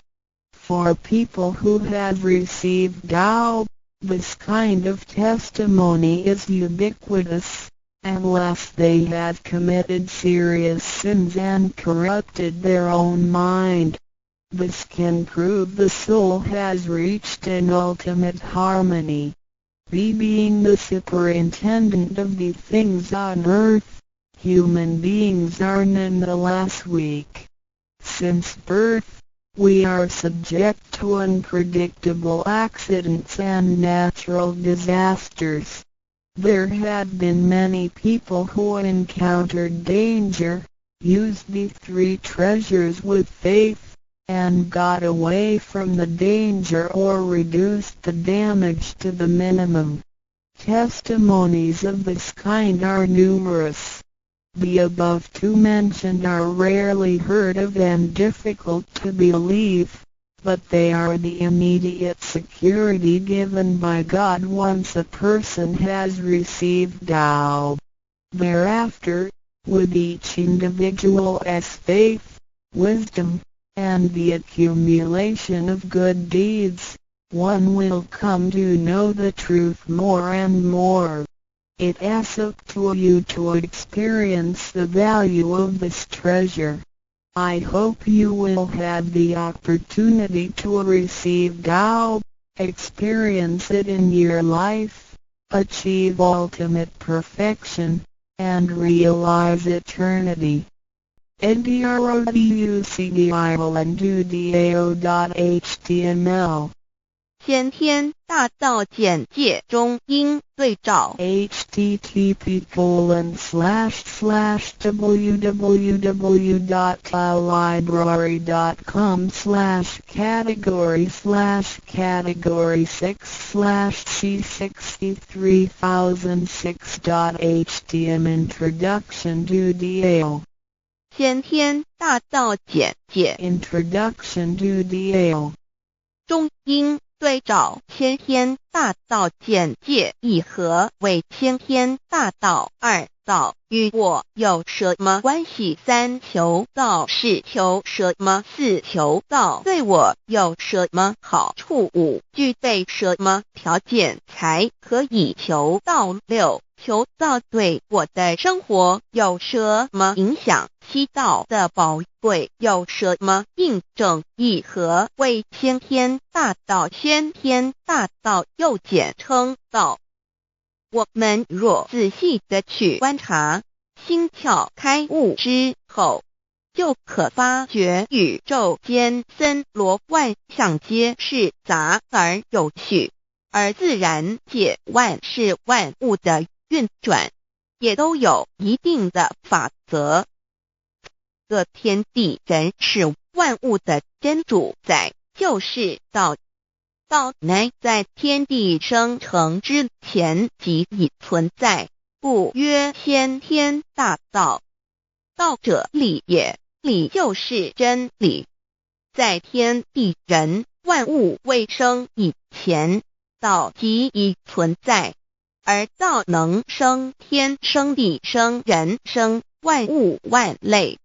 在天地人万物毁灭之后，道不会毁灭。道因为无去无来，不生不灭，乃代表着宇宙间亘古不变的真理。道的本体，也就是宇宙自然的本体。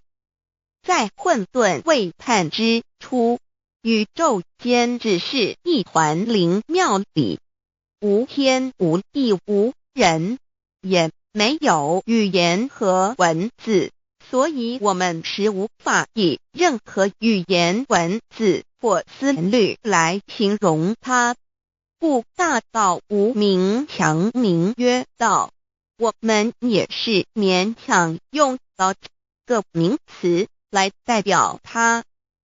在天地万物生成之后，道又能贯穿于宇宙万事万物之中，使一切的自然现象均能呈现和谐有条不紊的运转。这就是道的妙用。道大理为，我们虽然无时无刻离不开道的本体和妙用，却又很不容易去认识它。因此在2-3千年前，各教圣人应运出世，各化一方，针对当时天时地利及众生的根器，留下千经万典，传下诸多去恶从善的修持法门，同时也让芸芸众生认识了冥冥中宇宙万事万物均有一个真正的主宰，或称为上帝，或称为造化，或称为天主。我们称其为道或无生老，均是一名而同义。我们对道有了深一层的认识和体悟之后，就会了解天地间实无一物不是道之本体与妙用的合一。因此道虽然涵盖各大教门的经义，为千门万教的总源头，确实不局限于宗教的领域里。而上帝或老也不只代表着一切宗教的最高信仰中心，更是天地万事万物万类的根本源头与最高主宰，其宇宙间永恒不变的真理之道。所以我们今天有机会了解什么是先天大道，不只找到了各大教门的最高信仰中心，也找到了宇宙的根本源头与最高主宰，更能对宇宙至高无上的真理有一个初步的认识。道之真义，在先天之先不为先，在后天之后不为后，其大上有可量，即为上有可止；为道即大不可量，即为不可止。故所以大无不包，为无不入，无所不贯，无所不通，无所不彻，贯彻了天地人万物万类，贯彻了33天外，贯彻了千经万典，贯彻了千法万法，贯彻了千教万教，贯彻了千佛万祖，贯彻了我之一身。此乃显天大道宝贵的真义，人人必须知真觉，亦即是人人与我与人人良心之行也。此乃万众一心，万国一家，世界大同，此先天大道之宝贵也。二、道与我有什么关系？道的宝贵在于它大而无所不包，细而无所不入。天地生成之后，道贯穿于天地万物万类，使得日月星辰之运转各有其时，40之交替，万物之消长各有其序。而最宝贵的是各天地万物的主宰，同时也是我们人一生之主宰，曰性理，使得我们不学而能看，能听，能吃，能动。因此我们不只要探求天地间的治理，更要回头认识我们身上固有的真理。故先天大道即是性理真传。道的宝贵并不在于它有什么神秘稀有或特殊之处，而是在于它平时，但我们却时时刻刻离不开它的本体与妙用。我们反观一下自身，就会发觉我们身体的结构是非常精密和奥妙的。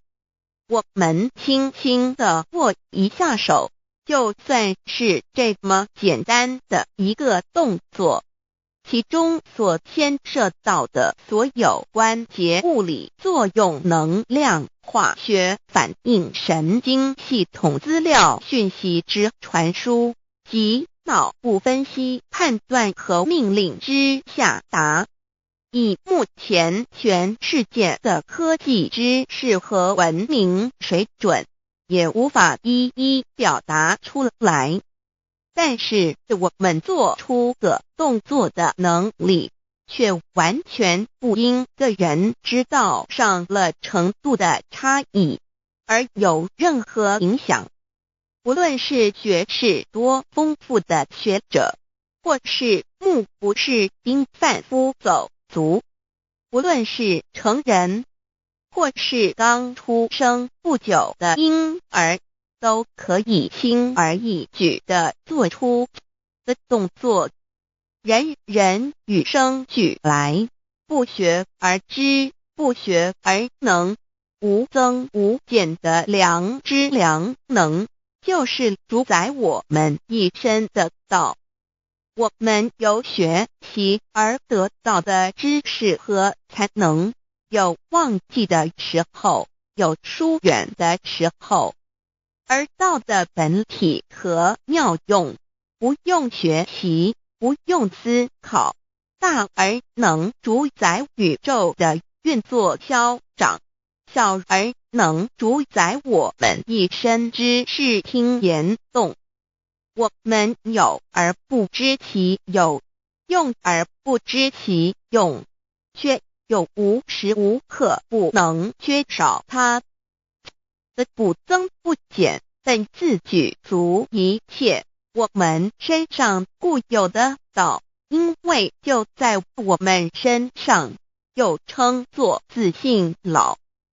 我们了解了个主宰天地万物的道，在我们身上就有，它的作用不应受到我们赞美或否认而有任何增减。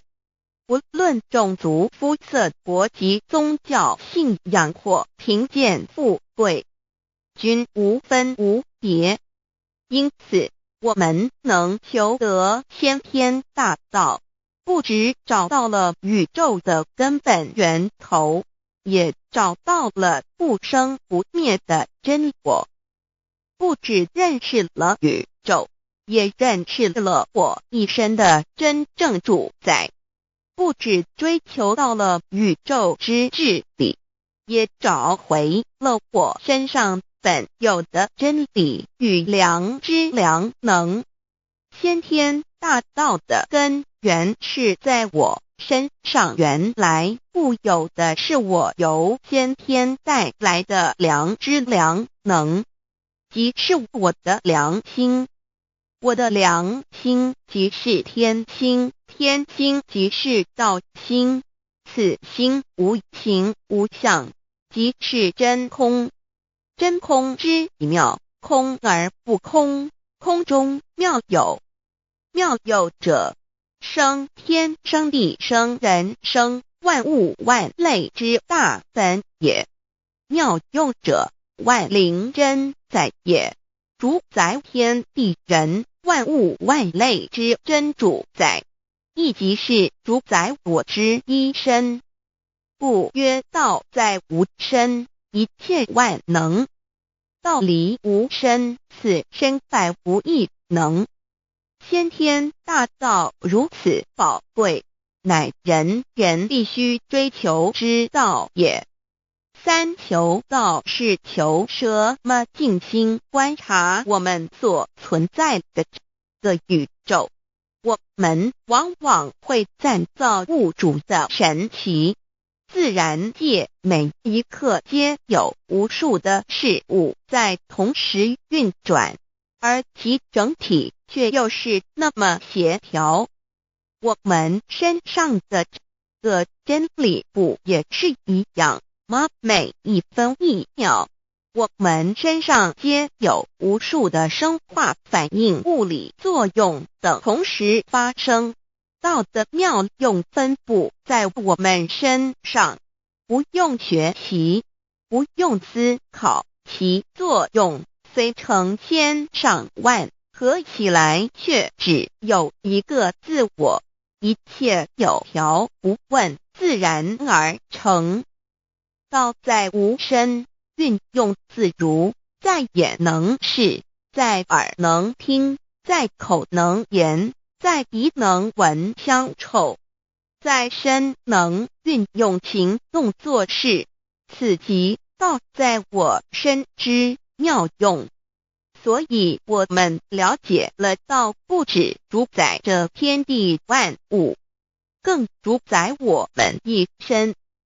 宇宙根本源头最高主宰与我一身主宰，并非二也。道的本体无形无相，我们肉眼看不到它，手也摸不到它，但它却无时无刻不在发挥其妙用，更进而随着天时及环境而发展出语言文字经典及造福人类的文明，此即是我们良知良能之作用。一般人不了解道在于我们自身的本体和妙用，只模糊意识到它的存在，便以灵魂代表它，我们称其为自性老。因其没有生灭，也不会毁坏，我们也称其为真我。此真我乃是最富足、最圆满、最光明、最完美、永恒不朽的。现在我们来生一看，看得见摸得着有形有相的肉体，能不能代表我把一个人生命中不同阶段的照片拿来比较，我们就可发觉面貌是无时无刻不在变化的。我们一般均习惯以相貌认人，但相貌却不是永恒的。我们的肢体也不是真我，某些人不幸失去了一只手或一只脚，仍是好好的活着。我们的内脏呢？现在科学昌明，其至仅能把动物的心脏成功地植入人体。我们不能因此说的人不是他自己了。就算头的脑细胞从我们一出生就开始不断的在坏死减少和变化之，因此有形有相的肉体只是真我的一个工具而已。肉体虽然看似真实，却无时无刻不在改变之中，不拘数十年又变成一堆黄土。因它不是永恒的，我们称之为假我。对于真我和假我有所了解之后，我们也就可以了解我们为什么要求道了。如今我们非常幸运能有机会求得先天大道，求得的就是三宝。三宝简单明了，但也博大精深，其内容在求道时会详细解说。现在只简单的提出两点。首先，求道就是直接点出了真正永恒不朽的真我，也就是良心本性的发。在物质文明远较精神文明昌盛的今日，假若迷失真我，我们的人生将有如行尸走肉。若是认假为真，更是我们为了盲目满足假我而做出害己害人的事情，造成自己在世时与死后的灾祸。因此，求道启发了我们内在本的真我良心，真我假我协调融合，使我们的人生不论存没，都是平安喜乐、自在充实而有意义。其次，求道也就是开启了我们身上的正门，又称良心之门、智慧之门、慈悲之门。个门非常的重要。当我们要离开一间房子时，自然由大门离去。如果此门无法开启，而被迫从窗户或阳台跳出时，就可能会摔断腿。我们的肉体就像一间房子，真我灵性就像是房子的主人。当有一天肉体要毁坏时，真我灵性若不得正门而出，被迫另寻旁门，其恐惧与焦虑是无法形容的，这也导致了死后的痛苦与不安。因此，我们可以发现到，绝大多数的人临终时，其肉体皆显现山僵硬、恐惧、无助与挣扎之相。求道就是开启我们个生来死去之正门，也就是通天大路。因此，我们今天很幸运能求道，求得三宝，打开灵性通天之正门，可以让我们找回真我，认识我自己身上的道，自然以良心作为待人物之准则，使人生更有意义，更进而解决生死大事，得到超生了死的保障。100年之后，回到我们的来故家乡。所以先天大道又是回天之道。先天大道之宝贵，即是千经万典不如一点。此典打开玄关正门佛门，天堂大路一步直超级的永生之道。此典宝贵，超佛越祖，超经越典，超越天地。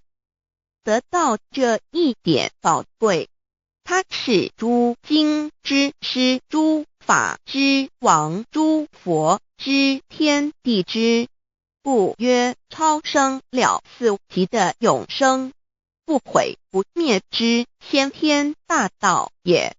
此乃即是人人原来固有的，必须返回天之道也。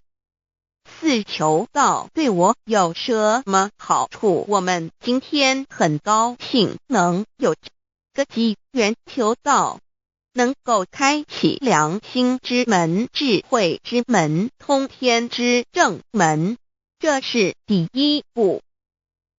这宝贵的道还能带给我们终生受用不尽的福之益，离苦的乐。人生在世，遭受种种之苦恼，就其根源皆起因于迷失了真我。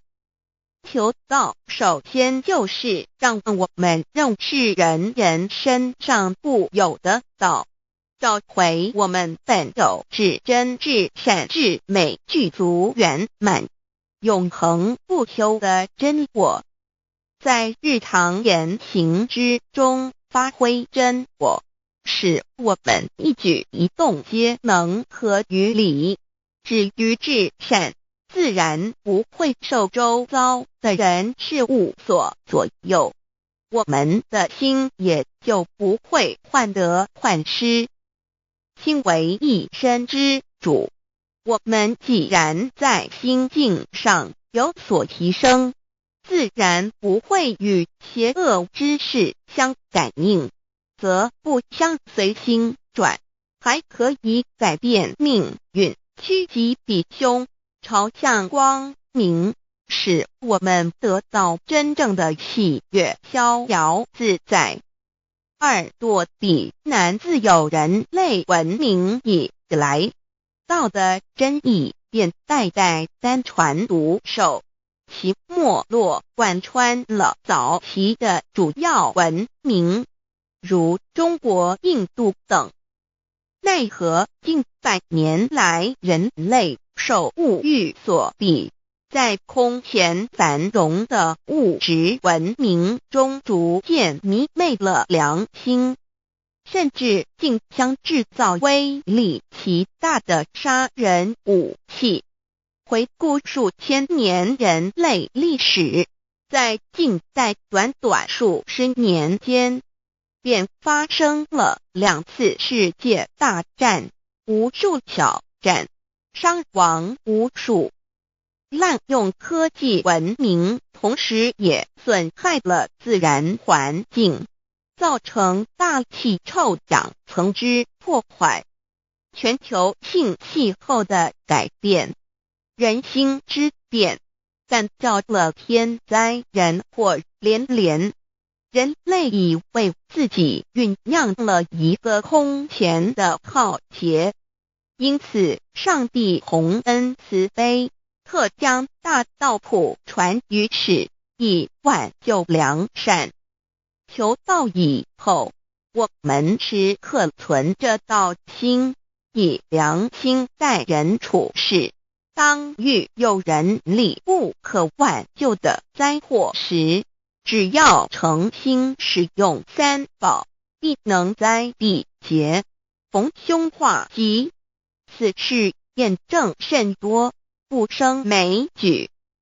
3超生了4人生，有如一段苦乐相参的旅程，遭受生存竞争、衰老、病痛、死亡等困苦，人皆难免。而人间种种欢乐又往往是短暂易变的，尤其当旅程结束时，终究成空，归宿渺茫，更不禁令人凄独怅惘。是以智慧者有见于此，乃以超生了死，追求真实永恒的人生意义为人生至高之目标。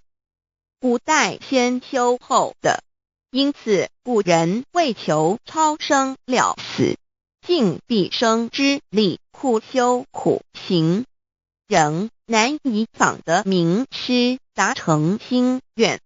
如今大道谱传，先道后修，在求道过程中，天命名师一指，开启了我们通天正门，先赋予超生了死的保障。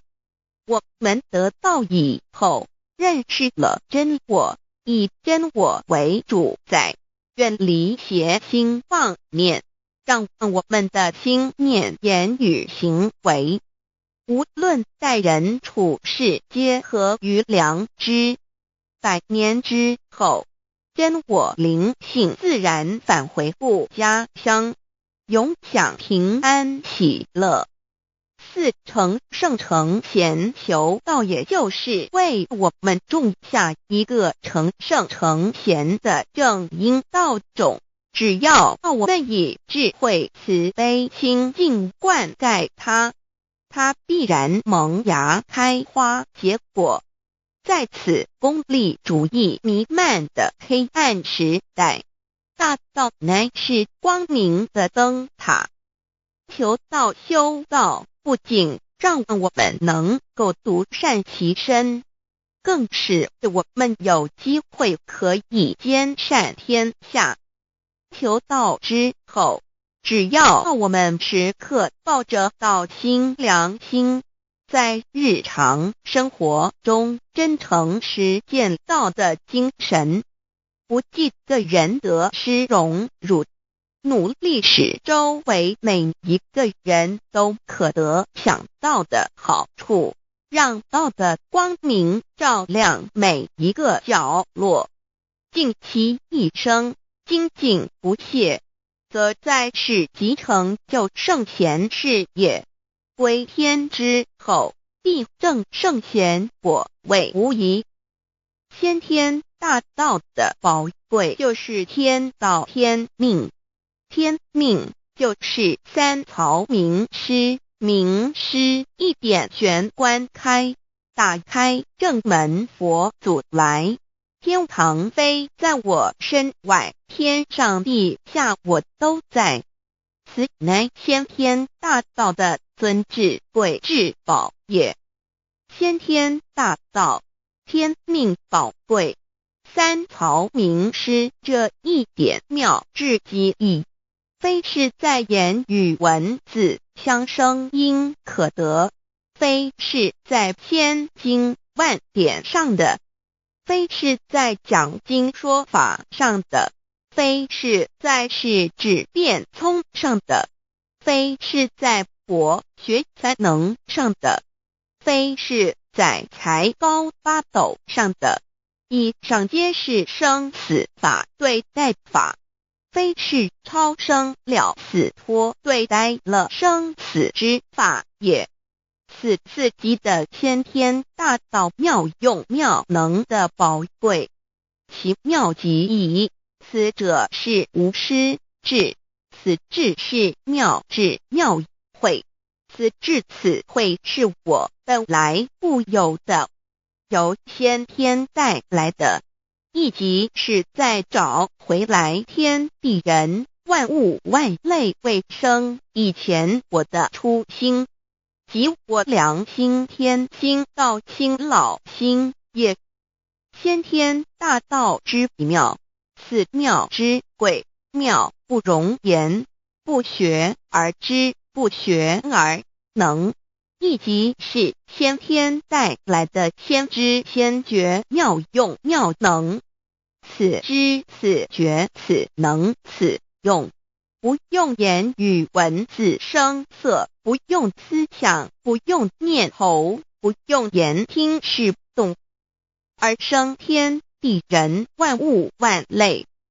生天地人万物万类之后，这天地人万物万类，实可分妙也离不开其妙用妙能，故曰万灵真主宰也。设若天离开先天大道之妙用妙能，则河汉星斗乱序，日月无光，亦不能轮转，则阴阳二气不能流通，万物万类世界的众生，人人皆不得其生存。设若大地离开先天大道之妙用妙能，这金木水火土不能相配，则现象丛生，山崩地裂，海水枯干，亦使万物万类世界的众生人人不能得其生存。设若人离开先天大道之妙用妙能，则寸步难行，眼不能看，耳不能听，口不能言，总之全身不能动作。100日之后，成了一堆臭骨臭泥土。此乃先天大道妙用妙能的宝贵，妙至极矣。设若觉悟认识先天大道之妙用妙能的支持而实行，即是天人合一，天人一体治理，绝言妙不容言，不是死后成佛，当体即佛矣。故曰如来佛，如是佛也。此乃的先天大道修先天大道之好处。勿具备什么条件才可以求道？求道既然能够带给我们终生受用不尽的好处，我们今日能有机会求道，会不会显得太容易了？事实上，我们能得闻先天大道，首先要感谢上帝的恩慈，将自古不倾泻的大道普传于世，使我们有机会得此天之道。另一方面，我们本身也必须具备足够的条件，祖上有德，根基深厚，佛缘成熟，才能够顺利求道。此外，我们必须向宇宙至高无上的造物主上帝发一个良心愿，此愿可归纳为3个要点：一得道以后，愿以明记并实践道的精神，也就是日常生活所思所言所行，皆愿以良心作为依归。二得道以后，愿以能力所及，助周围需要我们帮助的人，愿意多了解道的意义，并让更多的人蒙受天道的福祉。三得道以后，绝不将求得的三宝告知任何人。三宝必须在庄严的求道过程中，天命名师传授给我们，才有真实意义。若由我们泄露给其他人，则不但毫无意义、毫无效果，我们自己也违反了天律。的良心愿合乎人人本具天赋的良知良能，所以我们人人都能够做到。真诚实践良心愿，也必须滋润我们求道时种下的智慧、慈悲、清净之正因道种，使它顺利萌芽、开花结果，才不至虚度这千载难逢的求道修道良辰。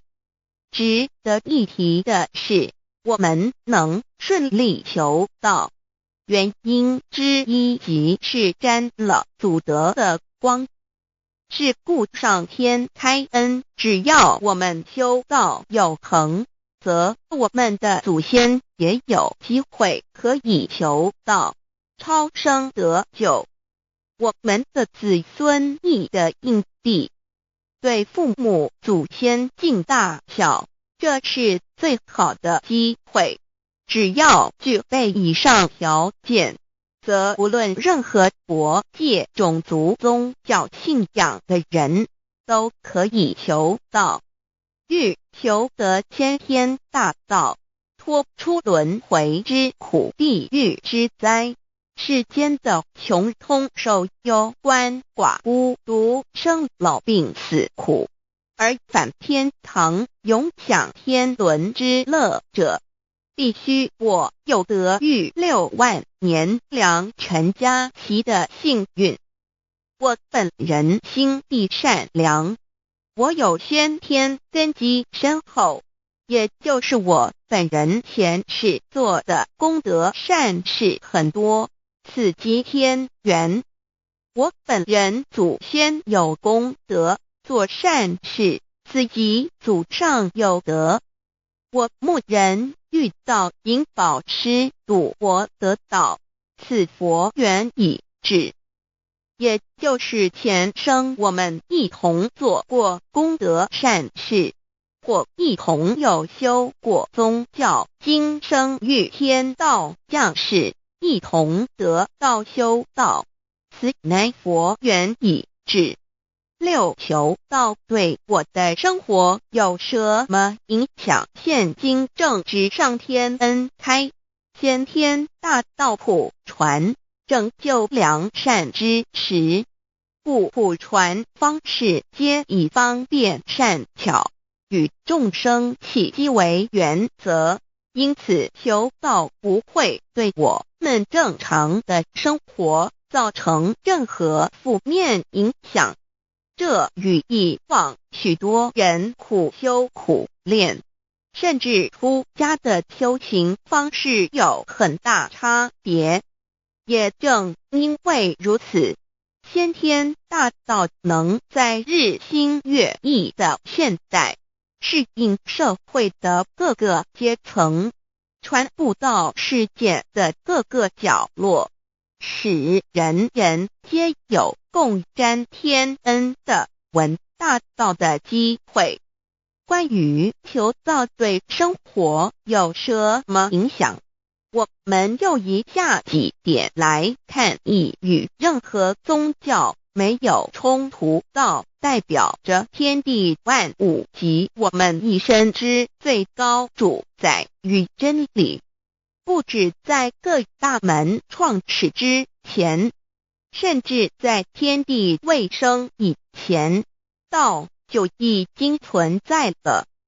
因此，任何教门，只要其教义是追求真理及实践良心，就不会与道有任何冲突。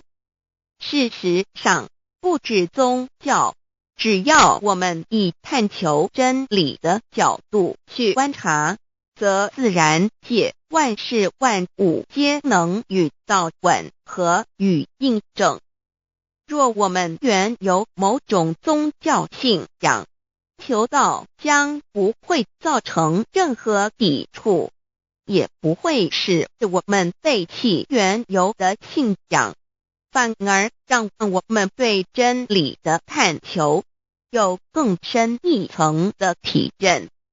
二、以良心经为最高规戒每一个人生活环境中的文化习俗、时代背景、法律条文及价值观念都不完全相同，因此没有任何一个具体的规戒或条文能够适用于所有的人。所以求道后的规戒着重在我们每个人真我良心之实践，由真我良心主宰自己，而不是在经典之背诵上及律法之钻研上下功夫。三、不照良心愿行。有和透过很重要的一点，求道并非从外在加给我们良心与真理，而是借着开启我们智慧慈悲之门，找回我们身上固有的真理，让天理良心自然流露。因此求道后，所有真修实行之人皆是自动自发的。是不，求道后，若我们不照良心愿而行，并非将出现任何外力来强制我们遵行此愿，而是将受到自己良心的谴责，由真我良心督促自己，而自然改过向善。四、圣凡间修真我之实践，并不局限于教堂或寺庙之中。因此，现今大道普传，并不要我们家舍业到深山古寺之中修炼，而是在不影响家庭、工作、学业之正常情况下圣凡间修。在日常生活中，时时刻刻一言一行，皆能以天理良心为依归，就是真我之实践。务由提升自己而兼善天下，求道后会使我们生活更充实，心灵更和谐。而更重要的是，我们每一个人尽一己之力，借自身之提升，影响周遭之人事物，继而汇成一股力量，在这举世天理良心日趋沦丧之潮流中，匡正人心，力挽狂澜。